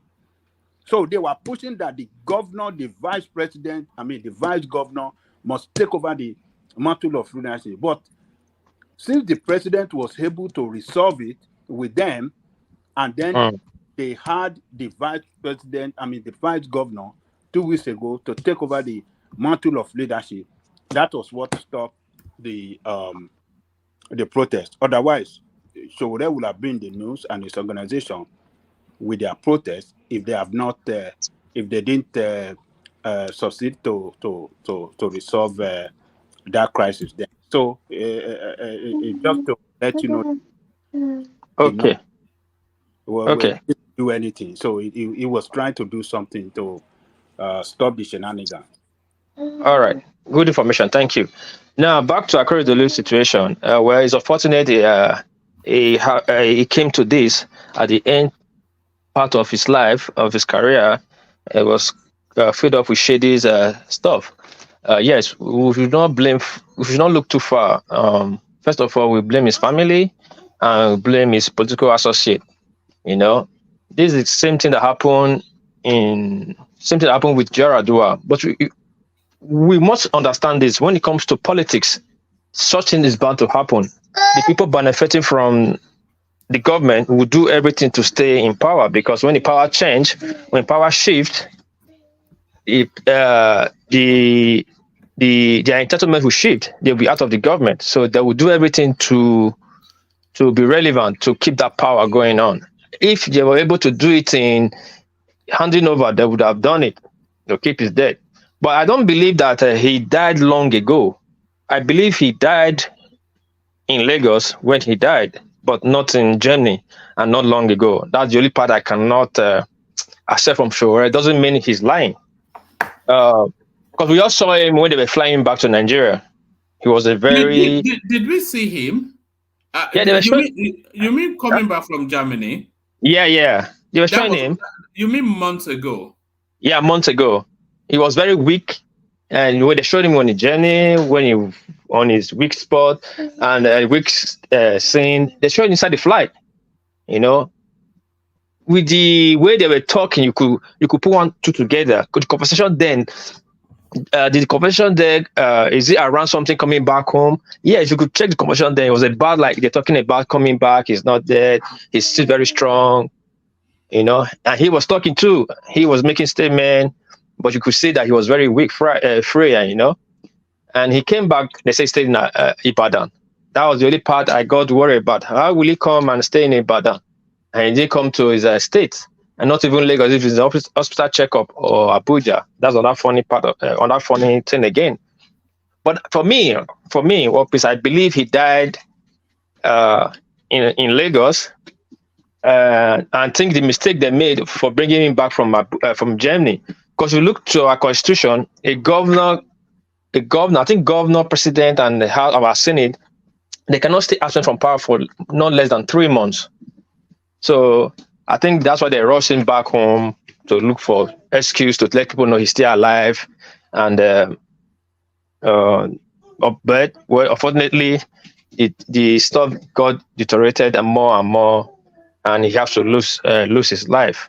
But this is the problem of government. If the government is sick, the country will be sick.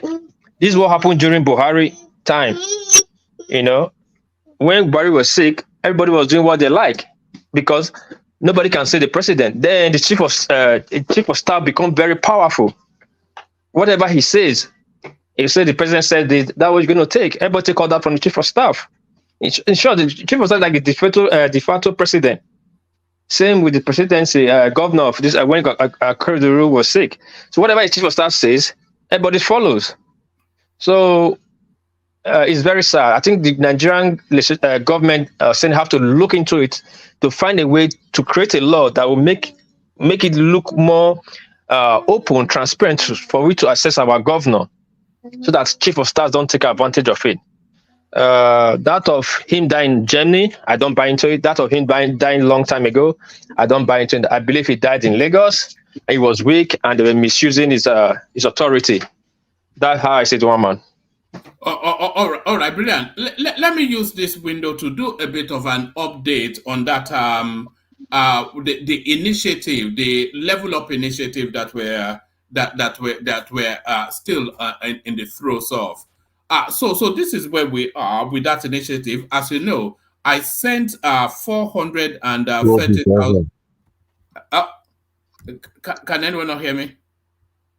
All right. So as you know, I sent 430,000 to Hassan, which he has acknowledged. Yes. So it says so that there it is right there. I sent him 430,000, and he said, funds received. I will give you a breakdown tomorrow. So that was a few days back. So this is where we are now. Hassan has been able to distribute it, and then I think he has done videos of it as well. So I've been chasing him then because, of course, to account for the money. So it's telling me compliments of the. It says I've been trying to upload the video since yesterday, but the network is not cooperating. I have been trying until I have been trying.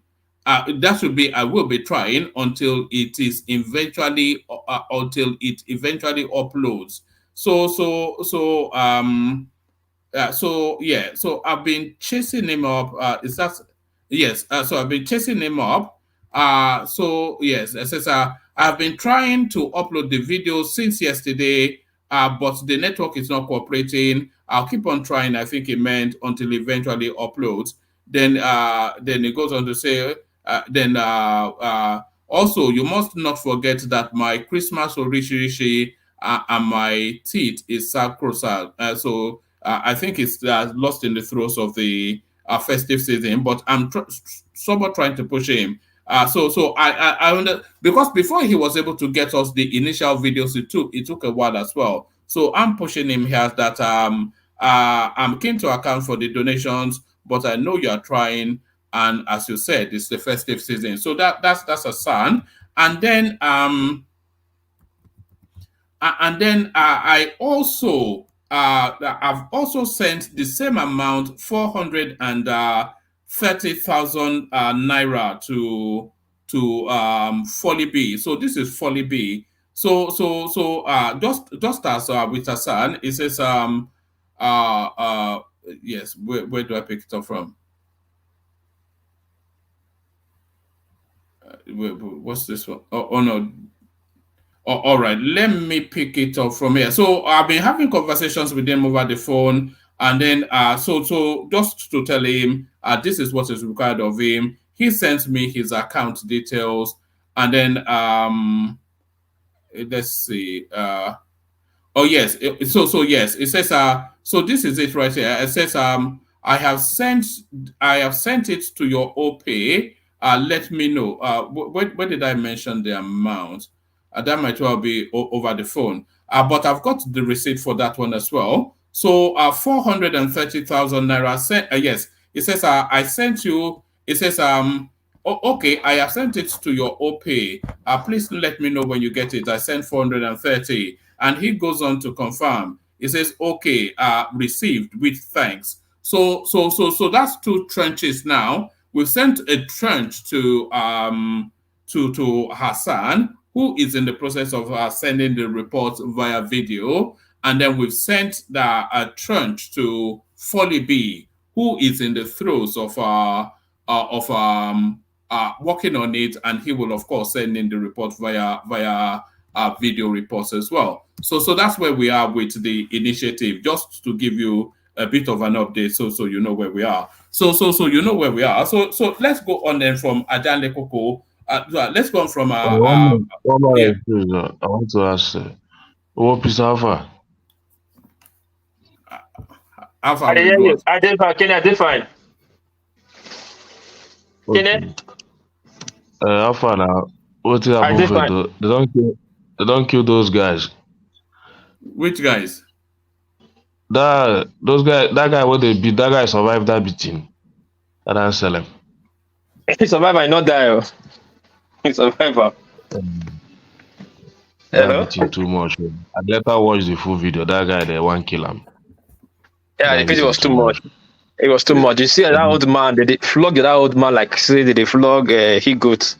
Is this a private? Is this a private conversation? Can we hear from Ajani Koko? All right, go to Ajani Koko. Thank you. All right, Ajani Koko, you were in that Showore space, and you were somewhat on board with what Showore was theorizing to the Akeredolu narrative. Ajani Koko. Yes, one man. I'm on board with Showore because of the conflicting reports surrounding the where Akeredolu died and how he died and what was responsible for his death. They're nothing straightforward. We cannot hold something concrete as far as his death is concerned. So it called for questioning, it called for investigation, and so they have done well to brought this. So they have done well by bringing this to the fore for everyone to take a look.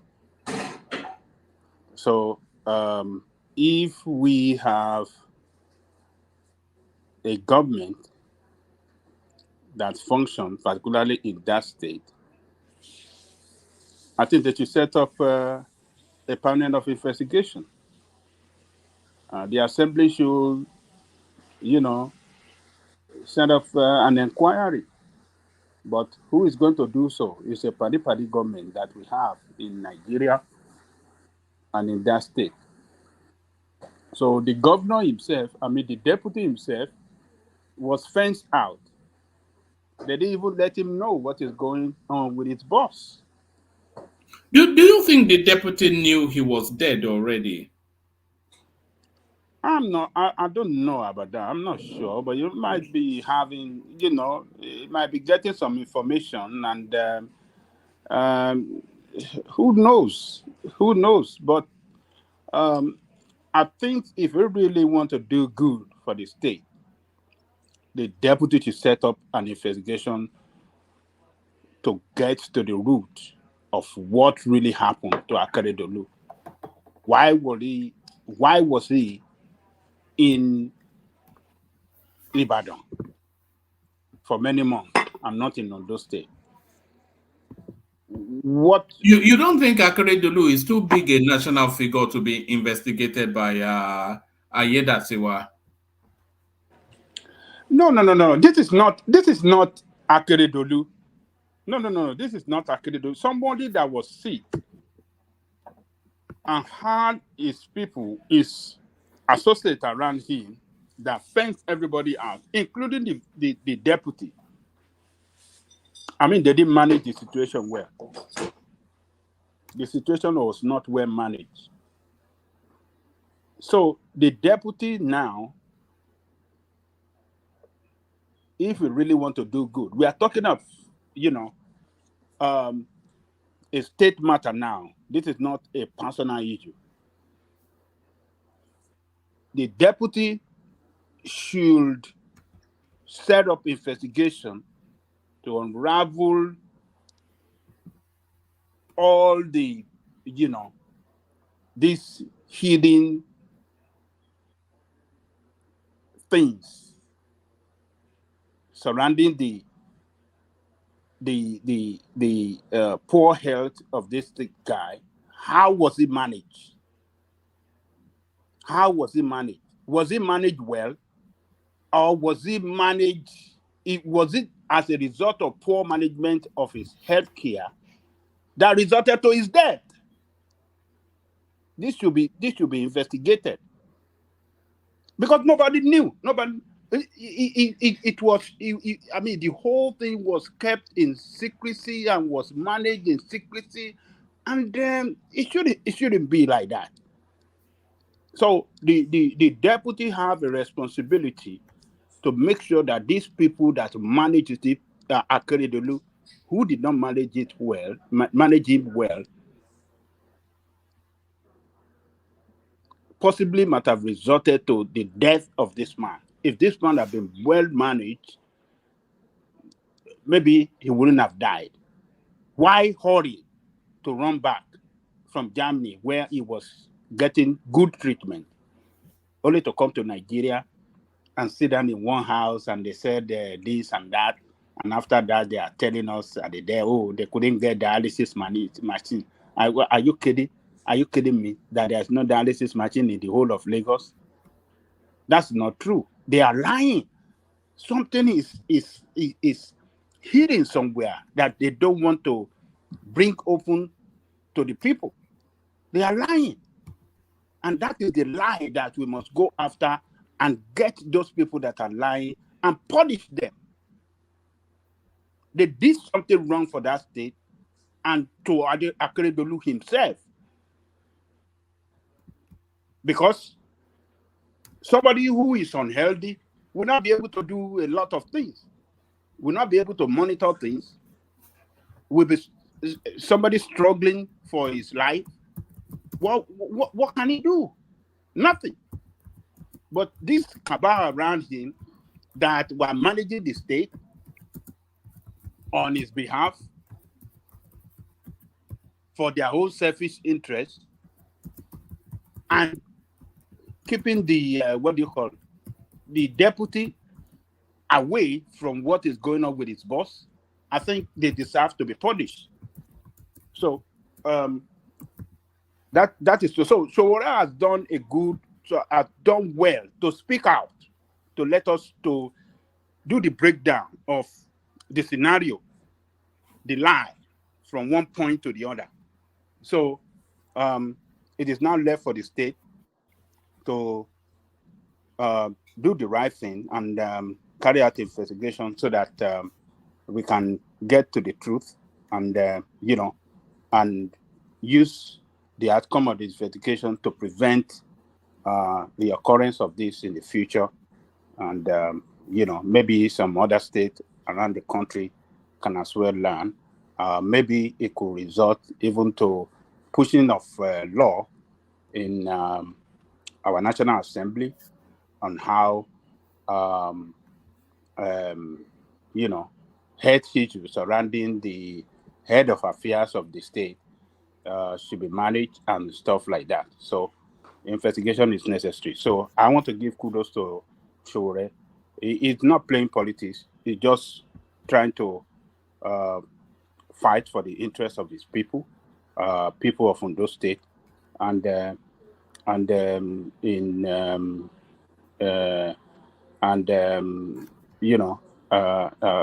Nigeria at large, Nigeria as a whole at large. So that's the way I see it, Boma. All right, brilliant. Thank you, Ajale Koko. So Ajale Koko, to the headline on the screen, it's going to get a lot worse before it gets better. Seems to be just the way Nigerians should look to the future. It's going to get a lot worse before it gets better. Nigeria's naira amongst world's worst performing currencies, set for worst year since 1999. With no rebound in sight. This is coming from Bloomberg. And the two currencies that are worse than Nigeria is the Lebanese pound and the Argentine peso. So this is it. There's no bright sparkles in the horizon as at yet. The difficult times will get a lot more difficult before it gets better. That's the international assessment of the Nigerian space. 55% of its value lost, the naira. One more. No ending in sight for this devaluation of our currency. And one thing that is responsible for it is Nigeria is not a productive state. Nigeria have no productivity to defend our currency. And Nigeria is a highly consumed. The rate at which we import and consume things in that country, with low productivity at home, we can't get solution to the problem. We cannot get solution to the problem. The only way to get solution to the problem is when we begin to produce in Nigeria, consume what we produce in Nigeria, and then make it officially that,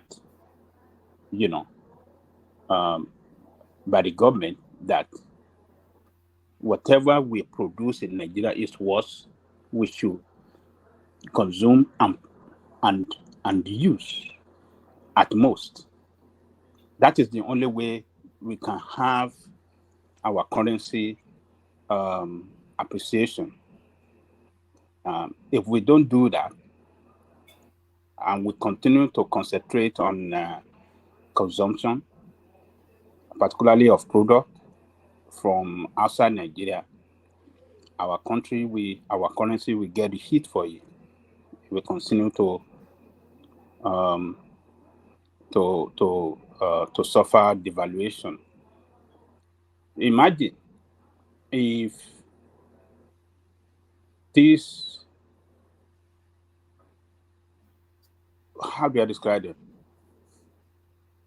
These criminals and bastards that we have in the position of authority that are spending 150 million to buy vehicle, Japanese-made vehicle, making Japanese economy richer, making Japanese workers in those Toyota and Lexus and whatever you call them to continue to have jobs to do.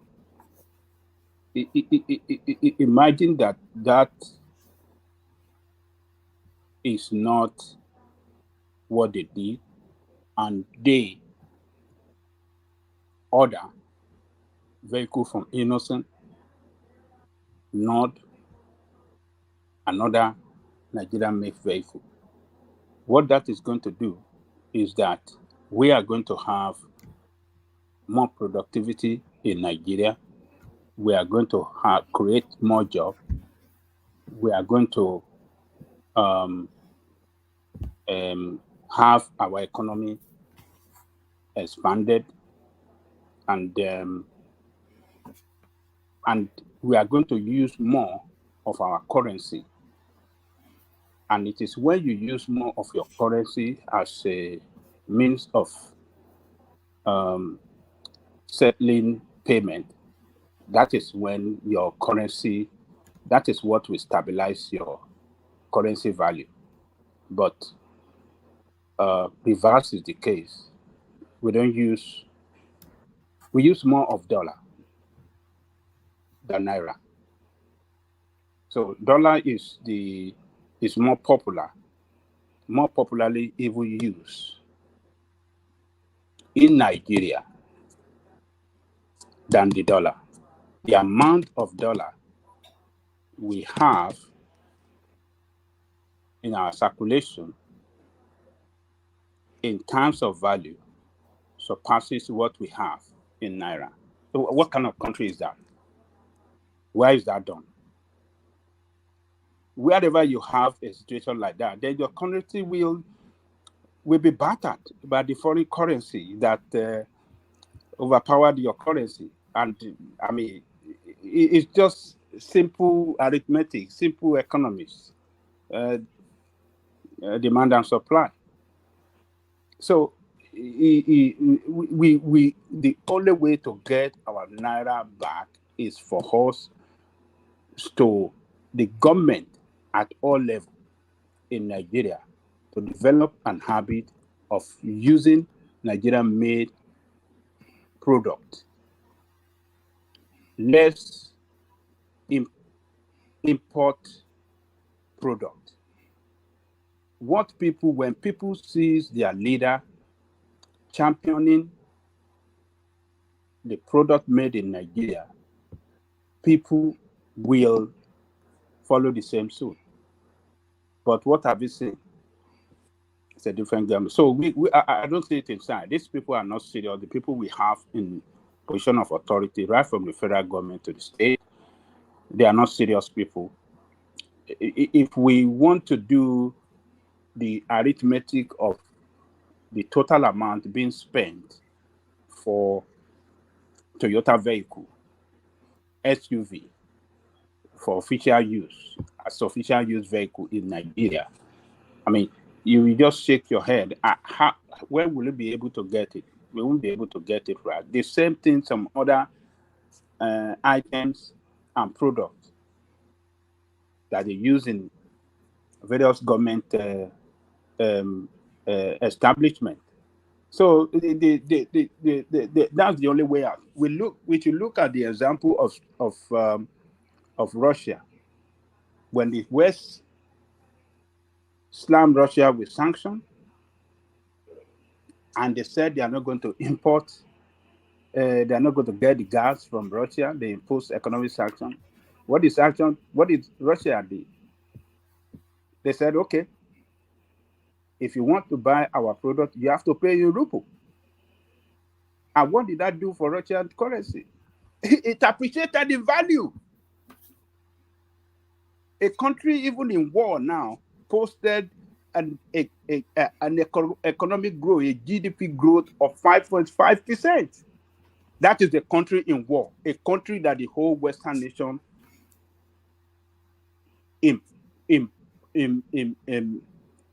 declared economic sanction against.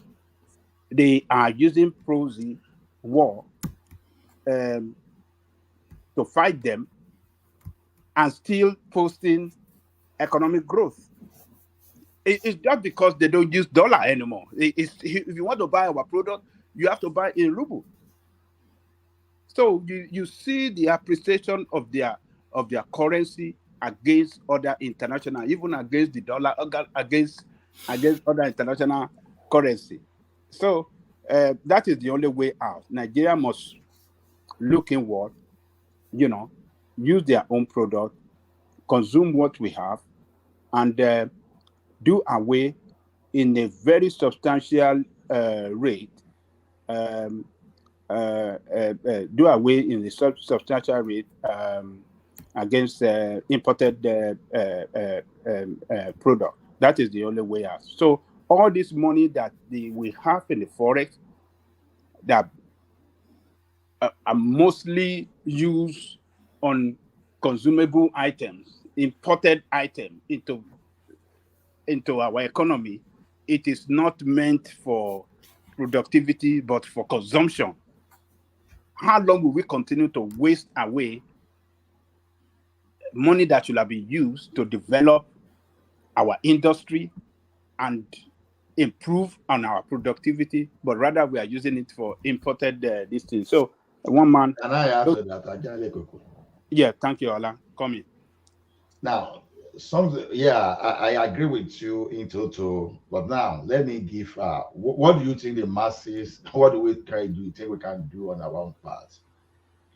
Now, when the population of students going overseas now, like Canada now, I think this year alone they have about 47,000 work permits, and in the UK they said the work permits, the study permit jumped from 20,000 like 3 years ago to 127,000 in this year. We know the implication of that, right?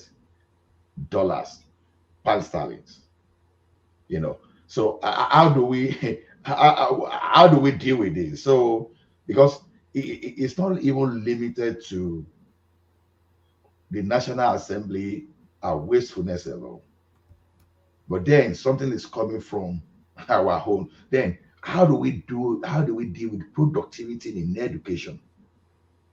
How do we deal with that? Because to me personally, the situation of Naira should even be an opportunity for us, in honesty. So sorry, apologies, Ola. Ola, and everyone. Let me bail out, hand over to Thomas. Thomas, vigilance is the watchword. I don't think I need to say more than that. Vigilance, the watchword. So yes. Thank you, everyone. We'll do it all over again tomorrow. Thank you all. Back to you. Okay. So I think you said you are handing over to Thomas, or you made mistake about that, because I can't see Thomas say. I think Thomas just sent me a message to say it's ready. Maybe I don't worry, we meet me here, no problem. Yeah, it will meet you here. It will meet you here. So now the thing now is this, because we have the leakage even from the masses too. I know it is a response to what the government is not doing properly. So from my own perception, what foreign education is even doing to our forex is also huge. And not only when I say foreign education, it's not even about the university education alone. even some of us still believe that if we don't go to Dubai, if we don't go to India, we are not going to have good IT certification. So how do we deal with that? Isn't it like maybe Ajahn Gogo, for example, and Simba can just come together and go and establish university in Nigeria or establish some training institutes in Nigeria to just stop this? Because it's opportunity.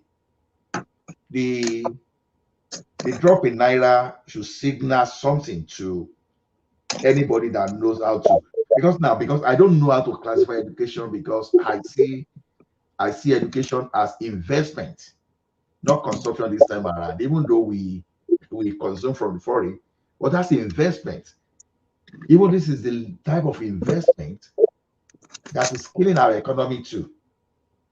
Because you carry that money overseas, you study there, and you stay there. You are no longer coming back to Nigeria again, where possible. So, Baba, how do we solve that? Ola, you see, it is very easy to solve. And the way to solve it is to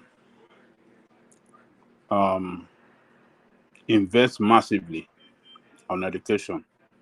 What I mean by massive investment, it has to start from elementary, secondary, and university. We have to, our educational infrastructure, we have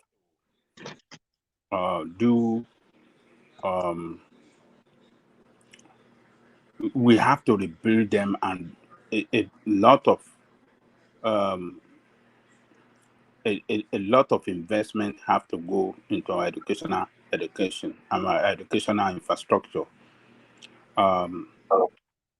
If we can do that, it's not something that we can achieve within the short period. It's a massive investment that we have to carry out for a long period of time.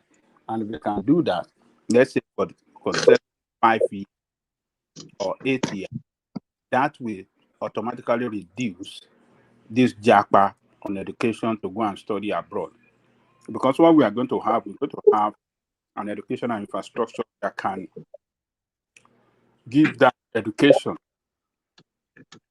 at home that you want to go and abroad. So there won't be any need to say you want to go and even study. But why don't we start from the elementary one? And that's what because that is much important than the one that are already grown, that are jackpying. If we start from the elementary one, you know, you know this for a fact. There are some 9, 7, 8, 6, 11, 12 that has never stepped their foot in school before in that Nigeria. Never. What do you mean by 8, 9, 10 that never stepped their foot in school? I don't know what you mean. I mean that their parents they doesn't even have the capacity to send them to school at all. Okay. Yeah. That is why I said earlier that massive investment right from the elementary. Oh, yes, I didn't hear that. I'm sorry. I didn't hear that. Yeah. Hello. Sorry. You think the people that you are talking about, Thomas, they are not the one those people, they cannot japa now. Exactly. You know, if the middle class and the what rich, I'm saying is, if we start from there, at least it will build our educational structure for the future. I think what we should be talking about is not about it. We can improve the infrastructure, but it's like we have to change our taste in terms of craving for foreign things. Nigerians now, we don't believe that you can be successful by even getting education in Nigeria. It's not a matter of availability. Education is available, both privately and even from the public one. But the belief is that once you are out, you have your education in a foreign country, especially in the Western world, it means that you are going to be successful.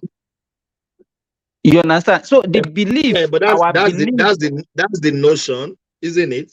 Exactly. And that is what is the motivating people. That's our motivation generally, to go abroad, to go and study, so that you know that when you finish, you get job.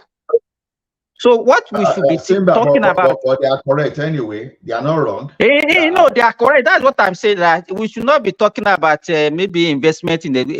The issue is that we need a total overhaul of our economy, so that we have to create jobs, so that when people finish their education, they should be able to get job in our country. It's the availability of job that is making people to go out to seek for education. If the government are not putting, if government are not putting more of our budget on, I think the most important thing in this country is education, health, and defense. The most of their budget is always on these three aspects. You still don't get what we are talking about. It's not as if people cannot get that education in Nigeria that is making them to leave Nigeria. They can get the education, but what they believe, the belief is that, and Allah has alluded to that, is that once you finish, what is the opportunity? And the kind of another problem is that most of these foreign countries don't also value our certificates. So people want to go there, get their certificates, so that it improves the opportunity of getting. No, Simba. I don't know. That's not. Let me correct that one. It's not true that they don't value our certificates. No, because some of us we came here with that certificate. Okay, let me give you. I don't know. I'm talking because of my whole line of discipline. If you are a doctor in Nigeria, you still have to go and write exams. No, okay. No, that I get. See, even if you are a doctor in the United Kingdom, for example, you can't just come to Canada and start practicing. I can tell you for that one for free. Hey, let me tell you the level at which. Let me tell you. Just hold on, Ola. The level at which you are going to start varies and is different. Yeah. No. It's actually almost the same, to be honest, because there's a peculiarity. Okay, look at this place now. If you got your engineering certificate somewhere in Europe, you have to come to Canada, and the engineering group, they will have to accept you. They will have to verify all your practices to make sure that to guarantee the safety of the public. So for you to add that PhD here in Canada, you will go through a lot. There's no direct conversion, honestly. But when you take all those professional, like medical, the legal away, then when you talk of, let's say, people in the computer science now, it's a global thing. So they are not seeing anything of safety, anything that has nothing to do, that has no serious impact on safety, you can put in directly. And you are coming from Nigeria. Let me say this. Finish what is it? Let me say this. Finish, please. So you are coming from Nigeria, maybe as a project manager, business analyst, programmer. No, you fit in immediately. You can even get job directly from Nigeria. That is exactly where I'm going to. That investment in education in Nigeria should not be just for you to just produce people from school. No, you can actually establish some kind of career pathway. That school now in Nigeria should not just be doing tests and exams for students. You should be working with industries for people to get job. You understand?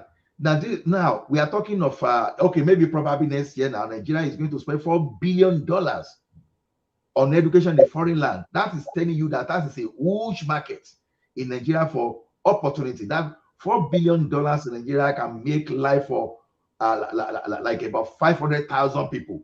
Can create job for about 500,000 people in Nigeria. So private universities that can just take the whole the bull by the horn. All you need to do, stop teaching and pushing people out. Start working with company. Universal Steel. What is going to be your requirements? Let us work with you and train people. We are going to give to you Innocent Motor, Dangote Cement, please don't go to India. What they are doing in India, let us replicate in our institution. Train, and put people there. So I'm saying this thing intentionally to know the size of that company. So otherwise, spending $4 billion on education, foreign education in Nigeria next year, the following year too, it may as well go to like 6 billion. So it's not going to be what the NAS members are spending. It's not going to be limited to import or toothpick and all those things alone. Even what we do, what we can do, because there's no way that we can say no, education is not what we cannot invest in Nigeria. We know that for sure. So thank you. Let me say before you go in, they still respect our school in abroad. Like my own wife, she's a registered nurse in Nigeria. When we came here, they contacted Bangkok University. They asked for her transcript. Bangkok University sent a transcript to Australia. They verify it, and they place her on 3 months course just to familiar her to what is going on in Australia nursing sector. And boom, she got her permanent certificate in RN. She's an RN. Just 3 months bridging course. Automatically, she became RN here. Same result from Nigeria. So they do respect our yes. It may not be in all sector. Like myself now, I'm an engineer. They want me to go back to school and read. They don't really respect our engineering certificates.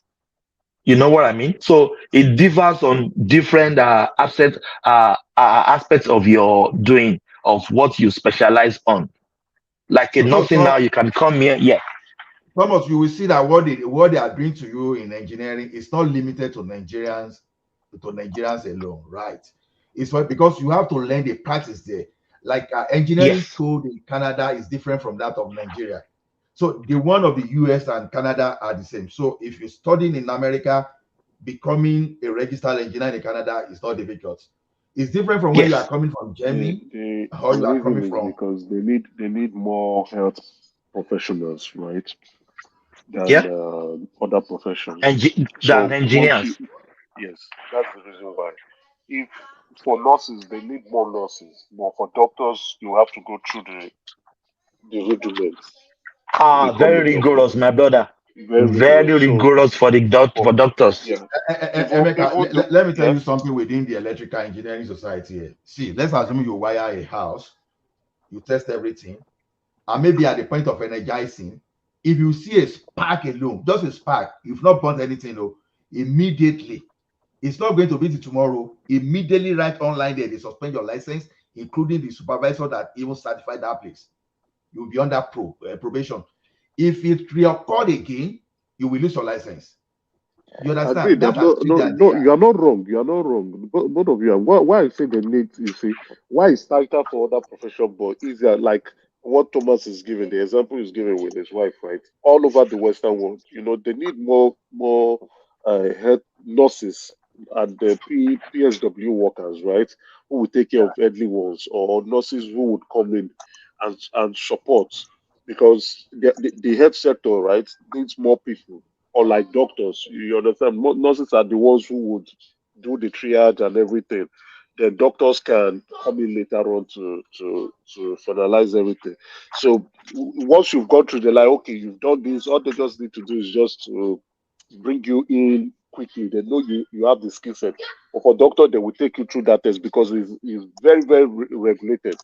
Very regulated. They are the most critical. They are the critical. And why it's regulated is because of them. It's not that they just want to make it so tough.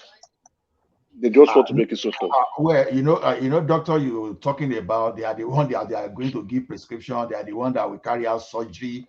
When we are even talking of fertility. But now, nurses in Canada can give prescription pills now. They can write prescription now. I don't know if you're aware. I'm aware. They just did the law. They can write prescription pills now. So they're just making it a bit difficult. They have their reasons. I'm not going to argue about that. But, I know. To be honest, I respect. See, let me tell you something. This was even to tell you how they take things seriously here. My computer science professor was saying something one day that he didn't start with computer science, that he was actually a chemistry student. He now said in a laboratory. Now, you know the first rule of laboratory or workshop is say, if you are in doubt, ask. So this one he didn't ask. He was supposed to give a 0.00 milligram of a chemical substance. He was supposed to use that in the laboratory. So that point was missing, and this guy put 5 milligram instead of 0.005 milligram. You know what they did? They say they called him to the panel as you are dangerous to the public. To the public. I'm telling you, they say you are dangerous to the public health. And the next thing, they advise him that, oh, you can no longer continue with the chemistry. We are even talking of 100 level student. And that was how they just said, okay, please, you choose from this side. That's how he became a computer science student. It's telling you how these people will never joke with their things. So to me, but Ola, this Western world, they still take care of each other. Like if nurses, if you are a nurse from UK, doctors from UK, if you come to Australia, you get employment straight. No, you don't need to go to any courses. No, UK and Australia is almost the same thing. Like the king in Australia, yeah, the king in Australia, in UK Thomas, now. that was what I was trying to let Ola know before. That so it's not the same all over the world. There are some countries that they give preference to. They give preference to, like the king in UK let now. Me tell you, is still let me our even king. tell you, Thomas. Not only even in terms of work, even in terms of remuneration. In terms of remuneration, let me tell you, here in Saudi Arabia, if you are trained in Western world, maybe you are American trained or UK trained and all those things, they pay them higher than people from Africa. Wow, that's discrimination. No, it's your country. If you are not comfortable, you leave. You understand? I don't know their reason. Maybe they have their reason. I don't know. They believe those one from America have better education than the one from Africa. No, that's the blatant lie. You understand? No. I think it's a matter of doctors in the West, right? They are being paid very well. So for them to leave the West to come to Saudi Arabia, you have to pay them more. So people from Africa prefer to leave because they're not paid well. So if you want a doctor from the United States or the UK to come, somebody who's already doing well, being paid well, established, you have to pay him more. You have to pay them. They use that money to attract them. Exactly. Emeka, let me back you up in a monetary term. Now, a doctor that is earning $400,000 in Canada, I don't see any doctor is earning that in Nigeria. So if he wants to work in Saudi Arabia, for example, what do you expect? 400,000 in Canada? And you go to Saudi Arabia, so you must make more than that, right? So that's just the way I see it. So probably, like you said the other time, now maybe a consultant is earning less than 2 million in Nigeria now, right? So that's less than even $2,000. So maybe a doctor in Nigeria is earning like consultant will be happy to take like $200,000 in Saudi Arabia. Will be more than happy to take it. But Emeka, but why are we doing this to our health practitioner in Nigeria? My own sister, his husband is a surgeon and also a general practice. When he told me how much is any per month, when he told me how much is earning per month. Can you hear me? Yes, I can hear you. Yes, I said my own sister's husband is a surgeon and a GP, general practice doctor. When he told me how much he's earning as a federal government doctor, I just shook my head, my brother. What is earning monthly? I will easily make it. I will easily make it in 3 days. Maybe in 2 days. Thomas, let me tell you what is happening. There is no, apart from probably South Africa, most African countries don't pay their health workers well.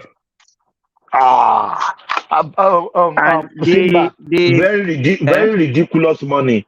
Very ridiculous money. It's even worse now if you convert the money now to a higher currency because of the valuation that is ongoing.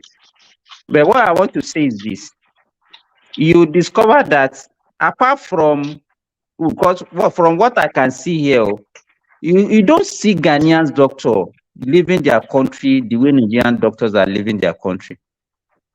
Well, they pay very well. It's not. Let me tell you what is happening in Ghana.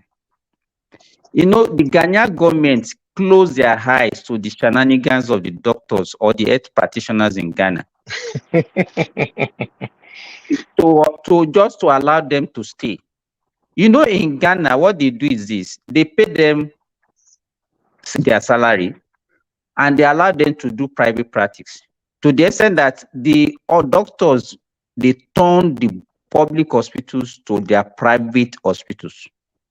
They will go and bring their own patient from outside. If you are a surgeon, you can come and operate, and you collect your money and you pocket it. Who does that? In a government hospital. You understand? So there's a lot. So, you know, let me tell you, money makes people to relocate. But if the gap between what you are getting in your country, and let me tell you, Nigerian doctor can let's say if you are offer, let's say $5,000 outside, and you can get like maybe $2,500 or $3,000 in Nigeria. Most people will not. Simba, let me ask you, how much is a doctor earning in Nigeria? Do you know how much they are earning monthly? I don't know how you guys do the. It depends on your rank. It depends on your rank. It's earning 400, 350, 400. Maybe it's a junior doctor. You understand? Somebody that is practicing for 15 years. Like registrar, how much will a senior registrar earn in Nigeria? Presently, they earn around 5,000. I mean, 500,000. 500,000. 500,000, 600,000. That's what they earn. Oh my goodness! The money that second level in the bank we earn we comfortably, even though it will be even more than that now. That's terrible. At least for you to be a senior registrar, you must have spent a minimum of 10 years, right? No. If you are fortunate to maybe immediately after you finish your service, you get your residency, then it will take you like 3 years. If you are a smart one and you are good, you can do it within 3 years and become a senior registrar. So like consultant, all those consultant income, like consultant 2 and all those jargon you use. You need before you can become a consultant, you will be in training for extra 6 years. Now just imagine that and someone on level 3 on level 3, the top level of bank will now be any more than the consultant. Is that not ridiculous? Simba, let me just say this. It's not about bragging, no. My brother is earning 400, 450. Let's just say 400. Divide 400,000 divided by 800 naira to a Australian dollar now. That means it's earning $500. If am I right? 400,000 divided by 800. Yeah, let me 400,000. 400,000 divided by 800. That is $500. So it's earning $500 monthly. I earn more than $500 in a day if I do double shift. So what a doctor is collecting monthly in Nigeria, I easily earn it in a day. Is that not ridiculous? No, Thomas, you might even want to compare Nigeria to Nigeria, right? The telecom workers, the bank workers. Before we go on, Thomas, can I send you my account number? Because this morning that you have been mentioning, I need you to send something to me. No, I'm Babati. I'm not lying. Bless me with this some of these funds. Shall I give you my Zelle? I have Zelle and Babati, if I did double, Babati, it's not. I'm just comparing. It's because it's just ridiculous. If I did double shift, I will earn almost $800 a day. I think what's in Australian dollar. I think is what Nigeria should adopt. Like America too. You have admitting privileges in hospitals, even private. So you just share the cost between the provider and the hospitals. I think Nigeria, the hospital should do that more, where you just build the hospital, you create spaces for people to operate, to admit. Then the cost is shared between the doctor and the nurse and the hospital administration. That will open up a new market for people. So I think that's something that they can make more money, charge more. Then you have grade A, B, or C hospitals. So if you have more money to spend for your healthcare, you have people that can cater for you. You know, it's like a luxury class or something like that. So that will help to retain people. But you can the way the world is right now, Simba can even testify to. If you want to live in Nigeria, you will leave because they can't pay you enough. There's no amount they can pay Nigeria that can match what is earning in Saudi Arabia or the UK. But they are waiting for you in Nigeria to come and join the doctor in Nigeria. Please, we need more doctor. If you are a patriotic Nigeria, you have to move back to Nigeria. I was not Simba. Maybe Simba. I was not trained in Nigeria. Simba is the one that should go back.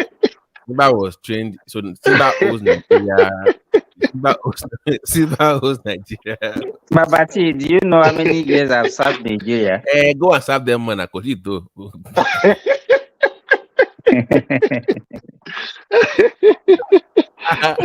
didn't. Patriotic. No.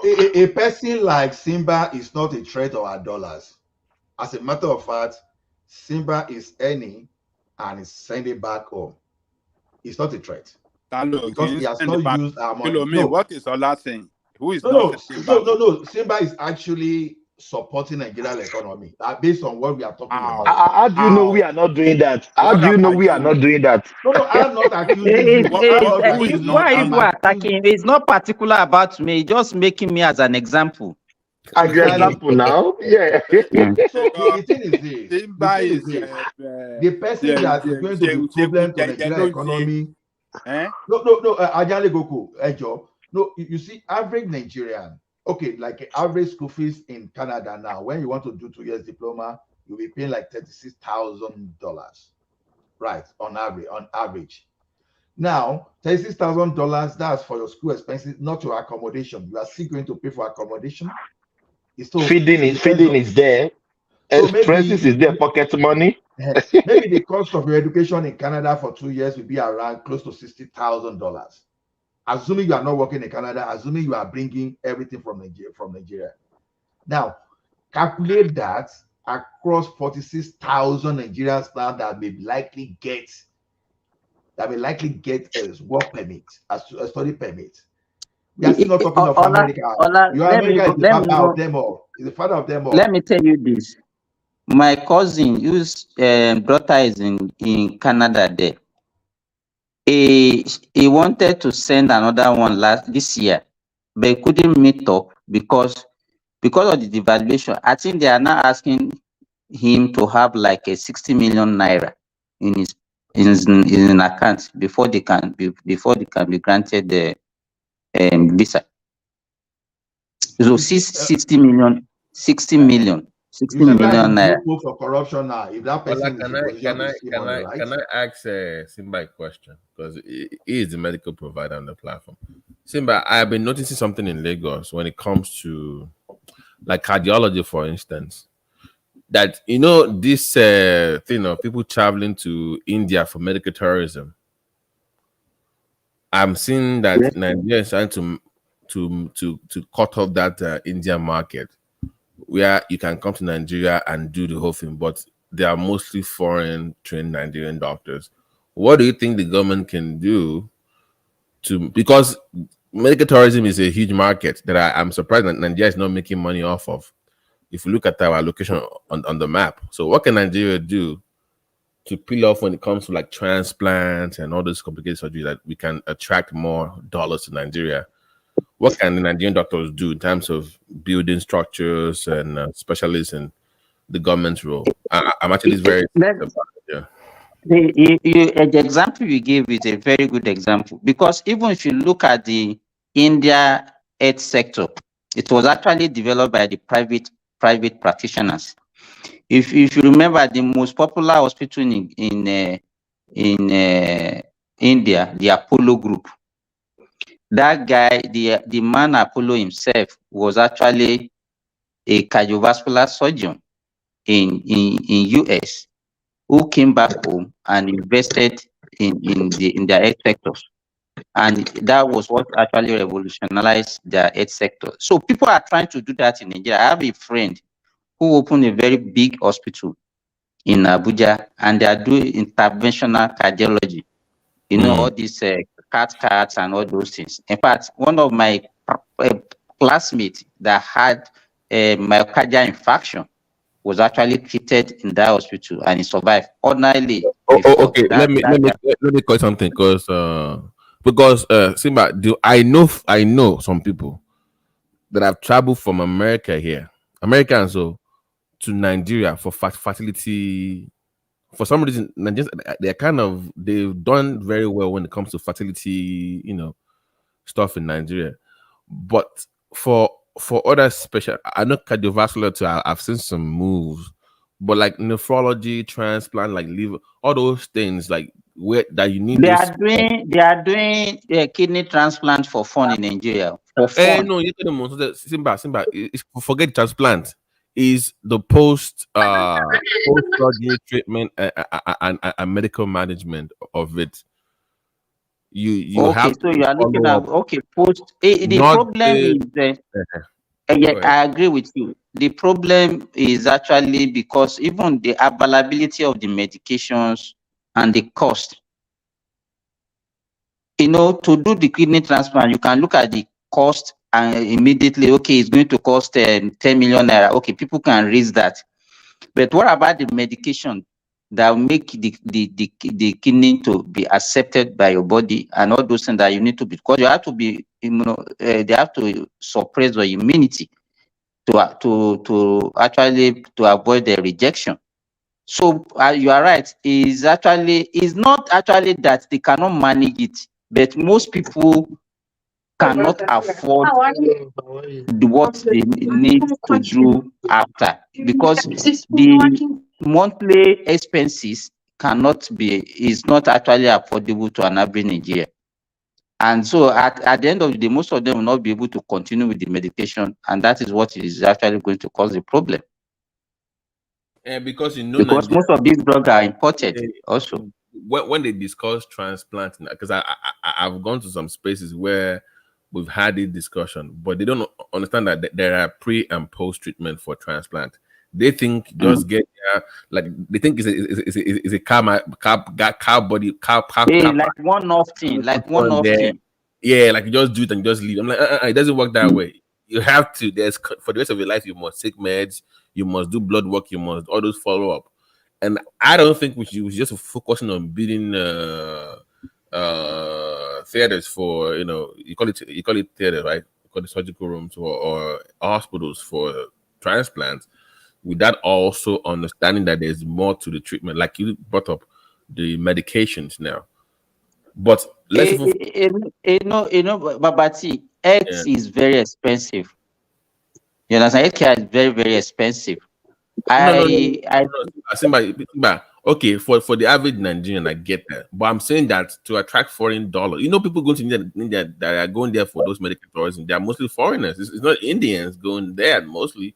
I've been there several times. I know what you are talking about. Yes. So those people, how do you bring them into Nigeria to dump India and choose you? Cost, of course, is going to be one of the reasons. I know what you are talking about. Yeah. It will take a long time before, we blacks, we have this inferiority complex. Even, let me tell you, what you can get, the same quality care that you can get in Nigeria, people would prefer to go and get it because we don't even trust ourselves. Simba, that thing I noticed, you understand? Even that cardiovascular hospital in Lagos, when they were marketing because their YouTube page, even though they had Nigerian doctors that were well trained, they still put the white lady from America at the forefront because they know Nigerians want to see the white face. That's who they will want to come and see. You are getting what I'm saying now. Yes, we have this taste for anything foreign. We believe that is maybe because of their colonial mentality. It's not that inferiority complex. It's not that complex. Inferiority complex. But Simba, the reason is number one, our healthcare services is poorly managed. No, we are not talking about government this time around. We are talking about private. But private, hold on. Number one, a lot of people are seeing situation even in some of the best hospitals that you talk, private hospitals. They have seen series of incidences where people for negligence, they lost their life. Yeah, negligence and something that you cannot even imagine that could happened, and people just lost their life. So that is why they don't really have that confidence in private hospitals in Nigeria. So you cannot blame them because the private hospital are what you are saying a very hardship condition. They are struggling, and when you see businesses struggle, they will manage one thing or the other for survival, and in the course of doing that, they will do some things that is not right. So let me quickly say this before I forget. If they are doing transplanting of kidney in Nigeria, what pushed Okuremadu to go to the UK? It's not just the transplanting. That's the point, Thomas, I was making earlier. There is more to it than just the actual procedure itself. The after care, the post-op treatment is there. Yes. It's not like I'm going to just go there and just do surgery and that's it. No, there's more to it. They must watch you for. But are you telling me that all those people they did in Nigeria, they didn't survive? No, they also do the management of it is not something that I can trust to put my own family member. And that is why we a lot of people have to leave for abroad where they can get the best of the best, surgery. But Baba Jaleku, let me tell you this. is in as much as we don't believe in ourselves. It's not about it's just the belief. I'm very sorry to say, and it's not limited to health care. Even food. People brag by saying, I import my water. I imported my whatever I'm eating is imported. Do you know this guy that always brag about Sujimoto? That built houses in Nigeria. It's just let me tell you, Baba, from what Germany. you say, yes, it might be it's a very valid point too. But the major problem, let me tell you, is that belief. We don't believe in ourselves. I agree with you on that.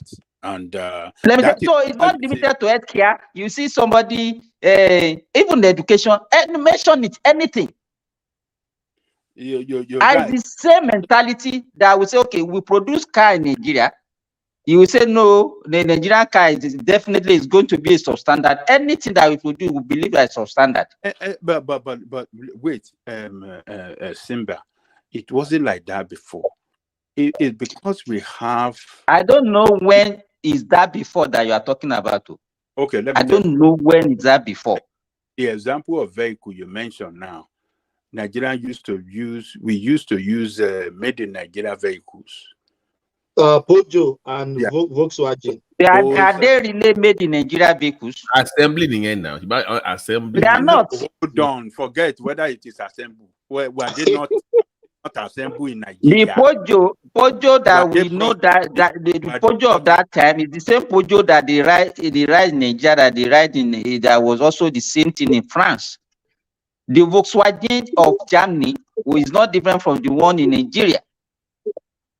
Look, you want to tell me now? Let me tell you, Babajale, you want to tell me that if Toyota have an assembly plant in Nigeria, Nigerians will not buy it. That's what they will buy. Yeah, it's the same. Let me tell you. But by the time you are named, if not is assembling Toyota, people will buy it. If Innocent is assembling Mercedes, they will buy it. But because it's not and it's innocent, it's not going to be good. That is the basis. We should even give credit to those guys. We don't have. Nigeria is a very difficult country. For people to buy those kind of cars, your government have to start buying them. When the government buys those cars and they are even those ones that have names. You remember during the military regime, the military regime make it mandatory that nobody should use any government official should not use any other vehicle apart from Peugeot. If you remember that time, Peugeot, the governors were using everybody. They made it a law. So even if you can see that they have to force us to even use a foreign assembly vehicle. Talk less now that we are talking about. The only thing Babati said, you can't call it foreign. But anyway, you are partially right. But that car, for the fact that they are made in Nigeria, assembled, as we may call it, assembled in Nigeria, plant in Nigeria, that assembled them, we all saw it as, oh, this is our own. This is our own, yes. This is our own. Yeah. If we have had Innocent Motor back then, Obasanjo would have mandated Nigerians to buy Innocent Motor instead of France, and they would have even supported Innocent Motor to succeed. But all this kind of leadership we have now does not believe in Nigeria. They don't love that country. Nigeria does not even believe in Nigeria. Forget about the leaders. No, Ajali Koko, let's throw the coin. Let's throw the coin upside down now. What of the criticism of Innocent Mother that is breaking down in 36 months? What do you think about that? Don't listen to that. That one is the lie now. I need conscience. I need conscience. You don't want to buy it, but this is the question: if it is possible for me, if it is possible for me to import Innocent Motor, I will import it and use it in America here. If it is possible. But they must go to the American safety. But the question is, Thomas, remember 20 years ago, we never really liked Nigerian music like that. People were listening to American music.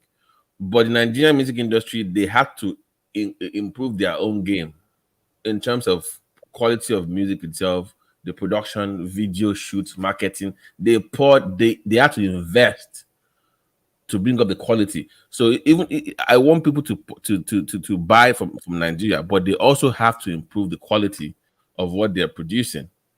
No, I know Nod says that he produces good cars. But sorry for cutting you. Are you telling me one of these southeast states that bought Innocent that came out, we treated it here, that in 3-6 months the car is breaking down?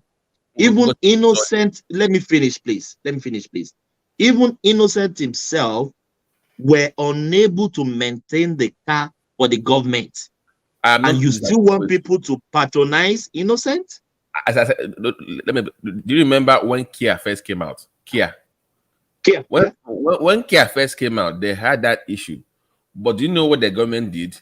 They backed them up with funding in the billions to improve the standard. But that's the private. Nigeria cannot back Innocent. That's a private. No. But Kia, can I have something? But Kia created that technology. Innocent did not. It was just using a company in China, and they just put their logo on it. So they're just using that. So it's not the same. And I think the problem that we're making is this: if we actually create the idea ourselves, our people will like it. Just like someone used music as an example. That's why the problem is this: a PhD holder in Nigeria, can a PhD holder of let's say engineering, for example, can a PhD holder come up with how we can create a pencil? Let me reply you. Let me reply you. If that PhD holder comes up with the technology to make a car, very peculiar. Don't go to a car. Pencil. Okay. Hold on. No, please give me just 30 seconds. I know where I'm going with this. If that person as a PhD made a very unique technology that is different from other pencils, other cars, that PhD holder will not spend 1 weekend in Nigeria before it's picked up by America or the UK. They will take him away. No, that's not true. No, that's the mistake we are always making. Let me tell you something. So let me explain it.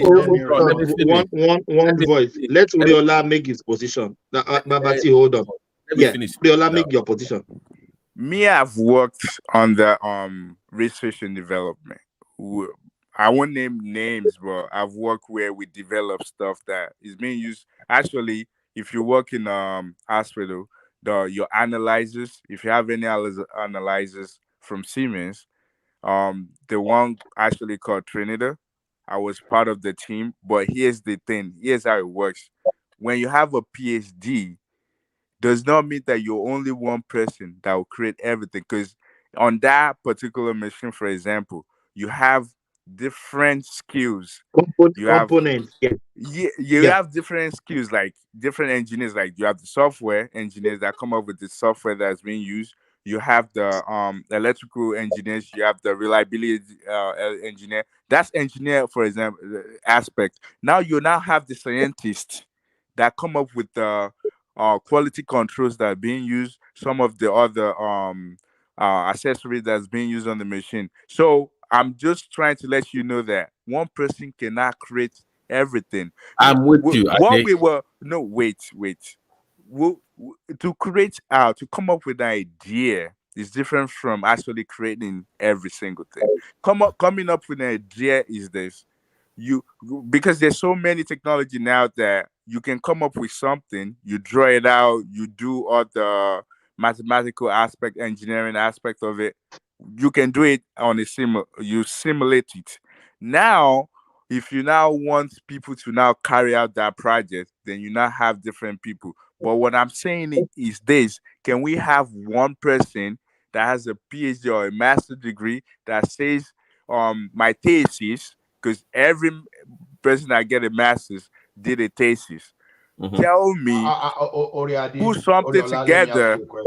Because I listen to I listened to Ola, for example, saying that, oh, our PO, how come they don't stay in Nigeria and graduate? No one with Nigerian education level. I graduate secondary school in Nigeria.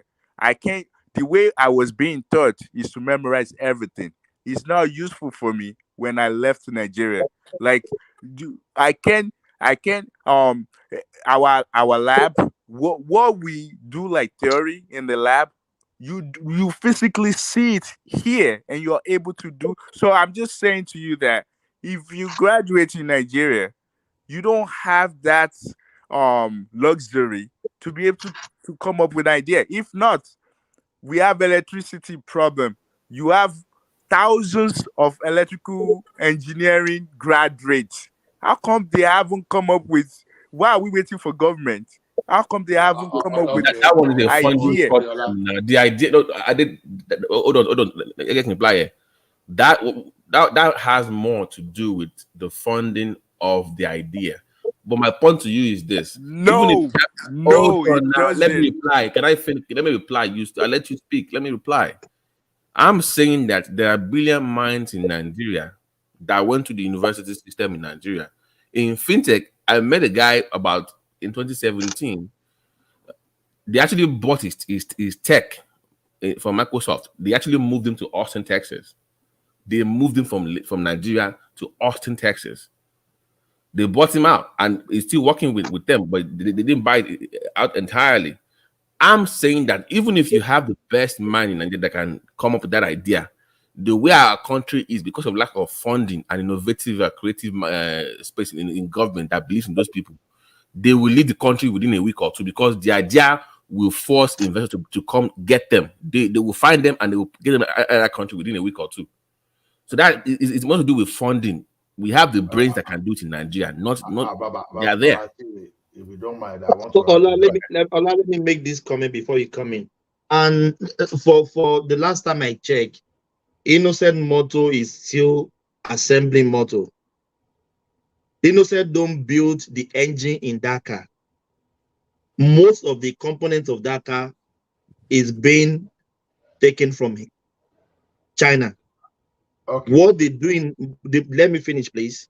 What they do is they fabricate the body. It's only the body being fabricated in Nigeria. So Innocent it doesn't create, it's not creating any new innovation. That is what Uriola is telling you. Thomas, the design is a copycat. It's not it's a copycat from China cars. The two of you let someone speak now. I can see that two of you, either you are not a business person, it's so glaring it's so glaring that the two of you don't understand business and business operations. Wait. You see, in the early days too, you know why they mess us in the technical area of the business people, because they know that sometimes we speak grammar, we know the technicality, but we don't really understand business. That's exactly what we are talking about. See, products, you can create a product from a finished product. So as you have your pure raw materials, you have intermediate product that is going to serve as a raw materials to another product. So when you are saying Nigeria, we cannot create, I wonder whether the architects that build for us and the builders that build for us, whether you import all those people. Let's check what we say sometimes. Right. Now, get this one from you, get this one straight to. Even a Nigerian that's studying in America is still a Nigerian. A Nigerian that's studying in America can still come back to Nigeria and still create the product. When you are saying we don't have that idea, it's like you where is the incentive to come back home? Where's the I'm even coming, Babati. I'm even coming. Now, you look at a guy from Ogun State there. You understand? He designed his own armored personnel carrier and a bullion van that used to settle all these cash in transit people and bank that they used to move a vehicle around. What are people talking here? So Nigerian engineers, you think they cannot design just because they don't have facilities, they don't have support like foreign? I don't know what. I study engineering and I will not allow that one. You can study engineer. I'm definitely sure you study engineering in Nigeria. You didn't study engineering. Because if you understand how engineering works, you didn't study in Nigeria, so maybe you don't even have no. Enough information to speak about because you can see how like the mistakes with. Okay, for example, I'll give you a very fine mistake. I'm definitely sure your house, in your house that you have today, every single thing in your house, you put it together. If I lie, you went to the store or you buy it on you bought them online, and you sit in your living room. Look, they provide you instruction, and you start assembling every single thing. Did I lie? That's another error you are making. No. Nigeria cannot design. Wait. I'm trying. See, we are communicating here. Answer me. I want to give you. Ade is moving the goalpost, though. Only a capable. I'm going there. Doctor cannot even do surgery. That's exactly what you are saying. Nigerian doctors. I didn't even say that. Wait, hold on. I said come up with an idea. Nigerian doctors are so poor that they cannot even do CS. That's the narrative you are painting. No, that's what you said. I didn't say that. Don't put words in my mouth. I never said that. Hold it there. No. Don't put words in my mouth. I never said that. You said that. You are getting the narrative analogy. You are getting everything totally wrong. I did. There are no incentives for these people to do what you are talking about. No, you're not even listening to me. You have to listen to me. Listen to yourself. No, you don't listen to me. I'm not saying that. See, every single thing that we... Hold on, yeah. Oriola, hold on. Oriola just asked you a question. As you an engineer, Hola, did you put everything in your house together? Thomas, I told you something now. Today now, if they ask you to take business courses, you will say now pure water. This is part of a misconception that the business school will cure people of.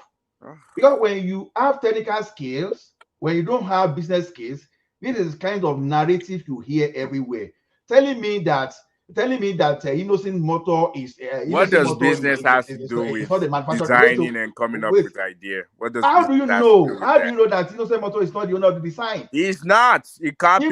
There's so many. I'm actually going. Let me get the thing. Even if Innocent Motor is assembly, it's still a manufacturer. Man, it depends on what you are manufacturing. Just like I said, you lack engineering skills, like the way you're saying it. You really lack it because when we're talking about, I like it and you have it, of course. I like it. No, and you have I'm trying. No. Because the point I'm trying to make is like you don't understand the point. Please, don't get personal. Please. No, I'm not disrespecting him. I'm just saying that. No. I'm not disrespecting him. I'm just saying the way engineering works is more like I have an idea. Yeah, before I can put that idea together. It's profession now. Don't question. I serve in my electrical for good 6 years. How can you? Don't get personal. Why you guys fighting for Hola? Hola can fight for himself. Wait, why are you? No. Just like do you know how many rural electrification that have happened? No, it's not a no. They are both adults now. I'm not disrespecting you now. Ola understands what Oriola is saying. It's not an insult. Yeah, I just want you to see the point I'm making. No. Thomas, where do you have your ears? Is your ears somewhere? Your ears. What I'm telling you that, Ajali Coco, you are the one taking it far. No, you can't talk like that. It's not fair. I mean, okay, what did I say wrong? That you know what you said. I don't need to repeat. No. So because I said someone like somebody else chime in, or you can get everybody hold on. Okay, everybody hold on. Hold on. Let Prince want to come in. Prince Daddy, let's use Prince to kill all the arguments. Yeah, Prince Daddy, how are you, my brother? Compliment of the season. Yeah, same to you, Thomas. Yeah, hello everyone. I know it's a heated debate, but it's all good. I was just gonna say, Oriela made a comment earlier that Kia developed the technology, and I asked in the comment section, what technology is that? Did they create? What technology did Kia create, Oriela? Wait. All right. You asked the question again. I said, yeah. Now I know. No. So BT was saying that when Kia first came out, their cars, that they're not like the best. Like they can't compete, Absolutely, yeah. and they're breaking down. So Yeah. and what I said is the fact that they came up with first they came up with their own design. They came up with the technology, even because most of the time when you look at those technology, they would design it, and they cannot have a third party do like come up with manufacture it for them, just like you have iPhone, for example. Apple design it, Okay, but I get you. yeah, So, so that the point I was making is that they get better in their car technology, and that's why they now, if you look at some of the Kia, like especially the one that's just came out, like I think this year or last year, the design is way different, and they have like is okay, way better. I get it. That's the point I'm I saying. understand because Allah has a engineering and technical background. So when he's trying to interject business point of view analysis, I think it's a great compliment. No matter how you say it, even I mean, it's great. You have to understand a lot of things from a business perspective, right? But Kia, I mean, I used to be, I knew a lot about the car business, and I knew Kia back then, 25 years ago. They were crappy cars. Kia cars, the manual is like sticking a stick in the sand and moving the gear. That's how terrible the gears Yeah, were. but they They came were up with the design and everything, correct? well, they came up with a design just like many other cars, But but somebody gave them that I can't funding talk. for There's no research. discernible technology that Kia ever created. If I'm mistaken, please point it out. They have zero technology, but No, nonetheless, that's they were not true. original. That's What you not can true. give them. Did they create the engine? Did they create the engine design? Did they create steering wheels, tires? Tell me Yeah, which one. I'm definitely sure they create the engine design for their cars. No. Now, What I'm talking about is invention. Did they invent engine cars? No. Was it Kia that invented it? Okay, so when I said how engineering works, that's where I'm not going to come in. That's what I mean. So, for example, now when let's say one company get a patent on a technology, sometimes those companies they will open it up for other No, manufacturers or other. I Listen, understand, let me that, but land. when the patent Let expires, me land. You're not well, getting. Let you've me been land talking. so Let you me can talk too. understand the point Don't over explain. I get you. Let me chime in. I don't over explain. I No, get you. you My you point. don't. My point here is that yes, apart from Kia, there are many other car manufacturers before Kia that came after Kia. The technology or to create engine or any part of a vehicle was never created by Kia. But did they It's design their created own by engine? them. You're not listening. That's what I'm saying to you. You just want to make your own point, but the point I'm trying to make to you, you're not listening to understand it. Just because you can copy because somebody already get a patent on something on engine, for example. That's why you will see most cars. Some they have like the gas, like they have what they call them, like two they turbo, and they Turbo have different engine. type of stuff. That's because they already the engine is there, but because they have engineers like mechanical engineers that can now like make it to theirs. So you can take someone else's technology Your that own they already version of it, have right? with patent and make Your it own version of it. yours. Yeah, And your own the design would not be exactly the same thing. That's what I'm trying to let you know. Okay. Again, you're over explaining. You're over Exactly. explaining. See, there's no discernible. But I mean, that's not what of you're saying, though. You're saying it just well, obviously you can every tell a car difference has between the a same thing Honda. in their Let me talk, please. under the hood. There's a They don't difference have the between a same Honda engine under the and hood. Toyota and Kia and other cars because they have their own unique design in the engine, maybe inline or For turbo, just every like you said. single thing, but matter of fact, if you want to know, for every single thing, you can't just copy somebody's work and make it yours. It doesn't work that way unless they license it to you. And even if they license it hold to on. you, Can we you still clarify have to with make you? it yours. Hold on. hold on. Just to clarify with you, are you saying that Nigerians don't have the brain to innovate if they had the funding? Yeah, don't we have tons of I'm PhD asking. No. Hold on. Nigeria? Hold on now. Hold on. Are you saying that Nigerians in Nigeria that went to the Nigerian school system, yeah, if they had the funding and resources, cannot also create all those things? No.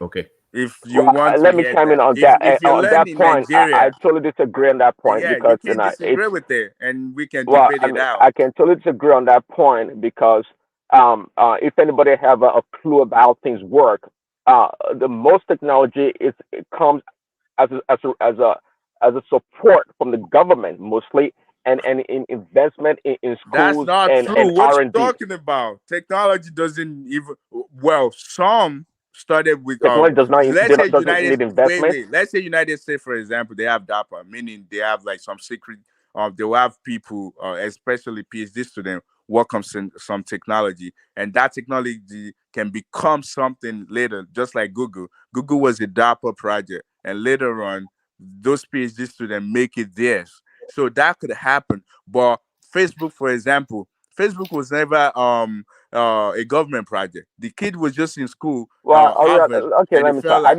I didn't say all, but nonetheless, okay, the point nonetheless, you're making does not align with what we're talking about. Your yeah, point of does course, not it align does. with it. It's you that makes sense all the time. I get it, but I let me just never finish what said I'm that saying. makes sense all the time, but the point you're making does not align with what we're talking about. Gentlemen,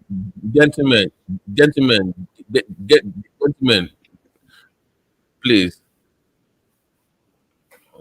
Wow. Okay? We are listening to you. Okay. So I thought Babati was saying something. okay. So you're saying that who is echoing? No one is echoing. Nobody echo. We're listening to you. Sorry, it's me. Sorry, I apologize. So you're saying that it's not that you don't believe in that the quality of education is solid enough for them to be able to do that. But I also want to ask that if you notice when you have an idea, somebody with the cash flow. Hey, believe Thomas. One person is at the back. Please don't hurt the person. Don't hurt the person. The criminal that came here yesterday is at the back. Oh, he's back again, Abby. Yeah, this is the criminal. The face is so equal. Don't, Thomas. Can you hear me? Thomas, yo. I'm going to kick the idiot out and ban the idiot now. You know them now, on Abby, but yes, I'm going to saying that I'm going to kick the idiot out.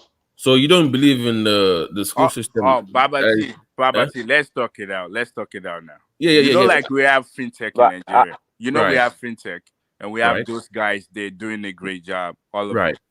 Mm-hmm. Now, let's be honest. Like, I'm not saying we're not capable because there's a lot of PhD students. When you look at a lot of major big companies around the world, you see Nigerians behind them, especially when it comes to project. They're developing a lot of technology. I can't dispute that. But let's be honest now. Majority of those fintech in Nigeria, those guys, they grew up in Nigeria. I think they even went to like private schools in Nigeria. Now, let's be honest.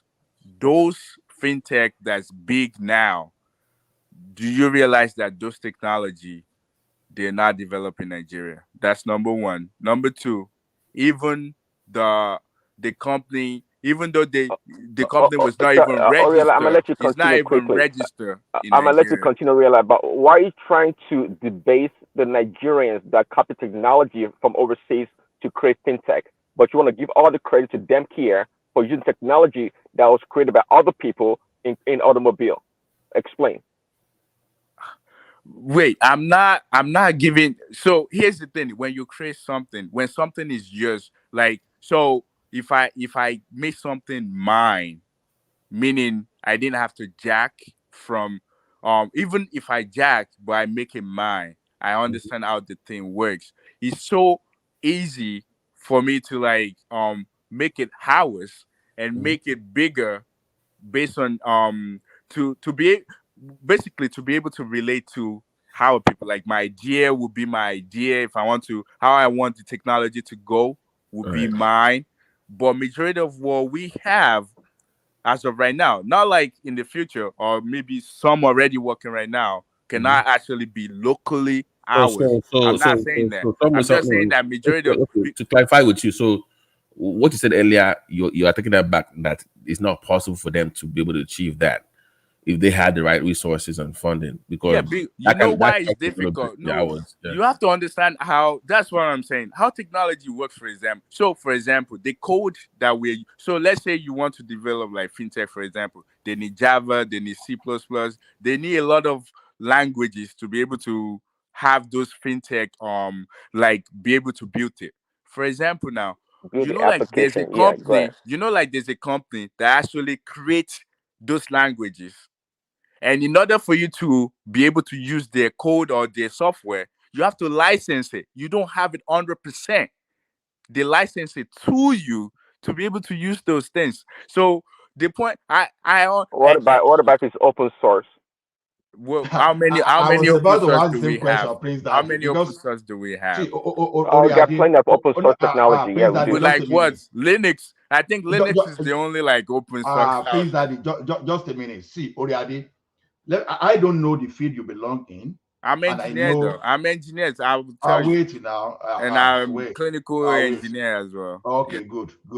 Wait. I actually have electrical engineer degree as well. I have biomedical engineer degree and also clinical engineer degree. I have masters in them as well. I'm not talking junk. Now the software you mentioned that time now, you know what they call collaboration. Why we are having development today, why it seems that technology world is exploding today, moving faster than it used to be yesterday, is just because of collaboration. Now, when you say C++, when you say Java, when you say all those things, we have open source. It depends on what you want to do with yours. You know, when you have database like Postgres, when you have MySQL and all those stuff. So let me tell you something about You know, you have to license those databases. There are some you can do from beginning to the end without getting any license. That when you say open source, if you want to create a database like MySQL, you need to license it. Then you go for Postgres. See, let me tell you one thing. See, this is what I'm saying. Information is very key. When you have full information where you belong to, just say what you understand fully about your space, about your domain. But if you come to my domain and you are saying something you do not know, I reflect my mugs. Yeah, I understand. Now say what I'm wrong about. Say what I'm wrong about. Wait now. There's nothing. It's not a big deal for you to even build a compiler, because when you say Java, it's not a big deal for you to even build a language. You understand? If a proper computer scientist, that's not true. Listen now, Oriola. If you're a proper computer scientist, building a compiler is not that difficult. But why will you reinvent the wheel? If you already built a library and we belong to the same open source community, that's not what I'm talking. That's the thing. What I'm talking about something else, but you're talking about another. Wait, Oriola. Carl Benz can as well hide his gasoline automobile engine that is building something from you, and nobody will have idea of how it's building. Some people took what Carl Benz did and improved on it. That is the way technology works. Okay, let's just go there. I know. Let's go there. Let me ask Ade first. This is it right here. Do you think it's going to be possible, with funding and everything in the nearest future, for a Nigerian that studied in Nigeria to come up with a groundbreaking tech design to the level of a Ford or a Tesla that would take the course of history in Nigeria? No, because that's what I think. That because can I answer real quick? Yeah. So, Babati, you don't have to be. Wait, because if you're talking about innovation, then it has to be something groundbreaking that changed the course of history or very impactful to the world. Innovation is different from invention. No, no. I know where I'm going with this. It's not a trap question. Is it possible for a Nigerian that went to the Nigerian school system from primary school to university, that got all the funding and did the research in Nigeria, to come up with this creative man that can take, you know what, this new cell we never heard of came from Nigeria, from ABC group of people, to research from this university, from UI, and it's going to change the course of history. Oh my God, this is the new thing. Would that ever happen? Ade? See, I think we are having an issue with what I'm saying, and I'm not sure how No, to no, actually. No. It's a got you Because for me question. to answer that I've been question, honest, so it's not a got you question. It's not. yeah, It's not no, that. I know it's not a got you question, but the point I want you to understand. So, someone in Nigeria can do anything. There's nothing new under the sun. Like we can do anything. But what I'm saying is this. So, for example, let's say a pencil.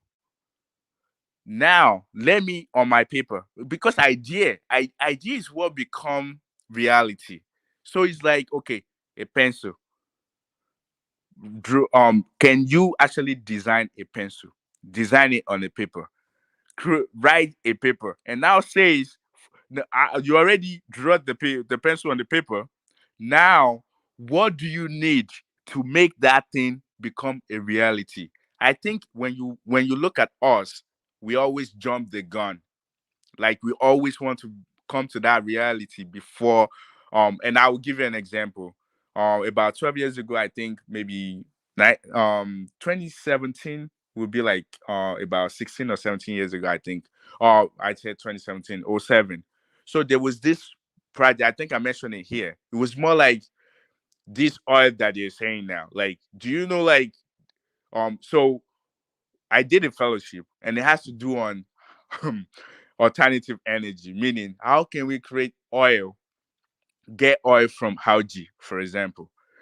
You know, like me, for my fellowship, I did a paper.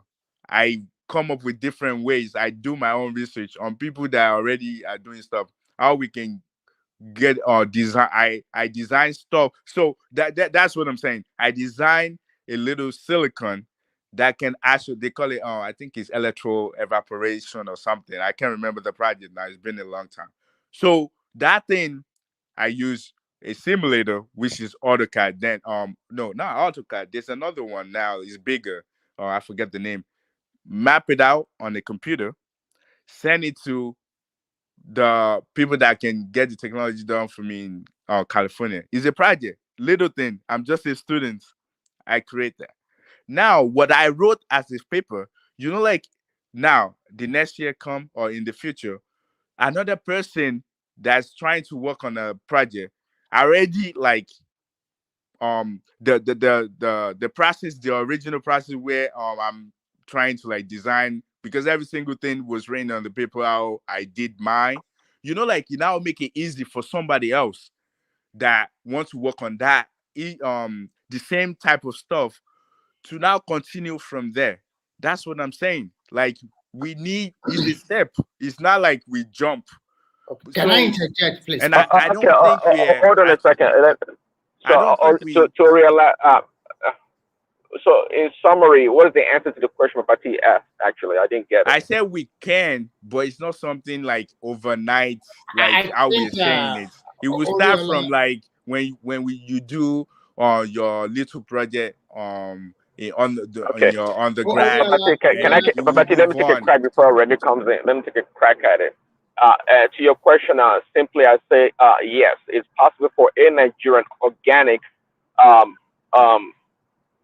organic meaning went to school, just like I said, from primary school to tertiary education, to develop a technology that's novel to the world. I think it's possible. The only challenge I would say is that we're not big in funding education or such programs, and being able to have the pool of other people that work in the same field to support you would be the challenge. But when you're talking about the pure brain of a Nigerian having the ability to do so, I see no distinction between that of a Nigerian and of an or American or an Indian. So simply put, yes, a Nigerian can. Please, Daddy, before I go, no, Remy, sorry, just a minute, because I should step out. I want to make a contribution then in the absence of Thomas. Babati can please step in for him because I'll be away for like 1 hour or thereabout. Then Thomas is not here. He should please, any name that we don't know, even if it is possible, don't hurt anybody till the end of the day. because that idiot that used to come here came again today, and I could have taken the picture. Can you, Ola, can you explain to the platform what's going on so they know the whole? Maybe somebody might missing the point here. So okay, what was happening is this: there's one good for nothing, the person that shall not be well with, that comes here regularly to come and give us some kind of annoying content, adult content, and I think his vision is so clear. If he has the opportunity, I think he wants to deprive everyone of the benefit we enjoy on this platform, so that it can create problem for the platform and shut the platform down. So we've been on lookout for the person. Honestly, I wish I have some kind of spiritual this thing. I would have mounted some spell of that guy, and it would have gone like that forever. And I'm not missing my word. So guys, basically for the past 2 days, one man has had to pull down the 2 live recordings, about 16 hours worth of recording down from the channel because of this guy's 10 seconds of video stupidity. So that's what's going on. That's why Ola is wanting you guys to watch out for him. Go ahead, Ola. So Thomas, I know you are not there. That's what I'm saying. In case Thomas comes, please help me keep reminding Thomas that no matter what, any new name, please don't hard. Please and please don't hard, because it's very key. So like Babati, I beg, just help me coordinate until Thomas comes back. Yeah, what I just want to say. Can you hear me? I can hear you, Adewale. Okay, what one man did earlier was that for you to come on the show, you have to turn your camera on first for him to see your face before allow you into the studio. So maybe Adewale, and despite that, this idiot I'm talking about, I asked him to show his face yesterday. He presented his face, and you know how I managed to catch him today is this: he used to come under some kind of funny name like that, even though the name we appear with. But fortunately, I was able to get his picture, so I quickly sent him out of the studio, just because anybody could make mistake of even adding him in. So I can tell you that even face is not guaranteed now, except for those of us that we know ourselves already. Now, because there's even the suggestion that I will even make to one man, even beyond showing your face, that maybe anybody that want to come, there should be a way to communicate with one man personally. Even if you're a new person, we have to set that process. Maybe email or WhatsApp or something. Exactly. Maybe email or WhatsApp, have conversation, so that you'll be able to pin the person down in case anything goes wrong. So we are not going to allow any criminal, any idiot on this platform again. So that is about 16 hours of what of just like that, just gone 16 hours. Exactly. So it was so annoying. So what I just want to say, but it can be deleted though. The part that it came in can be deleted. No, yeah, it can be deleted. But what will YouTube say when you start having some kind of irritating content on your program too? So it's beyond editing. Even if you keep editing, if it keeps happening, what's going on with you? Why do you keep getting that? So exactly. You're putting him on the spot with YouTube now. You're going to put the channel at risk. Exactly. So like what I want to say before we go is this: see, product making, product design is not when you do everything. It's like you have someone that is running a restaurant. Oh, you have said, okay, the person should be able to plant his yam before he can make pounded yam. Oh, the person should be able to manufacture his stove. The person should be able to plant his rice and plant his vegetable. No, the product you are selling is that food. So you can get your design. You can buy design for your products. That's how business runs. You can buy design for your products. Like myself and Babati, we even said it the other time, your marketing too, you can even outsource. But the concept is safe. The concept itself is yours. That concept is your product. So all other subsidiary products you gather together to create the whole value is what belongs to you. So the like of Inosimoto, we are saying are not manufacturing now, that you are just in assembly. In business term, they are actually manufacturers. They are producers of values. What do we call this? The one that Mikano, whether we like it or not, too, is a product that that the person that wanted to be selling in Nigeria thought about, right? And he brought that into Nigeria today. Now, there's a case in Canada, that the battery for electric car is costing like about $60,000 to replace. That the insurance, they just, once you bring that one, they just write everything off. Now, so that innocent vehicle is not durable, all those things, they are just excuses. We've had a situation whereby Ford Motor, that Ford recalls so many Ford manufactured back. We have even Mercedes-Benz. So even in automated teller machine that I joined to sell very well, that I service very well, back then too, we had a situation that they produce a very terrible product. So the product itself, it doesn't mean that, oh, whether they are manufactured in China, but the concept, you sat down, you create that value from nowhere, and you are presenting it.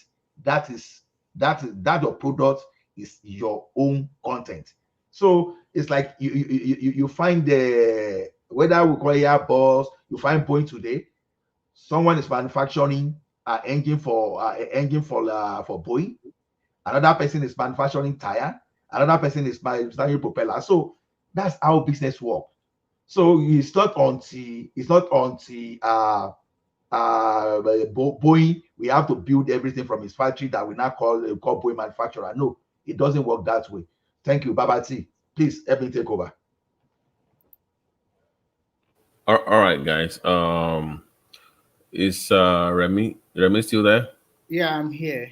Yeah, your contribution. Go ahead, sir. Yeah, I think I understand what Oriola is trying to say, but I also want to tell Oriola that Nigeria do have the brain, but the environment is not the same as the Western world, and we don't document our work very well.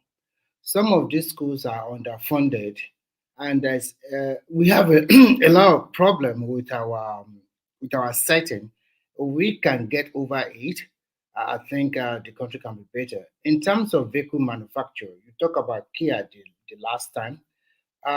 Kia does not, to me, I don't know too much about whether they have their own chassis by themselves, but Toyota and VW and all those major brands do have their own engine by themselves. I remember when the Chinese, when they wanted to start their own, what they did was very simple. They copy 90% or even 95% of all major brands all over the world. That time you can see a car that looks exactly like a Benz. You can see any form of VW vehicle. You can see even Toyota vehicle. They copy them in total. But they were lucky. They have government support. And at the same time, they continue to improve on their vehicle. And today, most of their vehicles, especially in terms of electronic vehicles, they are running neck and neck with your Tesla and the rest. So let's just suppose to Nigerian situation. Innocent is assembling his own vehicle, and I can say, I will not lie to you. Most of his vehicles are also copycat of Beijing Auto. So they copy their design and something like that. But although the quality might not be good initially, but at least I know that there's some state government patronizing Innocent, especially for their patrol vehicles and some of their security vehicles, they are patrolling them. But my bane of concern is that Innocent does not look at an average Nigerian. I would have suggested that they should have produced a car under 3 million naira. That is a 4-door sedan that an average Nigerian can buy easily, and that can even last long. And the cost of repair is very cheap. Just copy the Japanese model like Toyota and the rest. But you are not doing that, and your average price is so maybe 11 or 12 million. So you're already targeting the upper middle class or the rich people. So that does not give him the level for average Nigeria to really know more about what they are really producing. So I think it's just like targeting government to buy all these vehicles from them. The same thing with Nord. They are not really focusing on average Nigeria. They just focus on the elite or the upper class people. So if you can produce a vehicle. Remy, sorry, quick question to that. So do you think Innocent Motors and Nord Is it because they want to make the most profit, or is it because they've not been able to lower the cost of assembly or manufacturing? Which one do you think it is? Because obviously they want to sell other cars if they can, but I don't think they have that critical mass in the environment in which they operate to be able to meet that price point of the consumers you're referring to. Yeah, I think you made a very good point in terms of cost of production. But I still think that some of those stuff that can be get in Nigeria, like some of the steel, maybe fabricate the whole body. I think it just has to also improve, work more on their research. We know Nigeria have a problem of electricity, which will be an added cost of having an assembly plant in such a country. But if you want to make a name, and if you want people to know you, I'm just trying to, what these Chinese people do is very interesting. They target the lower income earners first. And because that is where the population is. And when they do that, a lot of people rush them. They buy their vehicle, forgetting even the VWs like Toyota, what do you call it? Toyota Corolla, Honda Civic, and the rest. They forget them. They quickly go and buy made in China, this small vehicle, cheaper to buy with zero deposit sometimes. So they got them and they are driving them, and these vehicles are also good. But today, I'm telling you, they are at par with Toyota and Honda and the rest now. So what I'm trying to... Remy, sorry for interjecting you. From what I can get from your submission now, one of the major problems that we have in Nigeria, if you remember that time when we are using Peugeot, we have different grades of Peugeot. We have GL, we have DR, we have SR, and the prices vary. The GL is the least one that most people were buying that time, if you remember. For GL, yes, I remember. Yes, so these people now, they're supposed to follow that model. Then the lack of access to credit facilities in Nigeria. You know, anything that you want to buy in Nigeria, you have to buy out of your pocket. You understand?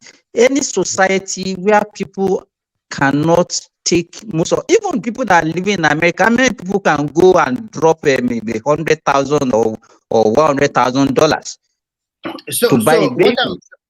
What I'm trying to say, if we don't, let me tell you, if we don't have access to credit facilities, it will be very difficult for people to buy all those locally manufactured new vehicles in Nigeria. They will not sell. If you see it in the old, that time we are talking about, if you remember in the 80s, late 70s, even in Nigeria, people are buying on credits. People have access to loan. My father has 3 vehicles at a time. He has Remy, let me say something. Yeah, let me back you something. When my second car is a Aval, made in China. I drive my first car. One of my cars is Kia. I drove Kia. Then I just said, let me try this car, Aval, and it's very good. It has all the technology, Mercedes-Benz of $100,000 Australian dollars or 120,000 Australian dollars. BMW, he has everything. He has, and it's almost just $50,000. I'm looking at it this way. If and it's even hybrid. It's even hybrid. Yeah, I am looking at it this way. If Innocent partner with most state government in Nigeria, produce a low income cars in terms of cost, and then you spread the money for 5 or 6 years, and then this money will be deducted from the salary of the civil servant. It's not possible. What you are saying is not possible. How much does an average civil servant earn? But Remy, innocent motors are not. Innocent motors are not cheap. Remy, we are trying. Hold on. No, let me finish, Thomas. Remy, innocent motors are not cheap. No, they are not cheap. No, they are expensive. Innocent cars are expensive. They are not cheap. Expensive. They have for an average Nigerian. The cheapest they have is about 12 million or 9 or 10 million naira, and they want you to cover the 10 million. Why can't you, Remy? Why can government do what government in America does for Tesla? You know, Tesla 2 years ago, when my sister bought Tesla, she got almost 7,000 in rebate from government for buying a Tesla. So why can't government subsidize? Like if a government worker, I want you to. But see, we can't afford it. Come on. Yeah, and then the point Ola is making is salary ain't load you for you to say no, we don't make enough to pay for that kind of car. Let me break it down a little bit. I'm trying to say it should produce a sedan, like maybe follow the pattern of Toyota Corolla. Not SUV, IB. No. I'm talking about for the civil servant. There should be a small version, maybe like a compact version. That's what I'm trying to say, so that it will make his car more popular, and then you spread the cost of payment even for 8 years, and this one will give you more leverage with the government. And I don't even know in Nigeria you want to get a loan, the interest on the money you get is just too high. You go to bank, they're asking you 25% interest. That's what is the according to people, the profit you can realize on a business is about 25%. And the interest you cannot even go to a commercial bank to go and buy a car now. I don't know why to get a loan for a car because it's not a business, it's a liability. Yeah. So there was a time I went to a commercial bank in Nigeria, and we want to source for a loan, and they're asking us 25% interest that we are going to pay back, and the moratorium of payment is just too small, under 2 years, and these are huge amounts. I just asked myself and my team, how are you so sure that we are going to even make profit? We are even the breaking even point. We are not even talking about profit. We are talking about for us to be a breaking even, it will take us 2 years to even make profit. We are projecting the next 3 years. So the problem is that most of our commercial banks, that is how the government should come in. They are not really helping Nigerian masses. The interest on loan or even on overdraft, if you cannot repay back, is too huge in Nigeria. What I'm just trying to say for to make his car popular among Nigeria, you should at least partner with the government for the civil servant, spread the payment for 6 to 8 years. This will give you more leverage to improve. It is not done anywhere like that, Mr. Remy. It is not done in bonjour. Okay, sorry, Mr. Remy. We cannot be saying what is done in America. We then copy the system. Remy, what do you think would be the average monthly payment for such a loan contract? And what happens when government does not pay salaries? Government does not pay me 6 months. Where would that money come from? Oh my God, man! Come on, that's what I'm saying. Come on. Hey, yeah, Baba, you are going to finish me. Mr. The question you asked me is not based on I will finish it. I don't want to say anymore. Because if you know that route, Remy, that route that we are following now. But let me still tell you that is because of lack of trust and lack of belief. Nigerians are still buying cars. A lot of Nigerians are still buying cars that are worth tens of millions. It's just that they still don't trust these companies, and it's because of our taste for foreign things. You know what I see Innocent is doing is that you came up with a highly expensive car and you want to compete with the famous brand in Nigeria. Nobody will go for your car. It's just like I have 10 million and you want me to he only just changed the brand though. He only just changed the brand, sorry to say. He just changed the brand. That's it. Because of it, I looked at his car. It's almost the same thing like Ford and others. It's just the name, the logo that changed. Nothing different. I think what we should be talking about is this. The government should not buy for civil servants. They should not make it. They should buy and use. By the time they buy and use, the masses, they will see it. Even after using those vehicles for some years, they can now auction it to the public. Gradually, the trust can be built. Okay. So that's a good way to start saying that. I think we've made a lot of suggestions on this platform regarding that, and I think it's a good way to start.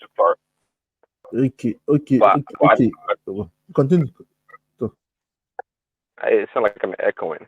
But anyway, No, it's a good way to sorry, start. At the same time, I want to, Babati, sorry, Prince Daddy, I want to ask you and Simba a question. It says to buy and use. First, I want to ask the question, what kind of brand, and I want you to put a figure to the cost of the vehicle you are talking about. Is it the one above 10 million naira and buy and use for 1 or 2 years? And what kind of civil servant would they buy it for? Is it people? No, they are not buying for civil servant. What I'm saying is that government have utility vehicles that they use. Okay. You understand? The police say okay. So they can, listen, Remy, they can have a contract. Say this is hold part. on, please, so that you can put them together. Hold on. My next question is that they buy and use it for how many years precisely? I want to know. And I would like to speak after Prince Daddy. I just let's say now. Let me see. Because government generally they buy vehicles. Simba. It's Simba that is talking. All right, guys. So because one of the issues that I think we are having is the cost of it. So let me give an example. I would like to speak to that as well. I know. No, let me finish. But let me finish what I'm saying now. Okay, Simba, finish. I go after Simba, then Oriol can go after me. Go ahead. Okay, what I'm suggesting is this. If, like, let's say the government buy vehicles for their officials, and they buy utility vehicle where they use for the running of government activities. If government can procure this vehicle, not for that, okay, they buy for civil servant will pay. No, the one that they will use, they can pay cash to these companies, buy for their permanent secretary as their official vehicles and all those things. Let them use it like that. So by the time they use for let's say 4 or 5 years, they can auction it if they want to buy another set. Auction those ones to the public. People would buy it because it will be cheaper for them to buy at that time. Then by the time the people now start experiencing the luxury or whatever, and then the durability of that vehicle, then people on their own will see it on the street. By the time people start seeing it on the street, even individuals will be motivated to say, okay, let me give it a go. But in a situation whereby you are just looking for, because an average civil servant in Nigeria that does not even hand up to 500,000, and you said they should go and buy a vehicle of 12 million, how many years are they going to prorate? What percentage are they going to be deducted from their salary? Below 5 million people. I said Innoson should produce or manufacture a sedan below 5 million. 5 million naira. Let me put the 5 million. Let me tell you, 5 million. Remy, I don't think they can reach that price point. I think that's a stretch. I could be wrong, but I think that's a stretch. I don't think they have that supply chain ability to do it. Now, if they source 90% of their parts locally, right, then they may have a leverage. But I think most of their parts come from overseas, if I'm not mistaken. But to Simba's point, say this is part of our problem in Nigeria. It's always leadership and organization. That's our challenge. See, there's nothing wrong if the government, just like Simba is saying, to partner with Innocent Motors, right?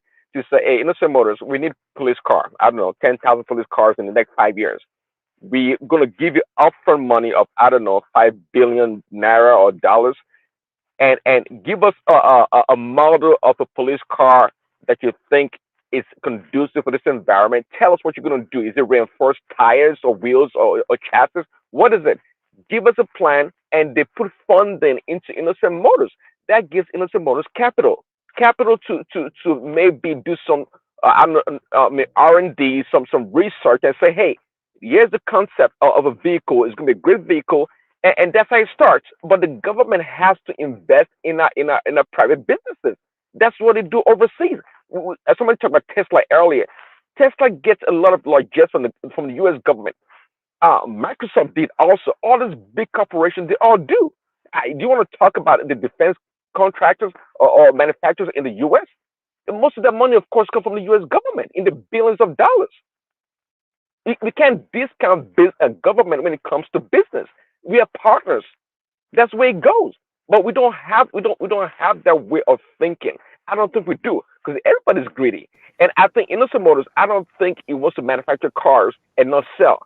It wants to sell as many cars as possible to the public. But I don't think it's able to reach that price point that will benefit the larger consumers, just like it gets said. How much is the civil servant earning to be able? But hold on. Can Before you respond, can you look at? I put a name of a car brand in the private section. Can you just look it up? And before you respond, just take a few minutes to look at it before you come back and respond. It's a brand that you can make for. It's a two-door model. Now. They're part of Scion is part of Toyota now. Yeah, but the car is a two-door small car for $10,000 when it was made. So something more cheaper, more cost effective for the Nigerian road, maybe a little bit taller. Just take the time to look at it. Okay. All right. So here's what I say. I'm sorry. I'm going to be thorough, and I'm going to hold on. Let him finish first. Let's let finish. He's not done yet. Yeah, it's not done yet. Yeah, sorry. give me a minute more.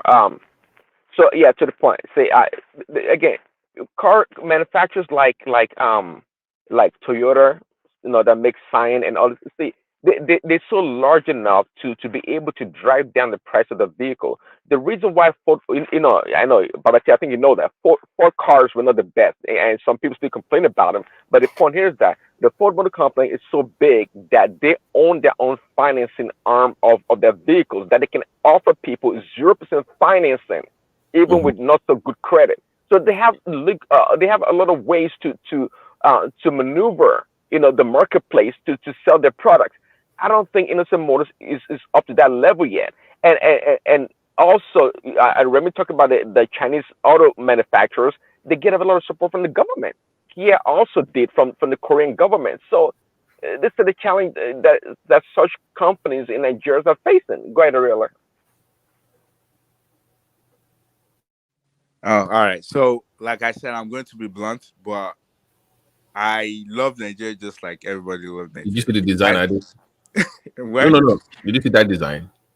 Actually, I didn't look at it. Because no. But I want you to look at it before you comment. There's a reason why. Because it's about cost effectiveness. Even if you make the cars, can people afford it, right? So you must make something that the Nigerian market can afford. Something smaller, not the SUV, big sedan. Something smaller for the Nigerian market. Something compact, 2 doors ideally, not the so very cheap, cost effective. So can a Nigerian manufacturer make a cost effective, compact, small, affordable car? And does it need government to subsidize it? That's the thing. That's what it boils down to. I see it, but so there's nothing wrong.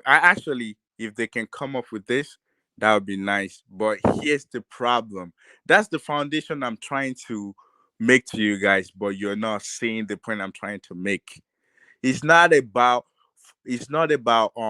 Innocent making what they are making costs that they're already making. That's not the problem. If to say, just like I put it in the chart, the company that they actually license that they just rebrand, I put it in. You can look at their cars. And when you look at the new cars that they're designing now, it's a little bit different. By the time Innocent start designing those cars, you will realize that they just copy the same thing. So I think the problem that we're having is this.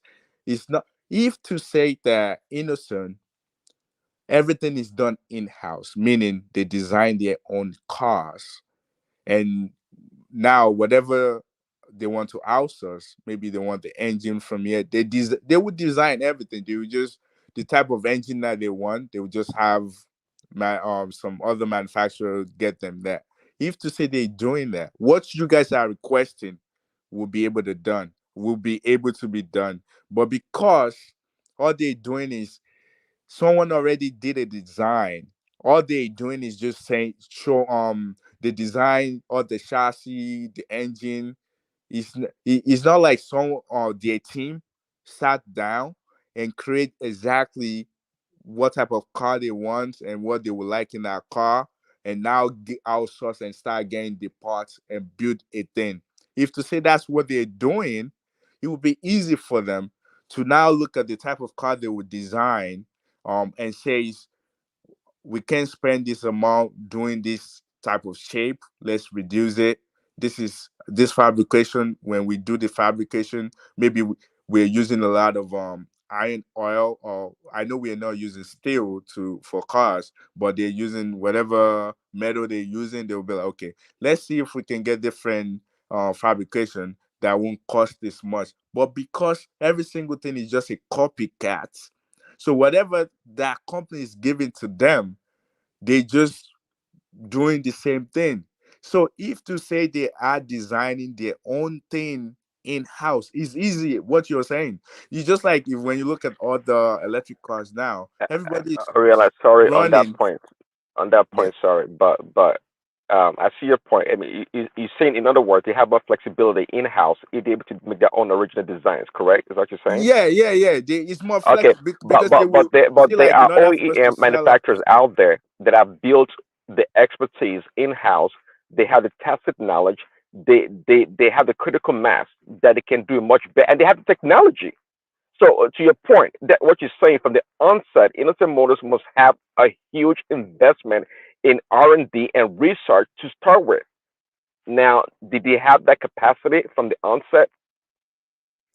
They don't, and even if they want to do it now, nobody in Nigeria is capable of doing that. Even our PhD will not be capable. Don't say that, Mr. Oriola. Don't say that. I know I've been what I'm hearing you for saying. long. No, I know I'm what telling I'm saying. you, you can say what If you want to we say. are capable, no, listen. If we're capable, we have so many problems in Nigeria. All our PhD students would have been fixing this problem.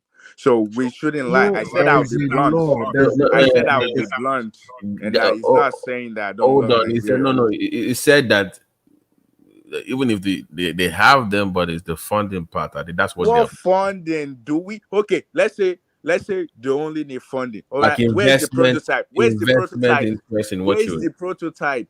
Just No, put no. I'm asking the question. Actually, I'm not really debating. I'm asking the question.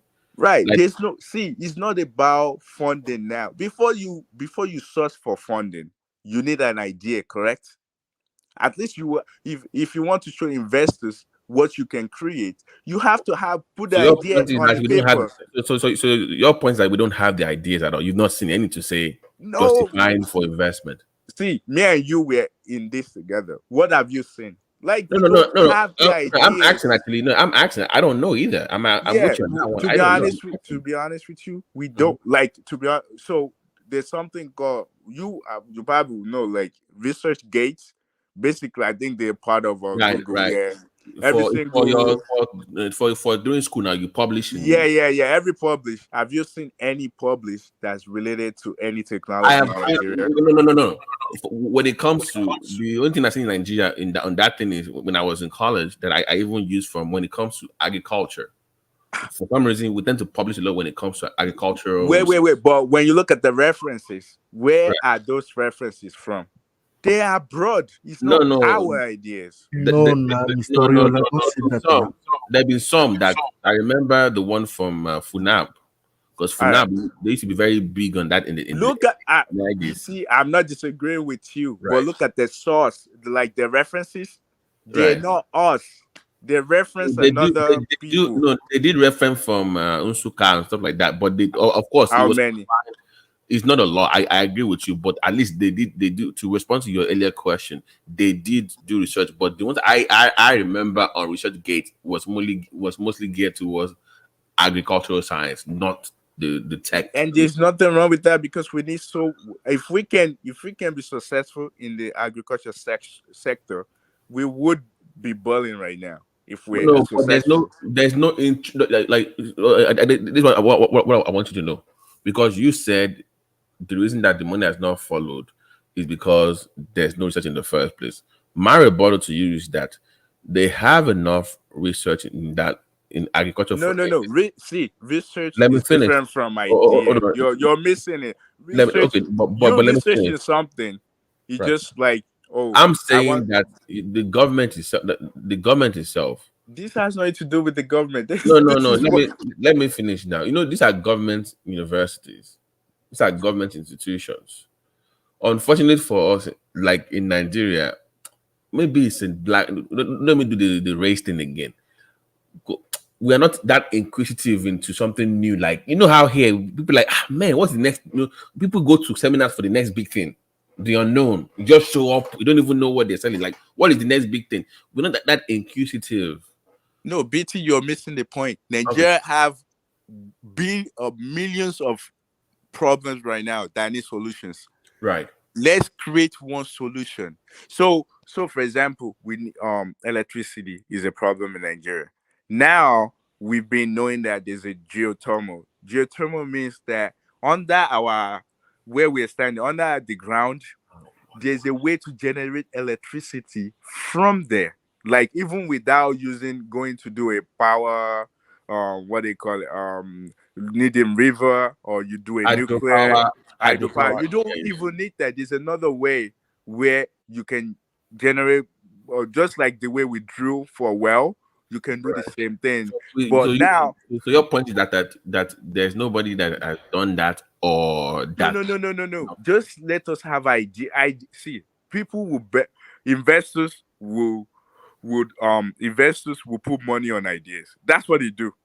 Once you have ideas, like, okay, for example, I can go meet them there. Oh, I know, because I'm not just going to talk, I'm going to do my findings that, okay, there's a way to get energy, electricity from the soil. This might be, okay, I look up those people that have, because there's millions of research that will already have touched that aspect, and I put them together that, okay, this is what I need.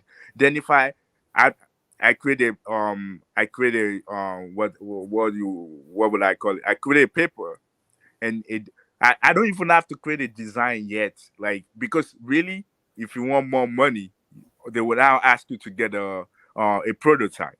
So now that I have my idea that, okay, we can get something, and I pull a paper together, I pull so many people ideas from people that they already done, I can make it one. Then I present it to investors, and they will, like, if they like what I'm doing, they put money on it. Now I can now get engineers to create a prototype, because I already have that idea is on the table. All we just need to do is to bring that dream into reality. Do you get what I'm saying? Can I say something to Mr. Rambiti? Let me post a link from that same website that you quoted, ResearchGate, when it comes to agriculture, bioproteins, and peptides. But you're going to see a lot of Nigerian universities, but so for some reason we just do a lot of research when it comes to agriculture. So I'm going to post a link so you can look it up already. But I do get your point in terms of, but my own argument, rebuttal to you, is that I believe that we have those people, but the capacity to duplicate and to replicate those things is largely because of funding and the interest. Let me ask you a question real quick. So when I was in as of 1998, let's say 98, 99, do you know, by then I've seen a computer, but I've never actually typed on a computer. Now back then when I did computer, I'm in our class when the computer, they draw it on the board. Are you saying that the problem that I'm saying, like, the problem is manifesting from there? And when you go to your chemistry class or physics class, all, like, majority of what you read in a book, you can't physically see them. When you're doing your practical as well, you can't physically be able to do those things. So those things already taking away your the talents that for you to create, your creativity is already taking it away. That's what I'm saying. But you're actually making my point. But why don't they have that? Because of lack of funding. That's likely the reason why you are just doing theory as opposed to practicum, right? It's because of lack of funding and interest from government to fund those researches so that you can actually practice what you read in the book. So it goes back to my point of the interest of your government in understanding the importance of funding. So once again, let's focus on school then, instead of you saying. I put Nsukka University on your ResearchGate. You will see tons of research when it comes to biopotence. You can look it up. They do a lot. But the problem, but my point to you is that even if that person some way source for funding and they are very successful in that research, they will disappear in that country within 1 year. No, research Because is different from. Wait, somebody else will benefit you're from making this mistake. A research is different from having creating an idea.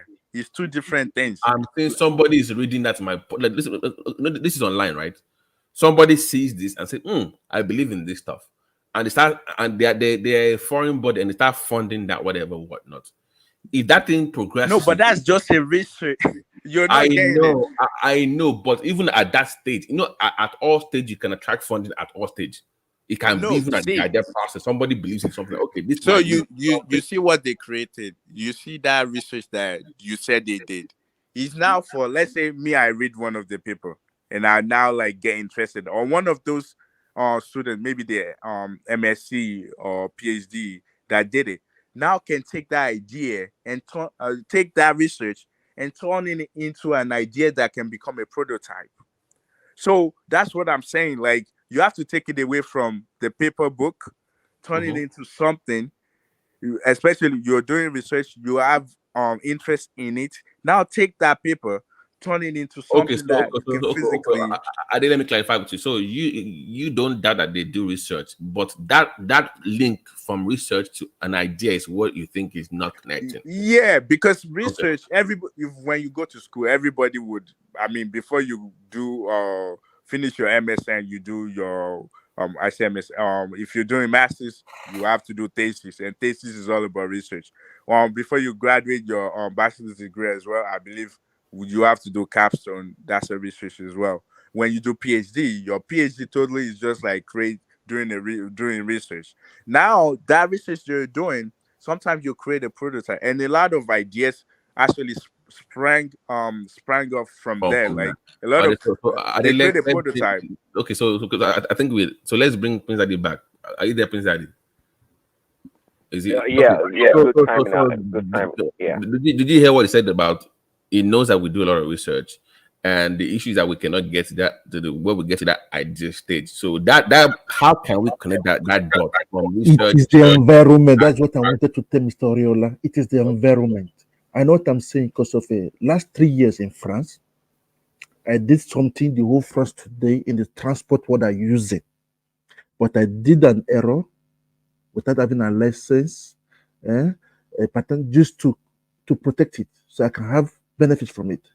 But the company I worked with profit from it. It is just the environment. I never knew that I was intelligent. It was the military that told me that I won't go to war. They told me. They put me in a group that does their thinking. I was shocked. That means that they practice voodoo stuff. That's what I used to ask myself every time. So don't say that. It's just the environment, Mr. Ola. Nigeria is a great country. We are great. But the problem is that we lack practicals. Hold on. What he's saying is that I'm trying to understand is, okay, we do tons of research. Then where you now want to make an idea out of the research, and I'm thinking it's funding. You thinking it's the environment. I'm thinking, do we have any other reasons for that? Not because the money is here in Europe. I went to the bank. They gave me. They did it. Even the company I was working with assisted me. You see, use us for your prototype. Use us for your service, man. Money I supposed to get in 10 years, I got it within 6 months. You understand? But I did an error. So now I'm putting everything into a platform, doing a way that to protect my next to service. We are great people in Nigeria, Mr. Riola. One thing is that you can be going to your school to have your master, your PhD, but when it comes to practical, they respect we Nigerians everywhere. Even in my school, can you believe that I got 100 over 100? I remember back home, I was in the middle class, and I middle class to the end. They don't even recognize me. But when I came here, I saw the way they learn, no stress. They won't flog me. They won't force me for something. Understand? So the environment matters. And the funding are there. So they give me everything I wanted. And I did the test within 2-3 months. And what are you saying, Mr. Ola? I don't know the way you maybe in America they have the discrimination. But here, when they say that you are good, they will pay you. Because look at, let me give you an example. As 3 footballers, let me give you an European footballer and an African footballer. Let me use. I agree with you. Let me Like finish. 100% Let me finish. There's a coach that said something. There's a coach that said something. He said something that Africans are strong, are strong and everything. They have the endurance. They can do everything. But why do they pay European more than Africans? They told me that the techniques, the development, they go to school. People are there to assist you, to lead you with it. So that's it. Then I know that the problem in Africa is the environment. Is the environment. Environment matters to you. 50% of your sources is the environment. It's environment. So you have to know 50% of your sources because you are privileged to be there. If you're in Africa, you will not be saying this thing you are saying. Maybe you will find your I don't agree with the someone is echoing. I don't agree with the Nigerian being the problem, but I agree with the fact that the environment being the problem. I don't agree with that, but I agree with the fact that you're saying they help you gain patent. Of course, when you work for a company, you come up with a design. That design goes to the company, even though you came up with it. They might give you more bonuses. They give you bonuses because you came up with the idea. Which a lot of when you have a lot of masters and PhD, that's what they do. They came up with ideas. Do you remember that lady that after years of trying to complete a PhD in Nigeria, she made the news, by the way. I think she came up with something in the UK. Do you remember that story? I think it was a few months ago. She was in Nigeria trying to finish her PhD. She was doing some kind of research. Then she goes to the UK and finishes up there, and she comes up with some kind of innovation in maybe I think it was in biotech or something. It's a Nigerian lady, and they did interview her. Wait, is it the lady that became one director or something? Yeah, something like in the UK like that. Yeah, well, she didn't start it. I don't think that idea started. Yeah, but my point is the reasons why she gave that she left Nigeria. But she was born in UK though. No, but she was studying in Nigeria. Is my point. The PhD started in Nigeria. It wasn't the UK that she started. Wait, no, she didn't start a PhD in Nigeria. If we're speaking or talking about the same lady, she didn't start. She had babies and she went back to school. And when she went back to school, that's when she went for a PhD. Let me look up the story I was trying to bring up. There was this lady that was talking about, and she was giving reasons for why it's so hard to finish your research in Nigeria. She was giving those kind of and to be honest with you too, like if let's say you work for a company, you come up with an idea, you have to understand that you have other PhDs on your team that you're working with, and those things they're not easy to, because idea already created. It's just like Tesla.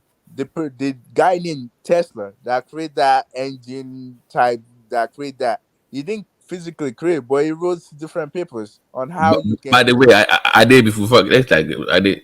By the way, with the rate at which China is going with this EV, do you think your boy Elon Musk can compete with them at this rate? But it's crazy, man. I'm telling the way these Chinese people are cranking up these EV cars. Even phone companies they are making it. No, it's not. And it's cheaper though. It's crazy. But it's not there. But the thing is, the quality is what we have to look at, because when you look at the mechanical car, which is the cars that runs on gas, they're not very good. They're not. That's why, like they're not able to sort it around the world. So are you sure, Mr. Oriala? I can give you a contact directly. Even your car. Well, we don't have them here. We don't have. You have them there in America. But in France, we have them. Because I was watching those news stories. The demand for those cars. Which one? Those there's a particular brand for the Chinese. Oh, you mean electric? Electric, yes. Oh, you mean is it the Yao Ming BYD? There's BYD, Yao Ming, and right. Neo. That's like guess Neo and Yao Ming. Let me Neo and Yao Ming, they're Afro-American though. I know, but guess who's complaining about unfair? Guess who's complaining in America that it's not fair? Yeah, Chinese is not like, fair. Hypocrite. No. No, they're saying the truth, but there's no Google. Free market. They come on free market. Allow Google in China now. I know, they don't allow Facebook in China now. But what happened to free market though? What happened to capitalism? We know, but China is not playing fair. If China is playing fair, they don't pretend now. They don't put like, oh, it's free market. They don't pretend. Baba T, because there's limit. That's our problem with Africans. There's always a limit to any model or any system. Right. And that's why the Westerners, they always beat us to everything. Now, we learn a model, we get stuck with that model. We don't know how to deviate when the time comes or when it's necessary, and that's our problem. Can I ask you real quick though? Like, look at the way the world are going with the EVs and everybody moving up. Even I was even watching this story on Arise TV. Some countries they have even phased out 3G, and Nigerians, unfortunately, the majority are still using 2G. 2G. So how can you even 60%? We see, when I told you that Nigeria is not developed, everybody will be. We are way behind. Well, one thing as you guys know, it's I'm echoing. I know why. Hold on. Can you go on, please? Can you finish up on that EV thing, and Trump can go after you? Well, the EV vehicles. Well, you said the Chinese are doing very well. Why not? I mean, if I'm not mistaken, because you brought Nigeria into it, and I'm telling you that we are here. We are still using 2G, celebrating Dangote oil refinery, when the world is clearly moving away from this oil powered vehicles, and we are way behind in almost everything. Well, in our environment. Say the reason why one of the reasons why we are behind is because we don't have a real competition out there. If you get a phone company that comes in and is able to provide 5G to consumers and for a really reasonable price point, why do we need a foreigner to produce it? Why can't we put people? I didn't say a foreigner. I say if you get that's a foreigner. I don't remember if I said that. I say if you get somebody that comes in. What do you mean by someone that comes in? What do you mean by that? That comes into the marketplace. It could be a Nigerian from the north, south, east. Doesn't matter. Someone that comes into the marketplace, like you, telecom. Maybe you now from. Wait, there's Globalcon. Let's Globalcon is not doing Globalcon. There is 5G in Nigeria. Now, what are you people talking about? There's no 5G. There is 5G in Nigeria. I'm telling you. I'm telling you, Oriola. There is 5G in Nigeria. Calm down, please. Simba, calm down. Am I lying? No, let me explain to him. So BT, where that is BT visit Nigeria. Hold on, please. There is 5G in Nigeria. Hold on, guys, hold on, please. It is barely 1% penetration of 5G in Nigeria. Is what the point I'm making to you.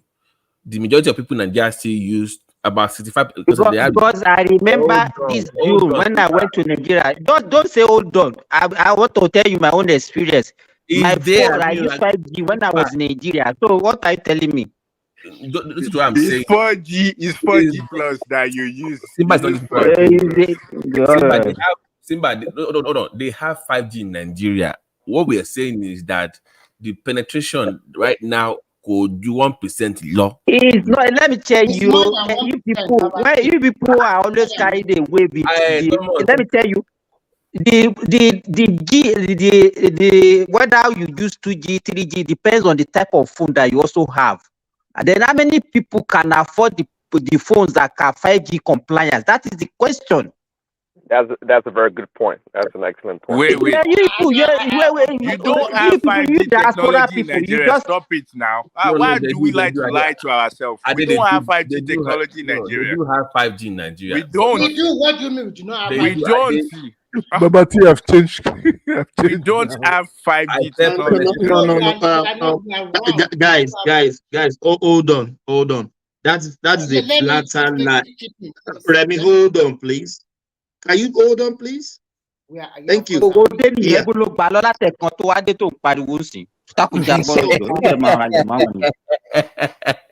If you are saying we don't have 5G in Nigeria, that's a blatant lie. There is a 5G in Nigeria. Thank you, Mr. Thomas. Thank you. Let me ask a question. Hold on, please. I have a Ultra 32 Samsung 5G compliance phone. When I was in Nigeria, there are some masses that have 5G. In Lagos, I have 5G facility on my phone. and I used 5G back in December last year. So that is for fact. That is true. Unless you don't have 5G compliance phone. In addition to what you just said, there is another, I forgot the name of the company. They are laying a fabric or optic through the Atlantic. Optic, this is the third one. This is the third one. The third one. Yeah, and that's why I'm asking that. What do you understand by 5G? Because it has nothing to do with 5G. It has nothing to do with fiber. Don't do that. It has nothing to do with fiber now. Can we stay on point? Remy, hold on, please. Remy, hold on, please. I beg of you. Can we stay on point? Yes. That the fact that we're still using 2G in Nigeria is worrisome. And most of our population, 60%. 2G should not be used at this point. Phone or no phone, 2G should not be something that you should have. What do you know how expensive? You know what do you mean, if they're consumer to buy phone for them, I'm saying that government should come in now. To buy phone, to give them phone. America buy phone. America buys phone for people. What do you mean? America buys phone for people here. For poor people, they buy phone. But see, you disappointed me. Believe me, you disappointed me this morning. The world is moving on from 2G now. Simba, how can we use so they should go and buy phone for the citizen, I'm saying that. May I say something real quick? Sorry, do you guys know just that? Just 1 minute. Sorry. Babati, I'm totally disappointed in you. Wait, do you think Nigeria is disappointed in Babati? Do you think Nigeria is so poor? Look, let me be frank with you. Most Nigerians, especially the youth, they will find a way to use their phone that is at least 4G compliant, whether it's Tokumbo or no Tokumbo. There are plenty in Nigeria like that. For 25,000, 20,000, they will buy it, and it's compliant with 4G technology. Right, that's my point now. In terms of 5G compliance, Lagos. No. 4G. No.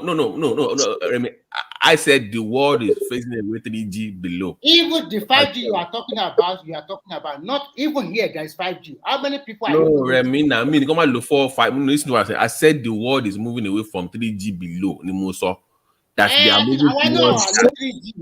I want most Nigerians. Even so, people are still using phone with no G compliance. No G. Okay.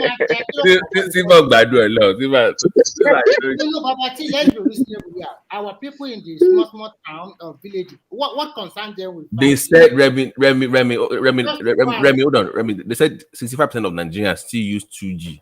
Who said that? No, there's let me find it. There's a survey that was done. Yeah. There's a survey that was done. So but okay, quick chime in. Does it really matter? Unless they're saying that the people using 2G, they are unproductive as a result of their lack of bandwidth. I need to say something real quick. Can I say something real quick? So, do you guys realize that you can actually Google this now? That only 60, I think, was it 64, 60, about 60 something, maybe let's say 65 or so % of Nigeria is actually covered with telecommunication. Meaning, if you want to receive phone call or do anything related to mobile in Nigeria. It's not true. I can fight that one with my just Google. It's not true. Okay. Simba, let me pause Wala now. But you're not the one. You're not the one that did Adewis, let me cause Wala here. Remember years ago when so-called 5G was introduced in Nigeria, and a famous pastor said, "Don't get 5G." No. I'm saying maybe that's the reason why. No, I'm saying Simba. Maybe that's the reason why our people don't want to buy 5G because it might be. It's not. Let me tell you, Babati. It's not a matter of choice. You understand? Once you have a phone that is compliant with it, it logs in automatically. No, it's available. Simba, do you understand how 5G works? Let me my own little knowledge. Let me quickly explain it. Do you realize that for Nigeria to have a 5G, that means that the tower, meaning like where the radio communication, because they use has to be very close. They will be very, very close to one another. And you know how many they're gonna need around the country. So it doesn't necessarily to be close, but they need no, to change. No. It has to be close. Sense. What do you mean for 5G? 5G. Well, it has to be close to carry the packets of data. Yeah. A large packet of do you data. know how let me much? tell you, Let me land.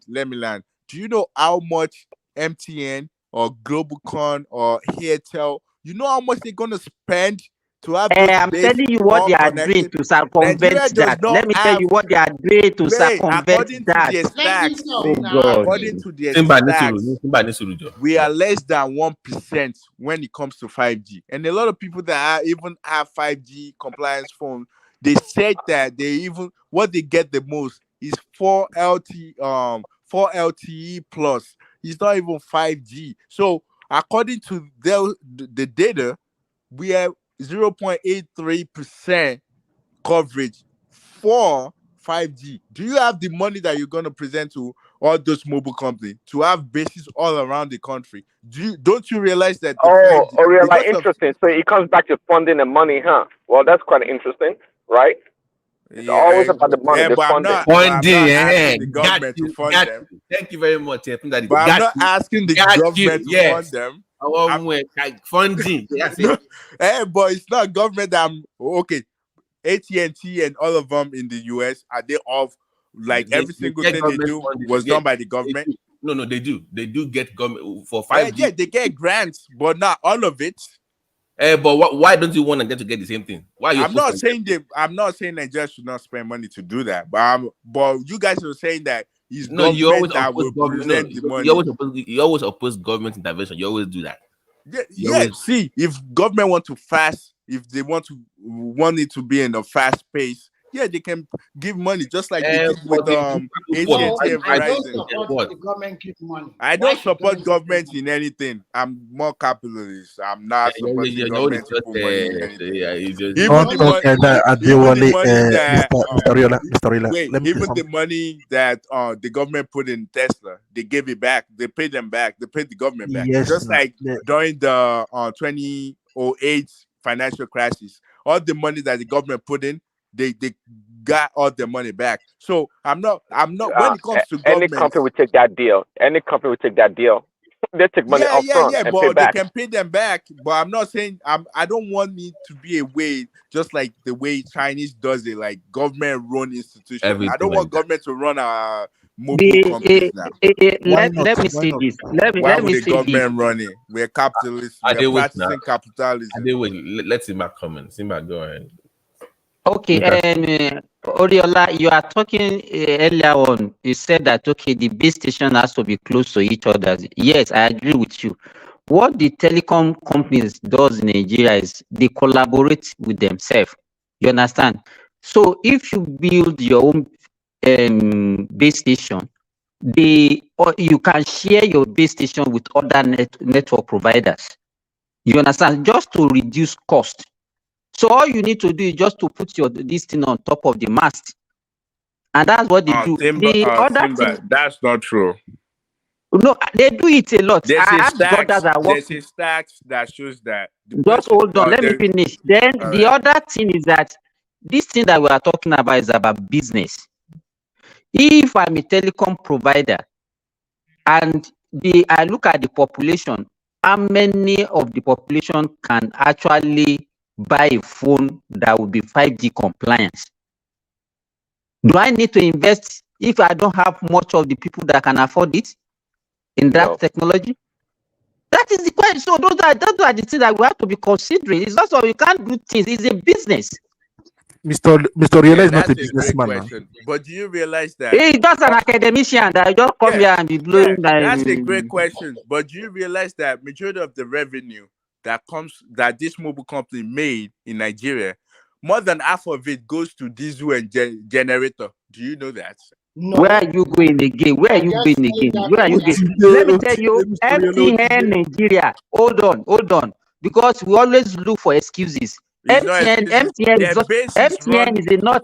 let me finish. Oyola, just hold on. Run their base in Wait, see, we know.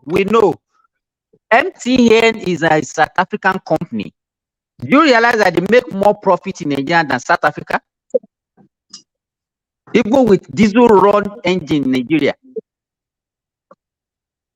So what are you talking about? Lafarge, who's the cement company? Hold on. The population size now. We have to put this in context. Why are you going up and down? Why are you going up and down? The same with South Africa now. You are saying that majority of their revenue they spend it on diesel. I'm telling you now that even places where they have more stable electricity, they still make more money in Nigeria than those places. You are not saying okay because they are because of the population. I have to confirm what you said. I'll look it up. I want to give you another example. Lafarge, let me tell you, Oria or Jide that used to come here used to work for Lafarge. Lafarge is not a Nigerian company. Lafarge Nigeria, when the South African Lafarge actually went bankrupt, it was Lafarge Nigeria that bailed out South African Lafarge. Go and check it. When you talk about Lafarge, just tell them. But you know, I just don't like anything. We know that we have problem, but why do we normally take this thing in always looking at the negativity of our country? I will give you Kobo. I'll give you Kobo. Nigeria, we are number one in the world. We are number one. Even though we have a bad leaders, we are still number one. We are still moving on. Yeah, let me chime in real quick to an earlier conversation about yeah, it is true that when it comes to practical knowledge in Nigeria, okay, maybe Africa in general, we are lacking greatly. But I'll tell you one thing also, our style of learning, which I don't really, I haven't seen other, countries how to learn. It may not be the best, but nonetheless, there's a great advantage to the way we learn.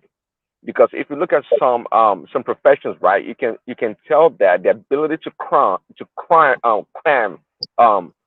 and the style of our learning actually does very well in certain professions, like law, even medicine, for that matter.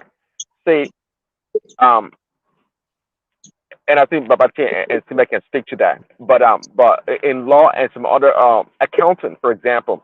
So in other words, I would agree in the learning structure whereby there's more practical or there's equal practical to theory learning. Okay, but at the same time, I think the way Nigerians learn when they go to other parts of the world, they actually do very well because they are used to be able to cram things and in their style of learning. So it can be a plus, not the best approach, but still a great plus to a lot of people. Like yeah, I remember that's right. Yeah, go on. Yeah. Okay, I remember those days, as I said earlier. One thing is that Globacom is trying. I won't criticize, but the services is too expensive. If not today, I want to come to the market. I know how to beat them. I'm saying it out now. If anybody can bring a services that connects your telephone, internet, and television, the same time for a cheaper amount, with over 230 million people, I bet you within 1 year you will make the money. I'm saying it out now. This is a business technique to beat them already. There's a way to beat these big giants, these big sharks. It's just to render more services that they cannot service. That's just it. Not only in the banking system. The banking system is something that I cannot say out as for now. But this one for the telecommunication, Nigeria, we are great too. Because Mr. Toriola, you have been there in your America. That's why. Remember when you come, you only just stay within your family. When I go to Nigeria, I move alone. Nobody knows me. I dress differently. I disguise. I go out. I spend like 3 days before I come back to my hotel. Before I take my plane, I come back just to listen to people. This is the kind of thing that I learned from the French government. I don't tell who I really am. I just go and I speak with you. I talk with you. I just get the information. That's the way we do things. One thing that when I had this talking earlier concerning like now, I wasn't happy with the. Hold on, please. Mr. Tayo. Yes. I'm here. I'm the one. Child, can you hear me? I can hear you. Can you hear me? I can hear you. I can hear you. I can hear you. We can hear you. We can hear you. We can hear you. Can you guys hear me? Yes, we can hear you. Yes, we can hear you. We can hear you. Hello. Hear me? We can hear you. My network is bad. We hear you, Thomas. We can hear you. We can hear you. You can type on comment section so that I can know.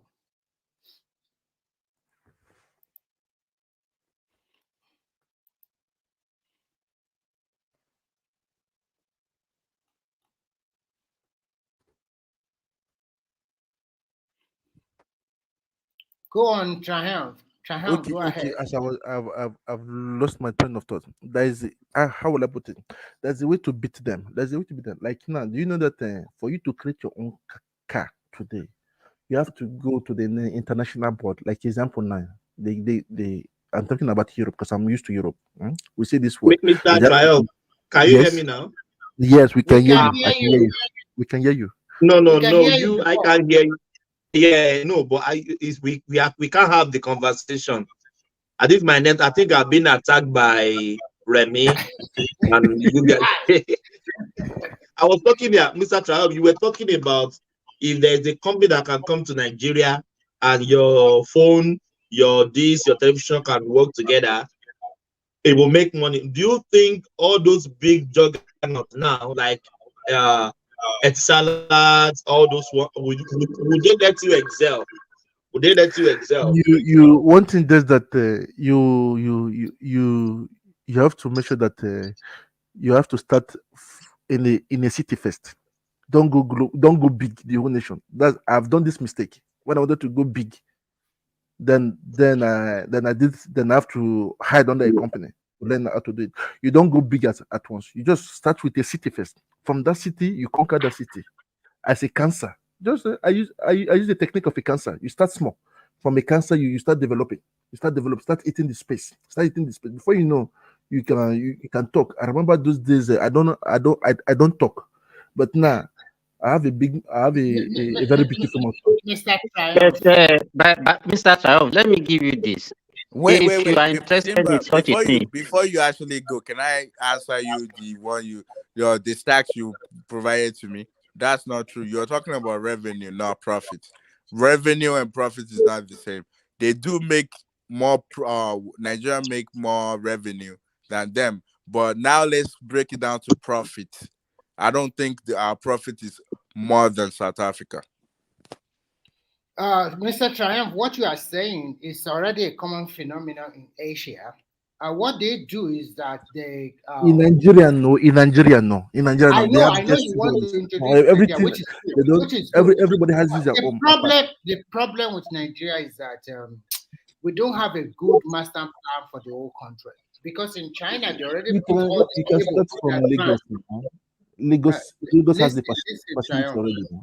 They already put all the cable underground, and we put all the cable, including the telecommunication cable with the electricity cable underground, connected to every apartment, all cities. So what they do, they just give a small box, and that box, initially, they give us a small box that connects to the internet. Later, they discarded that box, and you can, when the Wi-Fi or whatever system come into being, so they connect through your Wi-Fi.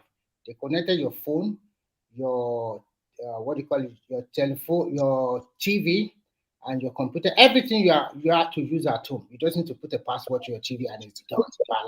And you have a mobile line with it also. Yes, yeah. Everything connects to your mobile line. How much everything costs? But that's what I want to say, Triumph. It's already available. I don't know why Nigeria cannot do something like that. It's so. I said it's available in my house. Let me tell you, in my house before, I used to subscribe for DSTV for my children. But now, my TV, my camera, my computer, all their laptop, everything is connected now. And what I have, how much am I paying monthly? I'm paying 15,000 naira. Please, is it possible that, okay, it's only within your vicinity in Kwara, right? Exactly. So even it's my they were one that even told me that Daddy don't subscribe for DSTV because they can even watch the DSTV online. Yeah. So you see. What I'm saying is, did they give you a box, not the internet? Did they give you a box? I have a box in my house. That has a small antenna. No. This doesn't have antenna. We're not talking this my one has an antenna, so technology in Asia is no, it doesn't have antenna. It works with fibers, or fiber. That's the only say fiber. Yeah, That's you're fiber. talking about fiber. He's talking about satellites. The one that is using. They don't have it now. They don't have it. They don't have it now in Nigeria. They don't have it now like that. But wait. I said is the one he has is working with satellite. If he's not working with satellite, he's working with satellite. That's what he's working with, or he's working with the mobile tele. So that would be more like, I forget the name you call it, but it has to do with the mobile phone thing, MiFi. Yeah. So the one you were talking about, which we have here too, is cable. So they have either the cable or fiber, either of the two, and it's already connected to every house. It's not like you have to go get yours. You're right. All that I have to do, if I buy a phone now, I want to connect it on my. So Oriola, because Ola is also not here. I want both of you. I want to ask you a very good question. You know that we have a fiber optic through the ocean to Lagos, and they are digging the ground to put all the fiber optic in the ground. Do you think, let's say in the next 2 to 3 years, is it possible for Lagos Island, like Lekki, Aja, wherever, they have this kind of internet connection?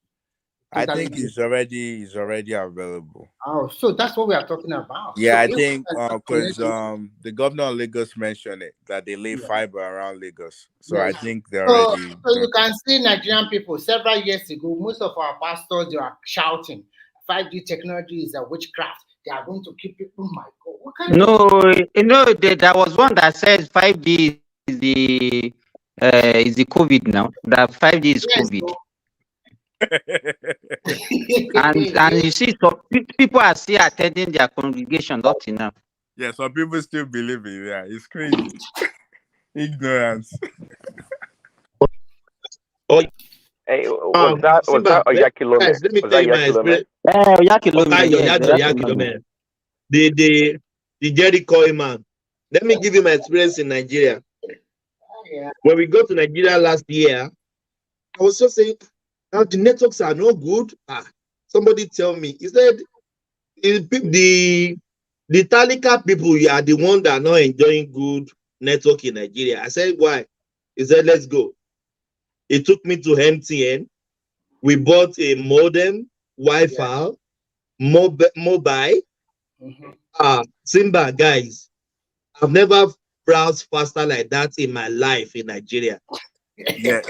Let me give you. Connect your laptop. Connect to television. I connected. How much are you paying monthly? How much are you paying monthly for that? We bought the modem 8,000 naira. Yes. Then 5,000 naira for 20 gig. Yes. Oh my God, Remy. You won't see something like you. I'm browsing in Australia. Yeah, that's very fast. But you know that you only use that for like. But it's a little bit on the high side. After a week, like the one I use, my own is unlimited though. The one you are using, that guy's to go to big city, okay? We need him there, okay? See, let me say something to you. So if you live on Adeniji Jones in Nikeja, or you live around the VI, around a hotel area, and I'm sure maybe it's more like you're living outside Nigeria. Because I've happened to stay in some of the hotels in there. See, trust me, every single thing that we're talking about now is exactly what you get. You see, all those like the TV cable thing, the telephone, you leave like you watch your internet service, every single thing is the same thing. It's just like you're paying just like you live here, maybe even more. Like those things is the same thing. They're just expensive. Like Oriola, I carried this lake. I bought it in Lagos. I went to Abeokuta. Same good network. I went to Ibadan. Same anywhere MTN is exists. This modem, this is just like a pocket phone. Yes, I know what you are talking about. I charge it in the, they call it my Wi-Fi or something. I just told you it's my Pay fi. more of data. It's my fi. Yeah. Yes, we charge it in the morning. That is it. I always use that when I go to. I think 2014. My God! It's over here as well. It's my fi. Yes, but it's expensive. It's expensive because you can run the data like quick. People say, let me give you this for a free. Let me tell you, if you have money in Nigeria, you can live the best of life that you can live anywhere in the world. You're 100% right. Trust you are 100% right. Trust me. See, when I go to Nigeria, I can tell you, people there, they have money. Well, maybe not everyone, but those people that I've seen, they live just like we live over here.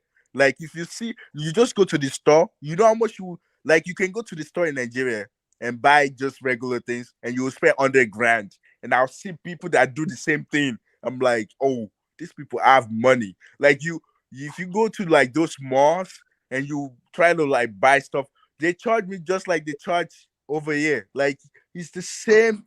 Like, we live the same lifestyle. Like, some people have money in that country. Like, it's the same thing.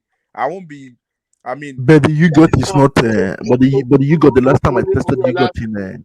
The YouGot let me say this. Yeah, hold on. When I went to Nigeria, I have one nonsense phone. That I'm still saying I have good phone. I have a Samsung Ultra 22, the one of last year, and I go to the shopping mall in Ikeja. Tell me how much they are selling the phone? 1.25, 1,250,000 naira. Just like you buy it. And I saw Nigerian. Yeah. Taking this phone, buying it in my face like this. These people have money. There's money. Let me finish you. Maybe not all of them, but those people have money. See, they have money. They are buying it for their girlfriend. That one will finish you, Thomas. 1.2 million, Remy. 1.2 million 50. What are you talking about? Some Nigerians are super dope that you won't believe your eyes. They just buy it. I hope you know that there are some Nigerians that are working. The people that are working in Nigeria and they are earning hard currency. Yeah, I know now. If you work for those oil companies, they pay you in dollars. I know. There's money in that country. But people are see. It looks like it's just 1%. Wait, don't lie. Don't let us lie. It looks like it's just 1% of the population. Because a lot of people don't have money. I was wonder. People were buying this phone in my face in top right. 1.250 million naira. About 15,000 people. 1.2. I said, really? Wait, let me tell you, like this. Thomas, you try to shop. Just go into that what they call it. I forget the name. Just go in there and see how people shop. I mean, I won't lie. I see some Indians as well, but I saw Nigerians, like people that have money. Like, they will queue and everybody's paying like 100, 200 grand just to shop. And I know, I'm like, these people have money. Like, I go into like the little stores. I order for one being 3,000 naira in ShopRite. Nigerians like me that know they are ordering for the same. We are ordering for the same thing. There is no different from me coming from Iloimbo. People are spending money. If they are selling it, do you think it's because of you? The people are buying it. That's why they are still. There is money in that country, man. No. Let me tell you. June, immediately after Tinubu announced that subsidy is gone, that was when I traveled to Nigeria. So I got to the filling station with my car, and the attendant just asked me that how much. I said no, fill the tank. And the guy was just at the end of the day, he said 50,000. People are looking at me. And I just gave him my ATM card. And the guy deducted the money and I zoom off.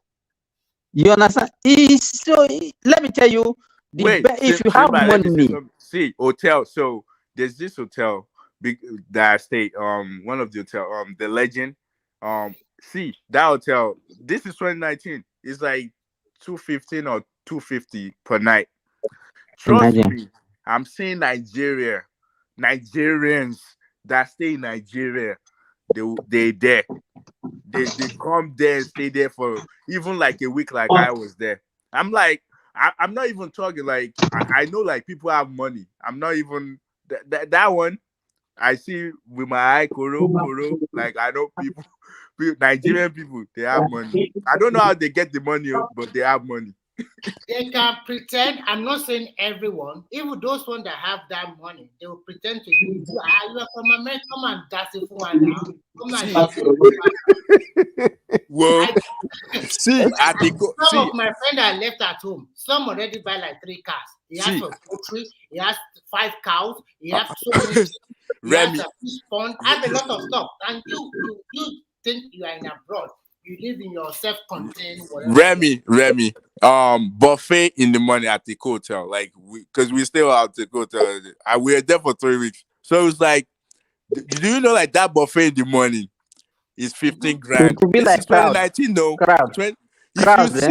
If you see crowd of Nigeria in there, even my wife was still telling me that why do we need to spend $15 on just buffet that by afternoon we need to eat again.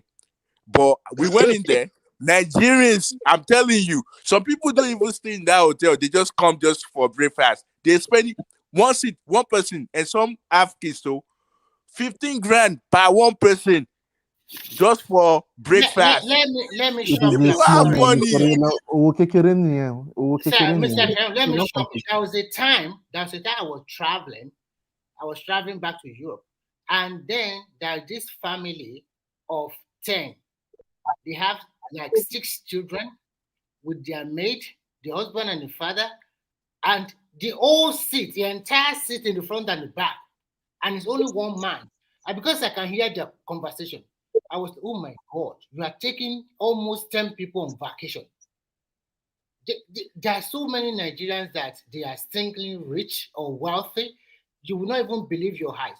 Whenever you go to Nigeria, you want to come out, you ask yourself, when I was in China, the Chinese people asked me, that man asked me, how do you Nigerians get ticket money to come here?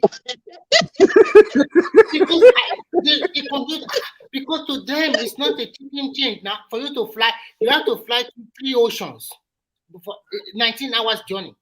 And many Nigerians, a lot of flights from Nigeria every day. They ask us, where do you guys get money? And you say your country is poor. Let me be frank with you. No European, American, or Asia believe Nigeria is a poor country. But it's 1% though. We have to be clear. Like it depends on the you know that 1%, eh? Let me tell you, look at our population. What is the 1% of the Nigerian population? That's about 20 million, maybe like 10 million. Yeah. 10 million, that's more than the whole country. I know. Yeah. So yeah, I know. I'm not saying that. But let me ask you this: all of them. Did you see any man in the Europe that can take 6 kids, 2 maids, himself and his wife, and is the one paying? Have you ever seen that kind of person in the Europe? Well, that would be a stickily rich. I know. I'm telling you. I'm just saying the middle class person. Yeah. Now, there are people that have money in Nigeria. No, Mr. Thomas. Let me tell you what happened to me a few years ago. Here in Lille, in France, we are almost not up to 20. You understand? Not up to 20. So we all went to the restaurant. Then I say, everybody, I pay for everybody. Everybody was just looking at me. Are you sure? So when I paid, they were asking me question. You're rich. I said, why do you people think that? It's like I just want to have fun with you guys. You say, where do you get money from? So from that day, I understand that I passed my boundary. That you both pay for their Mr. Triumph, let me tell you one story about my wife.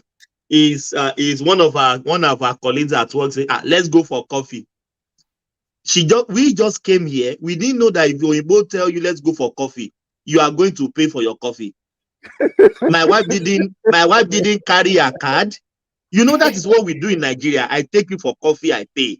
Now that is our life. And and then when they finish the coffee and the cash, they have coffee and one cake, muffin cake, and the lady come and the girl said, pay for your coffee. My wife was like embarrassed because she didn't carry a card. She wash plate. Yes. Do you know what she did?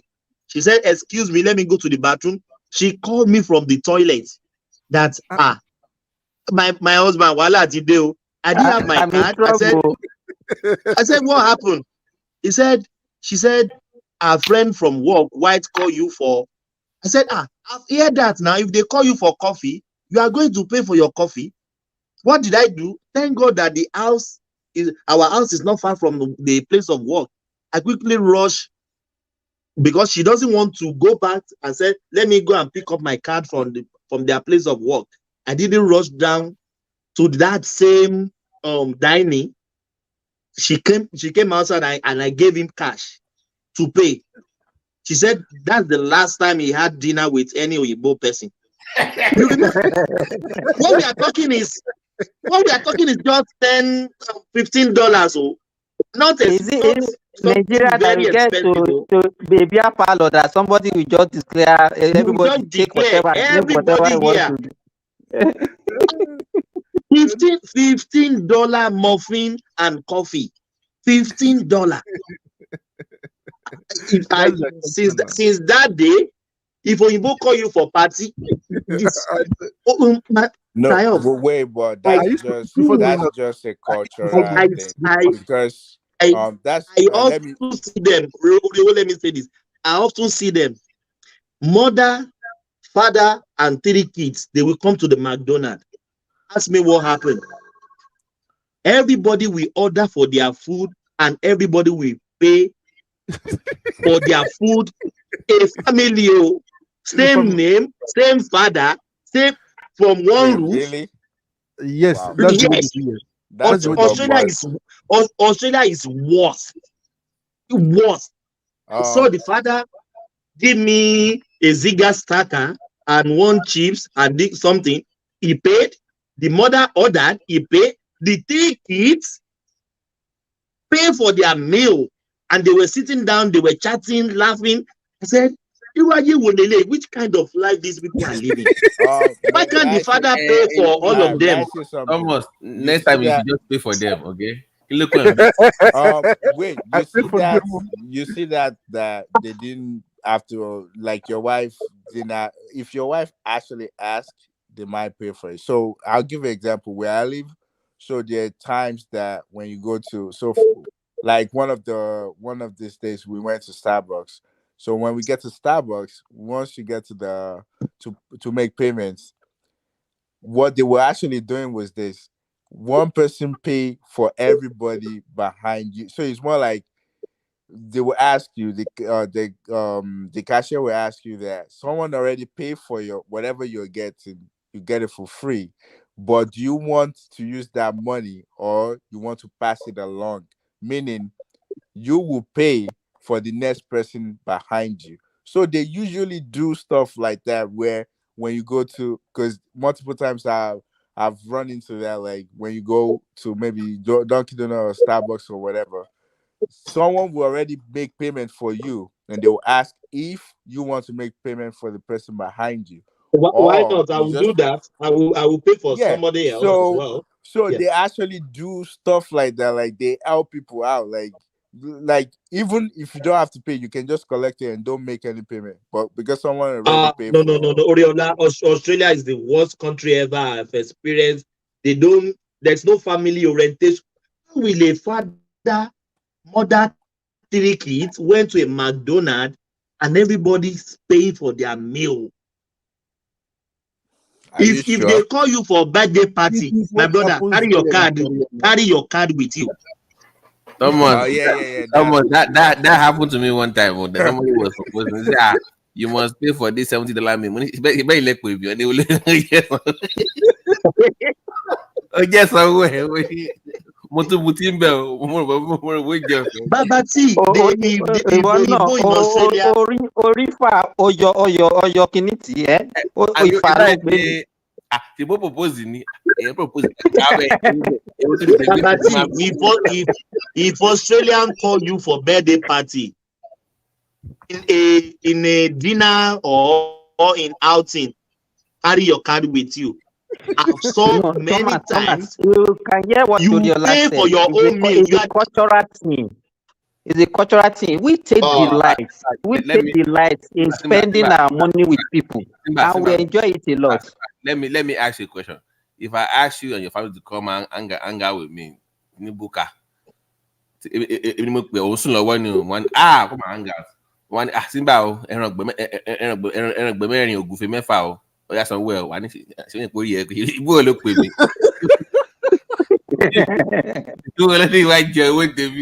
That's the way we are now. But all this, even going to less in me. Also, what's to go? Most order wine. We can't propose. Babati,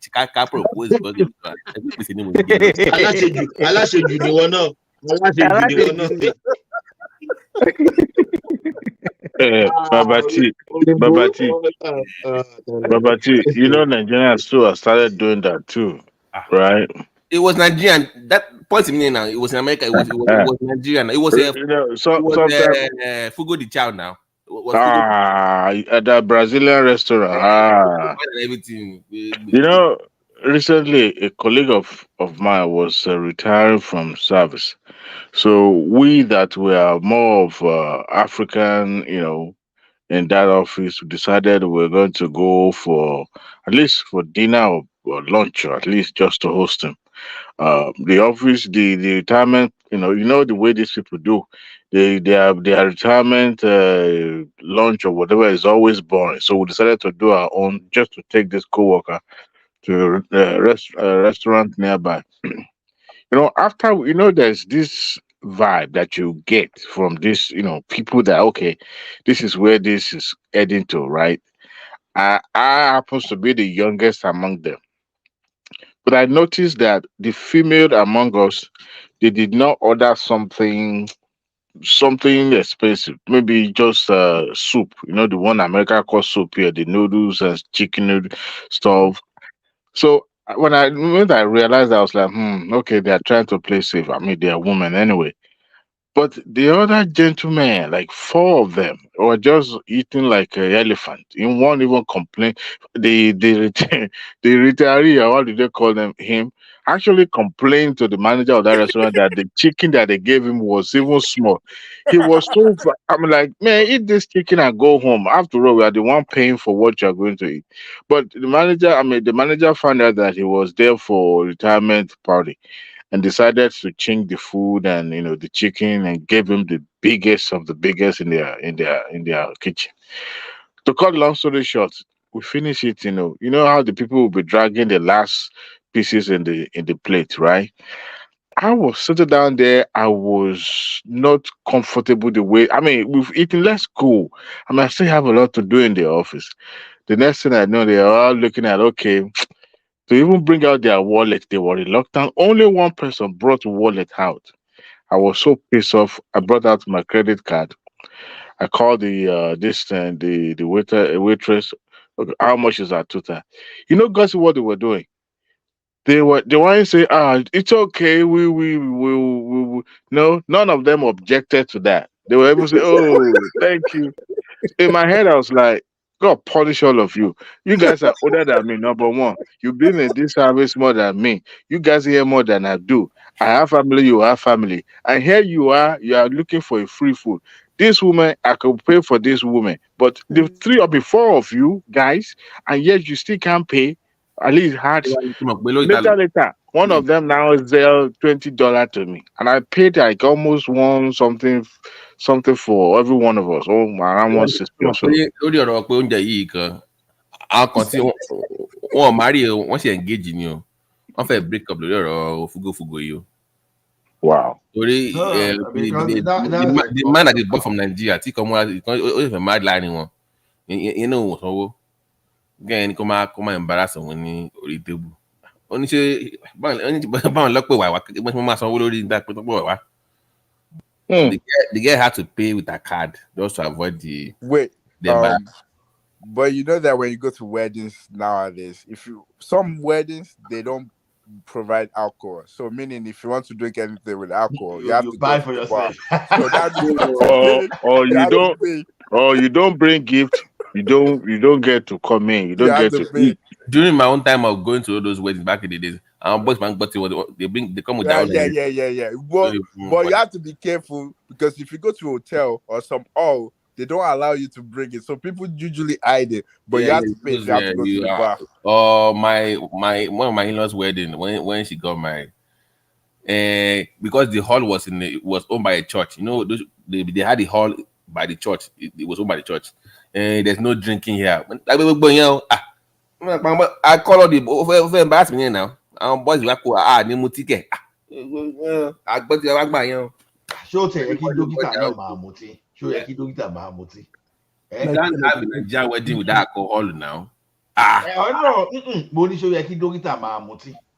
No, it's for the boys. It's for the àwọn fellas now. If I invite the homie. Kí ló dé tó fẹ́ máa parọ́ bàbá tí? And they'll be calling me Ologogoro on this show.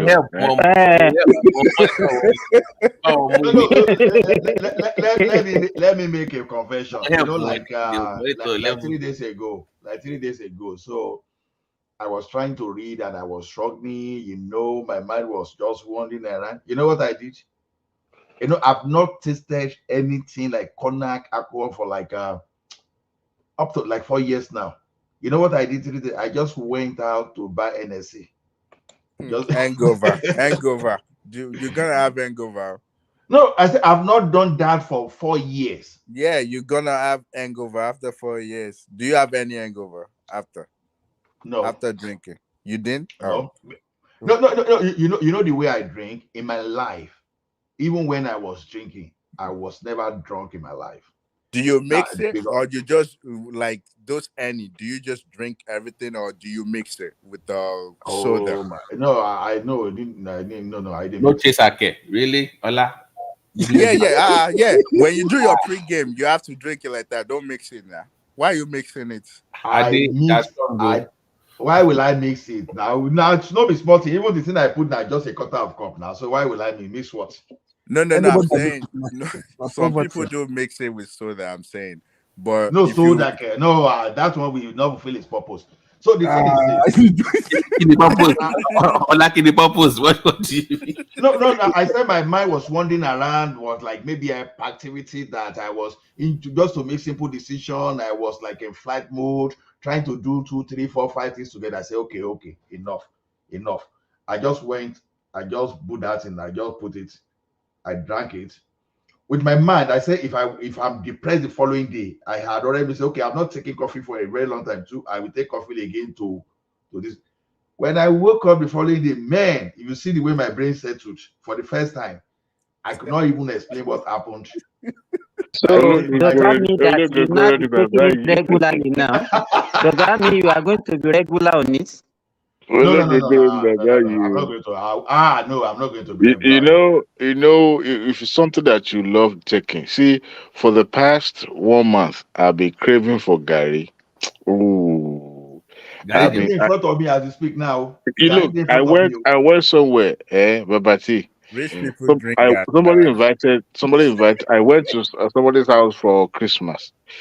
Of all the food they served us, it was that Gary. But people were there, so I was so ashamed to even ask. After we go, my wife said, "Yeah, you should have asked them." There's this particular one that tastes good. They brought it from home. Go come back. Gary, yeah, eating. No, the one that they sell in the store here. When you've tasted Nigerian Gary, the one that they bring from home, go. The difference you could tell, and it won't feel like that's real. And I know that these people always have. Continue. Gary Tigbelo. don't come. Oh. So that's why I just drink that in my head. Just said to see I wrote a program the following day. Honestly, it's like I've never written a program before. If you see the way my head just said, I said, like seriously, I could not explain the chemical reaction. Like Ola, let me ask you. When last did you have you know 2 days ago I had Gary Ekpa and Kuli Kuli. In fact, I was almost crying. Oh my God! We have like 5 boxes of kuli kuli at home that even my wife she's planning to sell the remaining. Right? We have some right now too. My mom just I came ate back. kuli 3 days ago. As I'm thinking to you, sorry. I ate when I was in primary school. Do you know what I did? I did that high school thing. I put this milk in the gari with the ice chips. Yeah, but that's how you drink it now. That's how you drink it now. That's how you shoot now. I said Gary is in front of me like this now. Gary to Condada is in front of me, and I put water, and I'll be drinking the water, and I will be drinking the water. So that's what I've been doing since.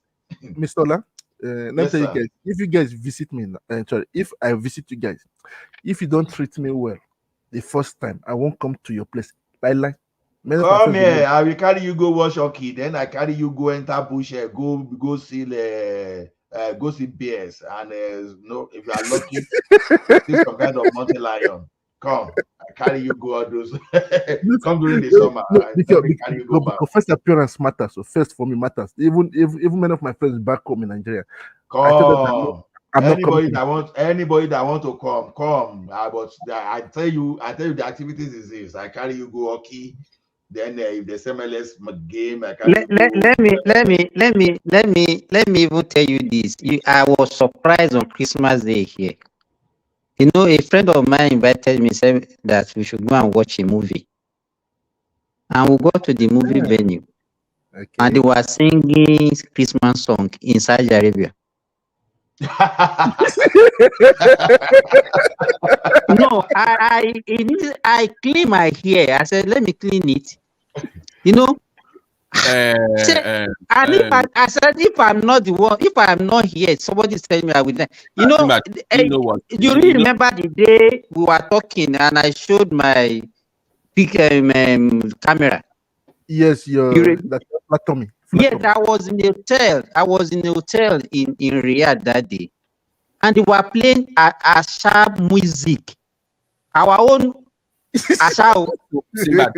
You know that your kingdom, they are opening up Saudi Arabia to the world now. They want to be the next like Dubai, because I've seen some of those development that they're trying to build over there. So they're going to open Christmas song. I marvel. Yeah, Jesus died for you in Saudi Arabia now. Jesus for you. Wait, even Israel, they don't practice Christianity like that. So it's true,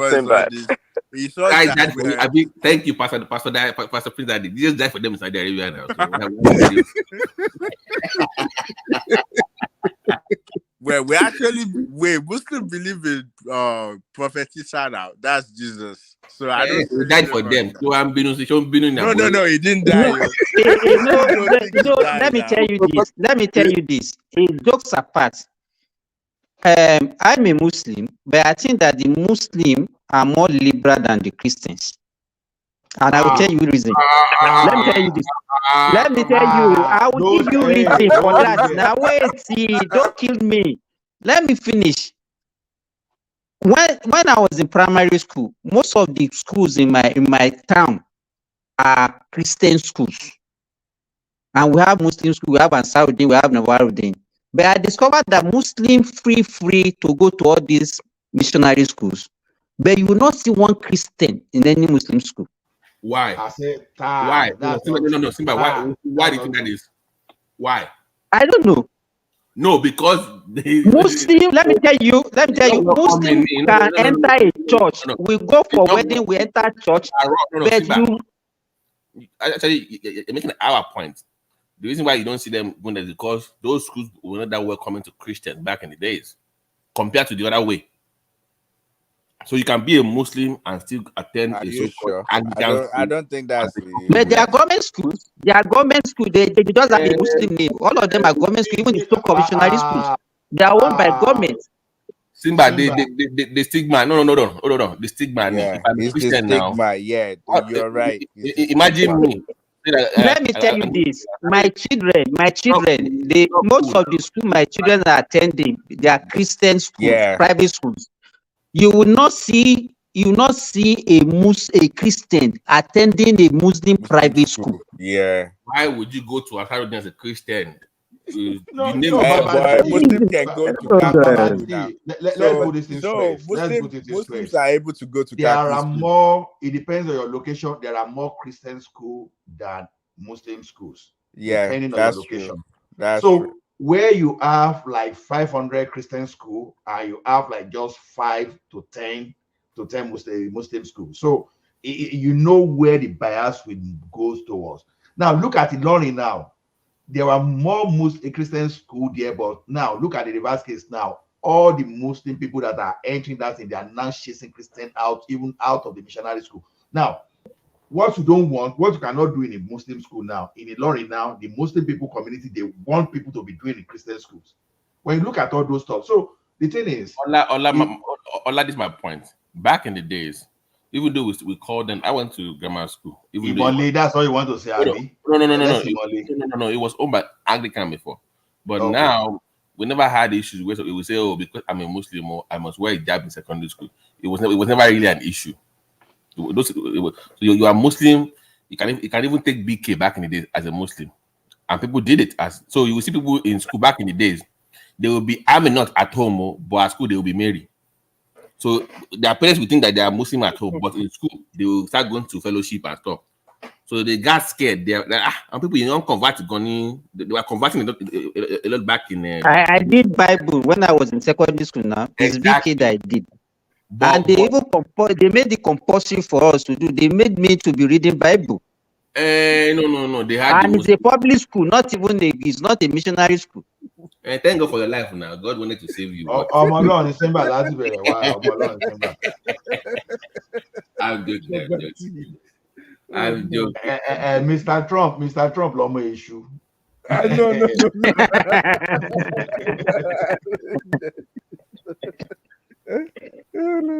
But Simba, I saw that development because there's this tower they are building in Jeddah. They have stopped it now. No. It's back on again. It's back on again as of 3 weeks. Because you know that the guy was one of those guys that they was arrested. The guy that is constructing Babati, those Islamic countries. I'm not talking of all those Afghanistan and all those extremists that want their own this thing, but when I talk of Saudi Arabia, I talk of a United Arab Emirates. They're not extremists. It's you that you think so because of your own belief. They're not. Wait now, they are not extremists. That's what I'm saying. Compared to even Kano or even Niger State, they're not extreme. They're not extreme. They are not extreme. But when you look at all those Pakistan and they're not extreme either. I don't with all those things that I have. Are they with by Yemen? They're not extremists, man. Okay. It's the way you look at it. Just asking the question. I'm comparing. I know they trust you. I know if you travel to all those places, anything you talk. Yemen, I know if you go there. But that's anything you talk. But you see what I think that when it comes to people, it's more like everybody has like their own what's the word I'm looking for? Like people have their own principle, and once you can follow people's principles, so it's more like this. If I go to England now, I know I can't have a gun, so I follow that. It's part of their law. So basically, when you go to those Muslim countries, they have their own law. Like a lot of them, they follow Sharia. That's their own constitution. Is that why the Americans always get in trouble over there? Who? Some Americans always get in trouble when they go to the Middle East. Like the Americans, like they always believe that everybody has to do things the way they do it. Yeah, exactly. So remember remember that girl from Houston, the truck driver. that got locked up in Dubai for shouting at the officer. Do you know what that lawyer said on TV in America? Well, she has the freedom to express herself or they BT, can you even imagine? Like America and North Korea, they will they tell all Americans not to go to North Korea, and so people still have the guts. They will go there, and they will now they believe it's America. They will get in trouble, and now they want America to look save at that stupid girl, that stupid basketball player. How do you want? How do you in Russia? How do you go in with and they gave you up for an arms dealer? What the hell? Yeah, it's a prescription that she uses here, and it's not against the law. Then But don't go. they always think that they always think that America is everywhere. That's what they always think. Like they believe, they don't realize that every single countries have their own law. Like things I even Michelle Obama, she said, it's just a pipe now. It's not that much. Don't mind them. They don't realize that. Country. They always think that whatever they can do here, they forget that the freedom of speech that they have here is not the same type of freedom of speech that you have in UK or Nigeria or anywhere in the world. Like that's the mistake they always make. Like they believe since I'm American, I can go anywhere and hack the same way. But that's not how the world works. Like everybody is. Look at that. Those okay. So this is one that actually annoyed me. Are they? These three idiots. They went to Ghana to that slave quarters in Ghana, where they were selling to back in the days, and they were twerking, and they put it online. I am talking for the ancestors. I'm talking for the ancestors. Wait, can you even imagine? They went into McMill, right? They went into Ghana president house, and they were making music video. Like they're so disrespectful. Like they do. Like that's the thing when it comes to America. Like they believe everywhere had to it's like their own country, and it's not like that. You have to follow everybody's law. Like and they do. I always want my American friends. I said, listen, anywhere you go in the world, if you get in trouble, never say these words. I'm American. Never say I am an American. Never. Once you say that, it's over. You see, BT, you know what's funny? Some Nigerians that go back to Nigeria, and whenever something happened in Nigeria, I'll see them. I think the last time I was coming back from Nigeria, some lady was like down the airplane, like, "Oh, this never happened in America." I'm like, "What? You're in Nigeria? Why are you acting like all this like American thing? Like, come on." There was a time that all those people in Nigeria, they were like they were seeing people overseas as their enemies. They call abroadians, the thing. So, but because sometimes too, I think we need to humble ourselves. And Ola, do you know what happened? Somebody that's lived in Nigeria for 40 years, 30 years, go to America, come back 10 years, start saying, in America we don't have this. In America you don't have that. Every 5 minutes.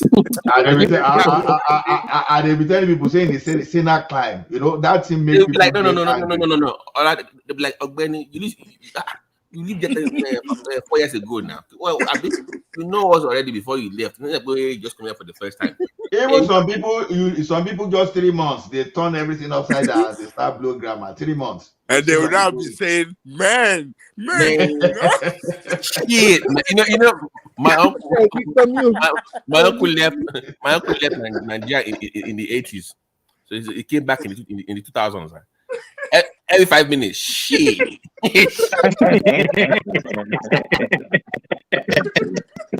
Yeah, but you wait though.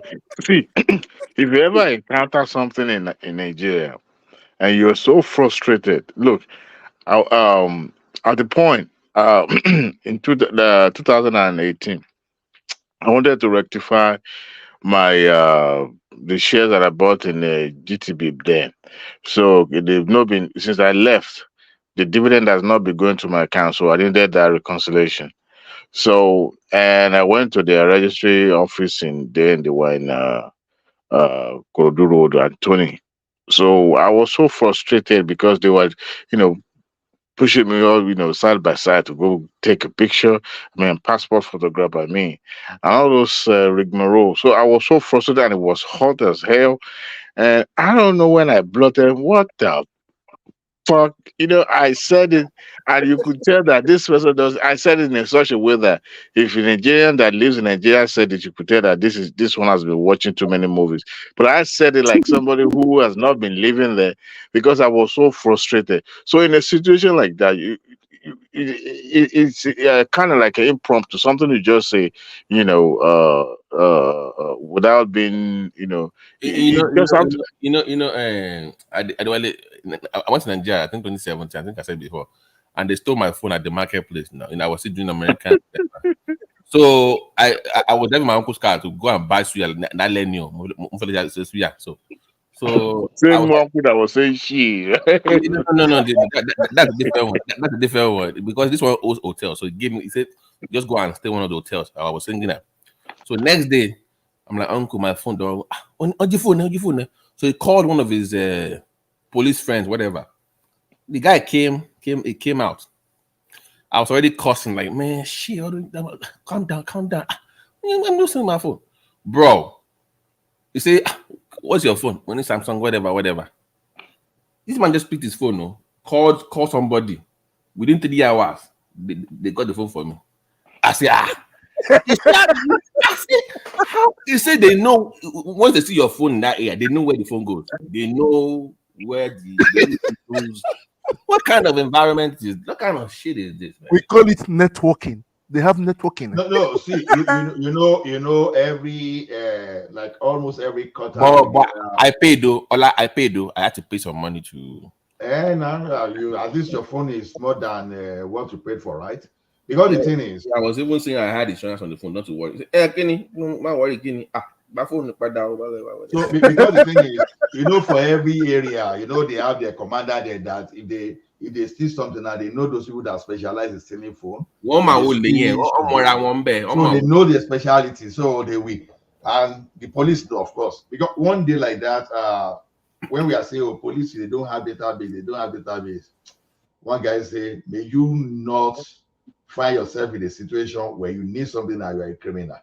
That day you will know that police, they know how to, even they don't have that database physically, the database exists in their head, and they will find something on you. So that's our country. But a person like me, I'm happy if I get to Nigeria, except maybe I got carried away. You can't know that I'm coming from Canada.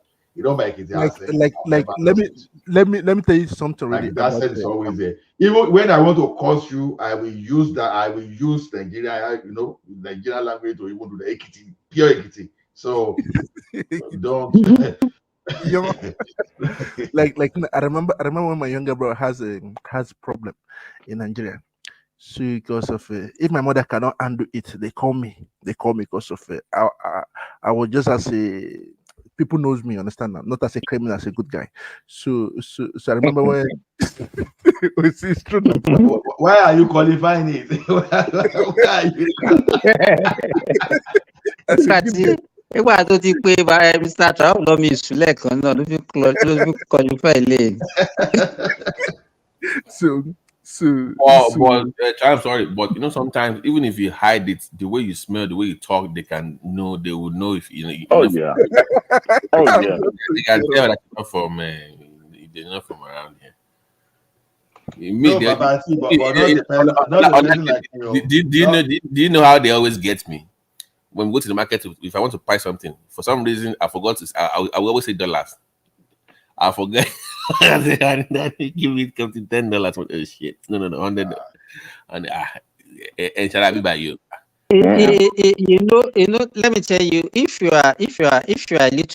are okay and you are living in Nigeria, it's not likely that you will have problem with all these criminals.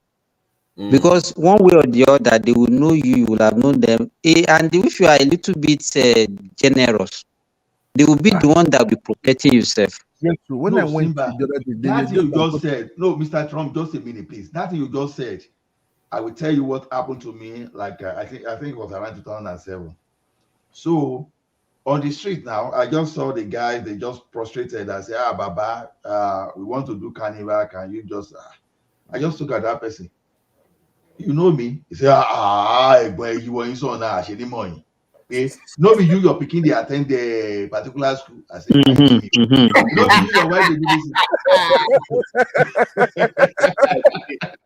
I say, oh, party. You understand? Because they say, Shebi, now you there for King Size that day that you just buy something for this guy. Shebi, you buy this for that. You know this guy now. They started mentioning all those people that I don't even buy. I don't buy BF. I say, now wow. Say you guys know me. I say, money gone. I pay once because we came to you. We know that. So I was sure of what I'm buying the baba. Okay. I said no problem. From there, was it like 10K I just gave them, and then I gave them some kind of they will salute you till daybreak. Let me tell you. Man, they know. See, na security that you have bought yourself your security. I never land you. So there is a man that used to stay with us that time. The day they snatched that guy's car, he was using this Camry pencil light. Bottom man fee purpose here. Better look careful when they are you know, those guys for a good day, man. When I told guys, they say, one you will look at you. They know your profile from A to Z. Yeah, you think because you were leaving 5:30, you think they don't know you and you are coming. They know you baje. So that's why I'm supporting what Simba said. Those guys, they know. Forget to. So, I saw this documentary about our fintech that those so-called Nigerian billionaire youth in that Yaba area. So they had this American come to interview the guy now, the main guy, and they were walking. They were walking to the market, and the guy saw the area boys and everything. Said, don't you feel like you are in danger? I said, no. That all the guy that is, he takes care of them. that's his own protection. Don't forget police in this area. I know Babati, when I built my first house, not just an average area at that place. Even carry the payload that go that place, go the market that place. When you know how money they used to sell land anyhow. So I got information they wanted to sell that place.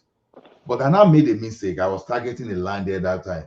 Instead for me to pay for that land before, I didn't know the implication. I just said, okay, people wanted to sell this land. I just carry payload that. Just emergency, just to make room for that place so that they will not. Those guys, instead for them to challenge me, they didn't challenge me. If you baba you, I'm here to make this thing. So to the point that they named that place my own bus stop, that they were calling that place my bus stop without even giving me. I say, so I want to submit the Baba. Even at this, I'm even talking of something very, like 15 years ago, more than 15 years ago, rather. So now, when they did that, so I now went to Baba that sold that land. Did you know that price of land was just like almost 5 times immediately? I said, Baba, what is happening? He said, no be you cause I said, how? Shebi now you carry payload, I just go do road now. Say, if you see how all those money let they pray for you, say as they say, what is not for those guys, they can never forget you. You think you were doing them bad, Daddy? Maybe they wanted to sell that small land for that place. Say, one land they will sell, they are going to make like almost 5 or what that is. They're happy with you. That's why that whenever they were on my side that time, before they will go to all those bricklayer carry pom everything away from the side. They say Baba, they say okay. Leave Baba. If we shy Baba now, we go lose. But if Baba come here, he go give us better than waiting we go out. So just say Baba say we can't say hello to him. That's how those people normally be. Till now, then they ask some people. They ask me say Baba, I want to see him be what job will my one now.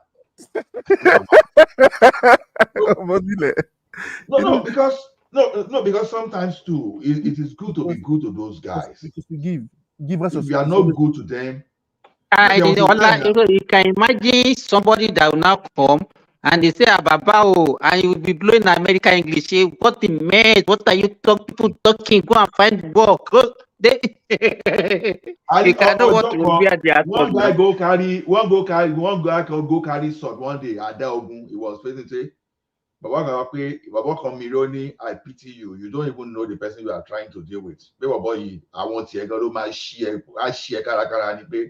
Jekori ekpe o. Be on pay me on so can say, let me see, who is this one coming from the back before? Let me see whether it's the person. Okay. Is it Michael Awale? Just to be very sure. Mike, if it is you, please show your face, so before I allow you to.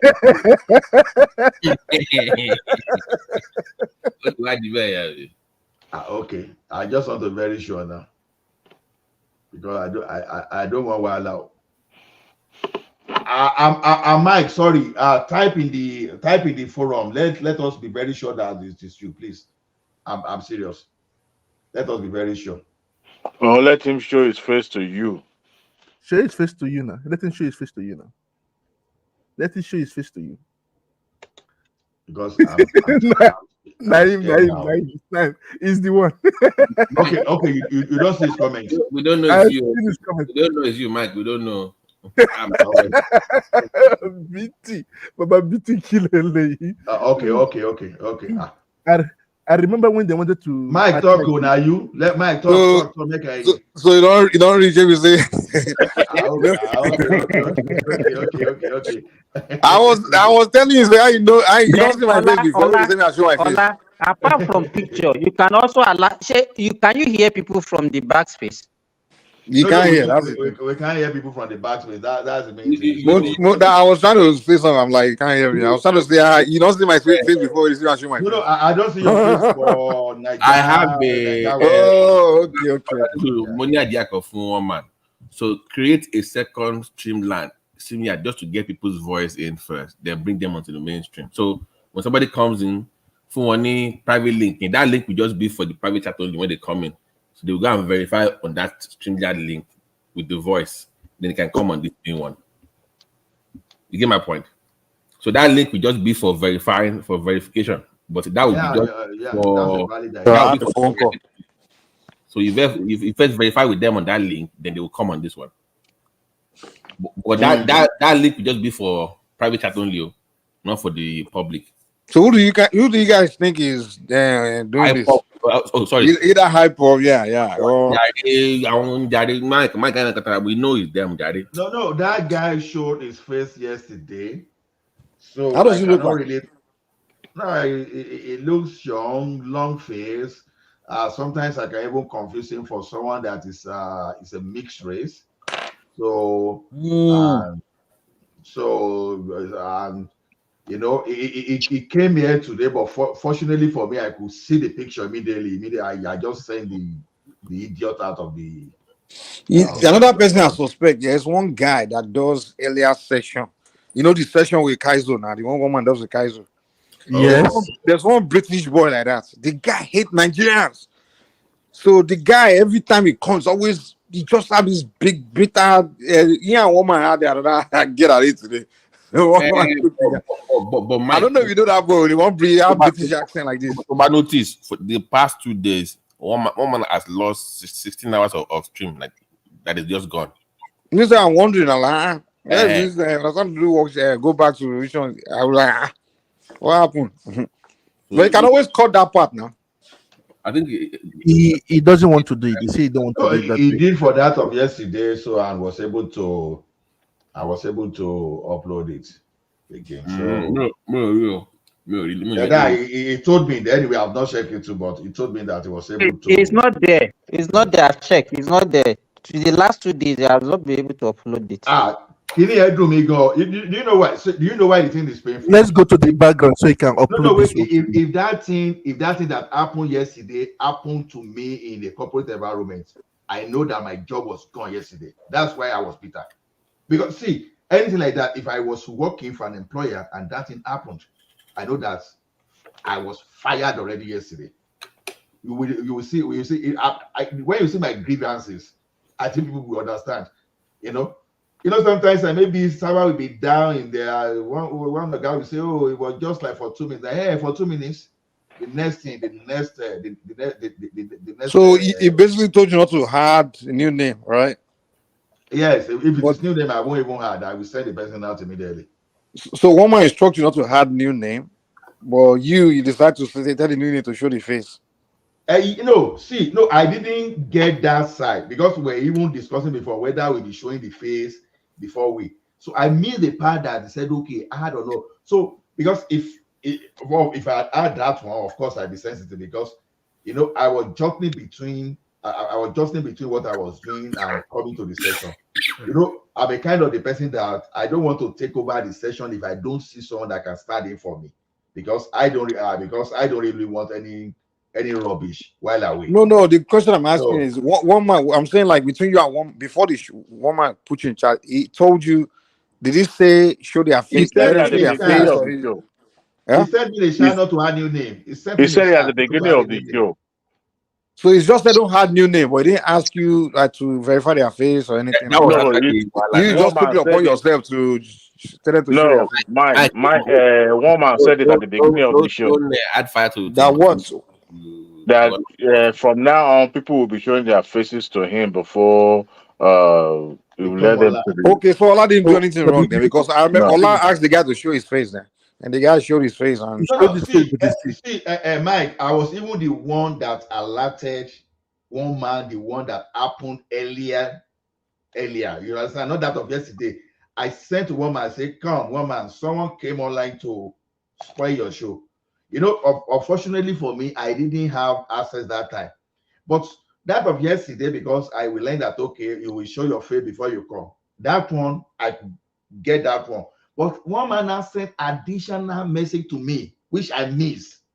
I missed that message that, don't add new name. You understand? I missed that part. That's why, because if he has not sent to me, so that don't have new name also translate to even if they show their face, basically. Yes, even if they show their face, you understand? Even I would never have I even thought that stupid guy will show his face and still go ahead and do rubbish yesterday. Honestly, I think I prayed what computer we developed. He said his name is God Logic. God Logic. That was yesterday. Today he came with John. He comes with John. I said 3 days ago he came with Skibidi whatever. So I think computer we developed a stage one day that we can punch ourselves. Mike, what happened between you and the Skibidi now? No, Skibidi, not the Skibidi. Oh, a different person. Oh, I was kind of wondering. Mike at Mike at is it better or Bato? That's the last upload to Morina. That was the last upload to Mori. That's 3 days ago. So since then we've not had any uploads on the platform. So and that's been Mike Kobawa that's area phone. Mo tó dẹ̀ ni o. Jẹ́ kí n máa ń gbé ṣépè. No, kan fún wa ní kó máa wá wọ́n nǹkan fún àbí. Kí má kó lọ fẹjọ́ ẹ̀sùn èṣù kó fèsì láti. Ká fẹjọ́ sọ àwọn alálẹ̀. Yeah, kí má kí lọ fèsì láti dín on his behalf kí èṣù máa ṣe káàkiri. Kó lọ tepo sórí èṣù kó lóò ló ní kó wá fóun. Àáfàá sí ń bá how do you know all these things? Ó ti wá African magic ni now. Nollywood. Ṣé mo sọmọ Yorùbá ni ẹ? Bàbá tí. I'm a proper Yoruba man now. No comment. If you do that to my channel, that's what I will do. My gbé ẹjọ́ ẹ̀kọ́ èṣù ọ̀run.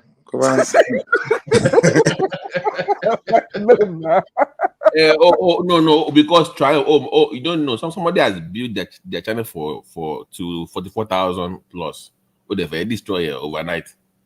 Destroy any. There's no way I only when I didn't offend you. If I offend you is one thing, but if I didn't do anything to you, you come and do something like that.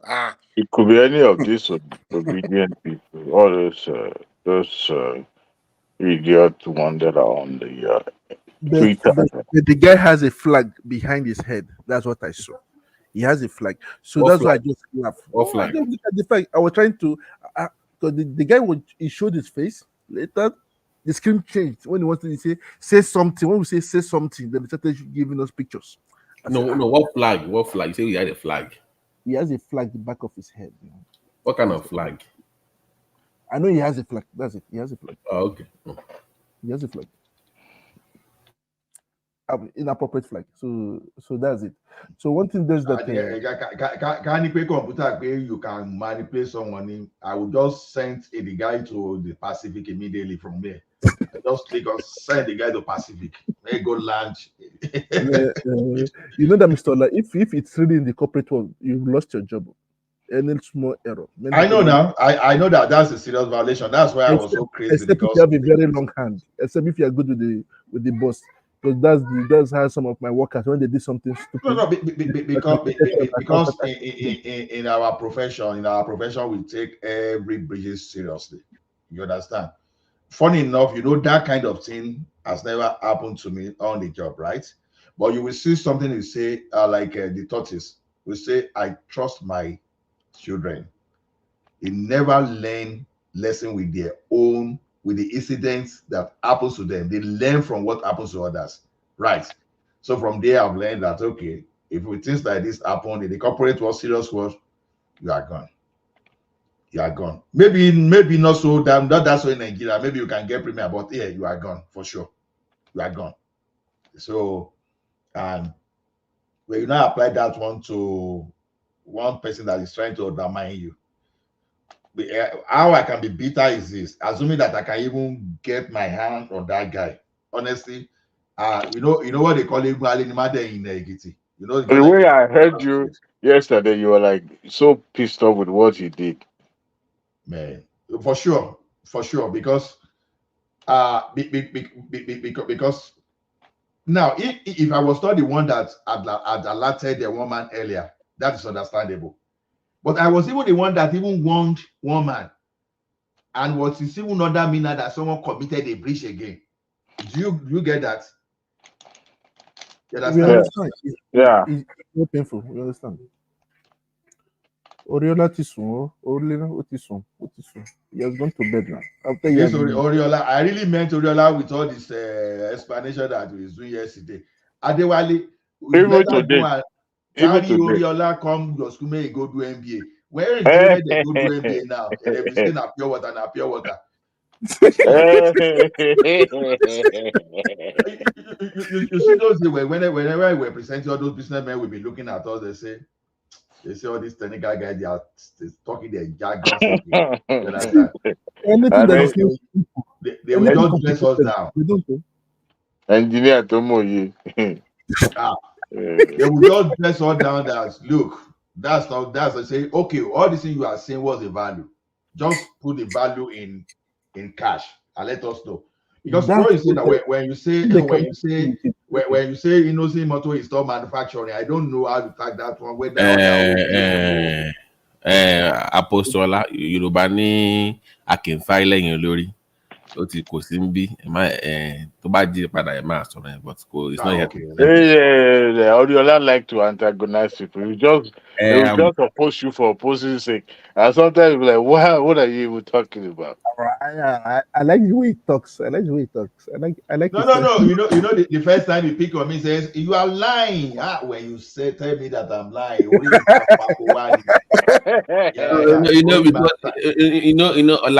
even I had to stop him and say when he said you lack this. You can't say somebody. Guys, what do you mean he lacks this now? Anyway, it's not maybe he was not aware that I'm a techie person. A techie. Even with all those businesses that I go learn all those, I'm still for example, now just imagine now, even as at this morning I was still coding, I will still write code. But the next time you switch, I can be helping you to prepare your account. I can be telling you your business this thing. And tomorrow morning, you can see me on my Python or my Java, be doing all those stuff. Then say kukuli, you're eating kukuli and kuli babati. Say kuli is the one making you coffee. Babati kuli you just bring like 5,000. Let me make ship to you from here. $5,000. What kind of? Only good. They because they send me some few things. I'm sorry that, Danny. They even got me Ofio. I have a few with me. I have it in the freezer here too. So I've been enjoying this Niger stuff for a minute, man. I'm a corn and got to the point that I like I have a Niger few in yam. the refrigerator. It's been here since last year. That's good. That's good. I like Nigeria yam more than funny, you know what's funny? You now go back to Nigeria. I won't go to a fair feel like what you embrace. Like you go to Nigeria now, over jam and over fresh food, organic food. They will say, let's go to Mr. Biggs, let's go to Domino's. Nigeria. I know.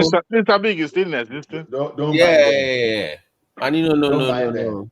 They took me to, they said Chinese food. I said, there's one Chinese food that one of a family member took me to one year Chinese food in Ikeja. Is it Ikeja or something? I can't even remember. Only to get the rice one be Johnny. I was like, what kind? You go to avoid to run away from here. Yeah, I was like, why we regret? Honestly, No, we regret it. Babati. It's a misconception. They thought that is what you value because you are coming from abroad. They don't know that what you'll be craving for is those things that you have been missing. They're supposed to make you more local, to give you local things that you have been you have not been seeing for years. My first They just want to impress you. Simba, thank you. I will go to Nigeria. They will say, let me take you to KFC. I need Mike, my first I need pizza. I need to buy pizza. Money. I'm thinking about money, uncle. From the airport, I think the little money. First thing first, no. No, Babati, hold on, if you don't mind. I want someone sit there because I want to set off to the background, if you don't mind. Okay. You'll be okay with that. Okay. It's good before any attack. Okay. Thank you, everyone, for sharing the learning session with us. We really appreciate you, and we've learned from you. And I can't say much because if I keep thanking you now, I won't know what to say. So. We see tomorrow where one man, the eagle himself, will land and take us through another learning session. Thank you, everyone. See you later.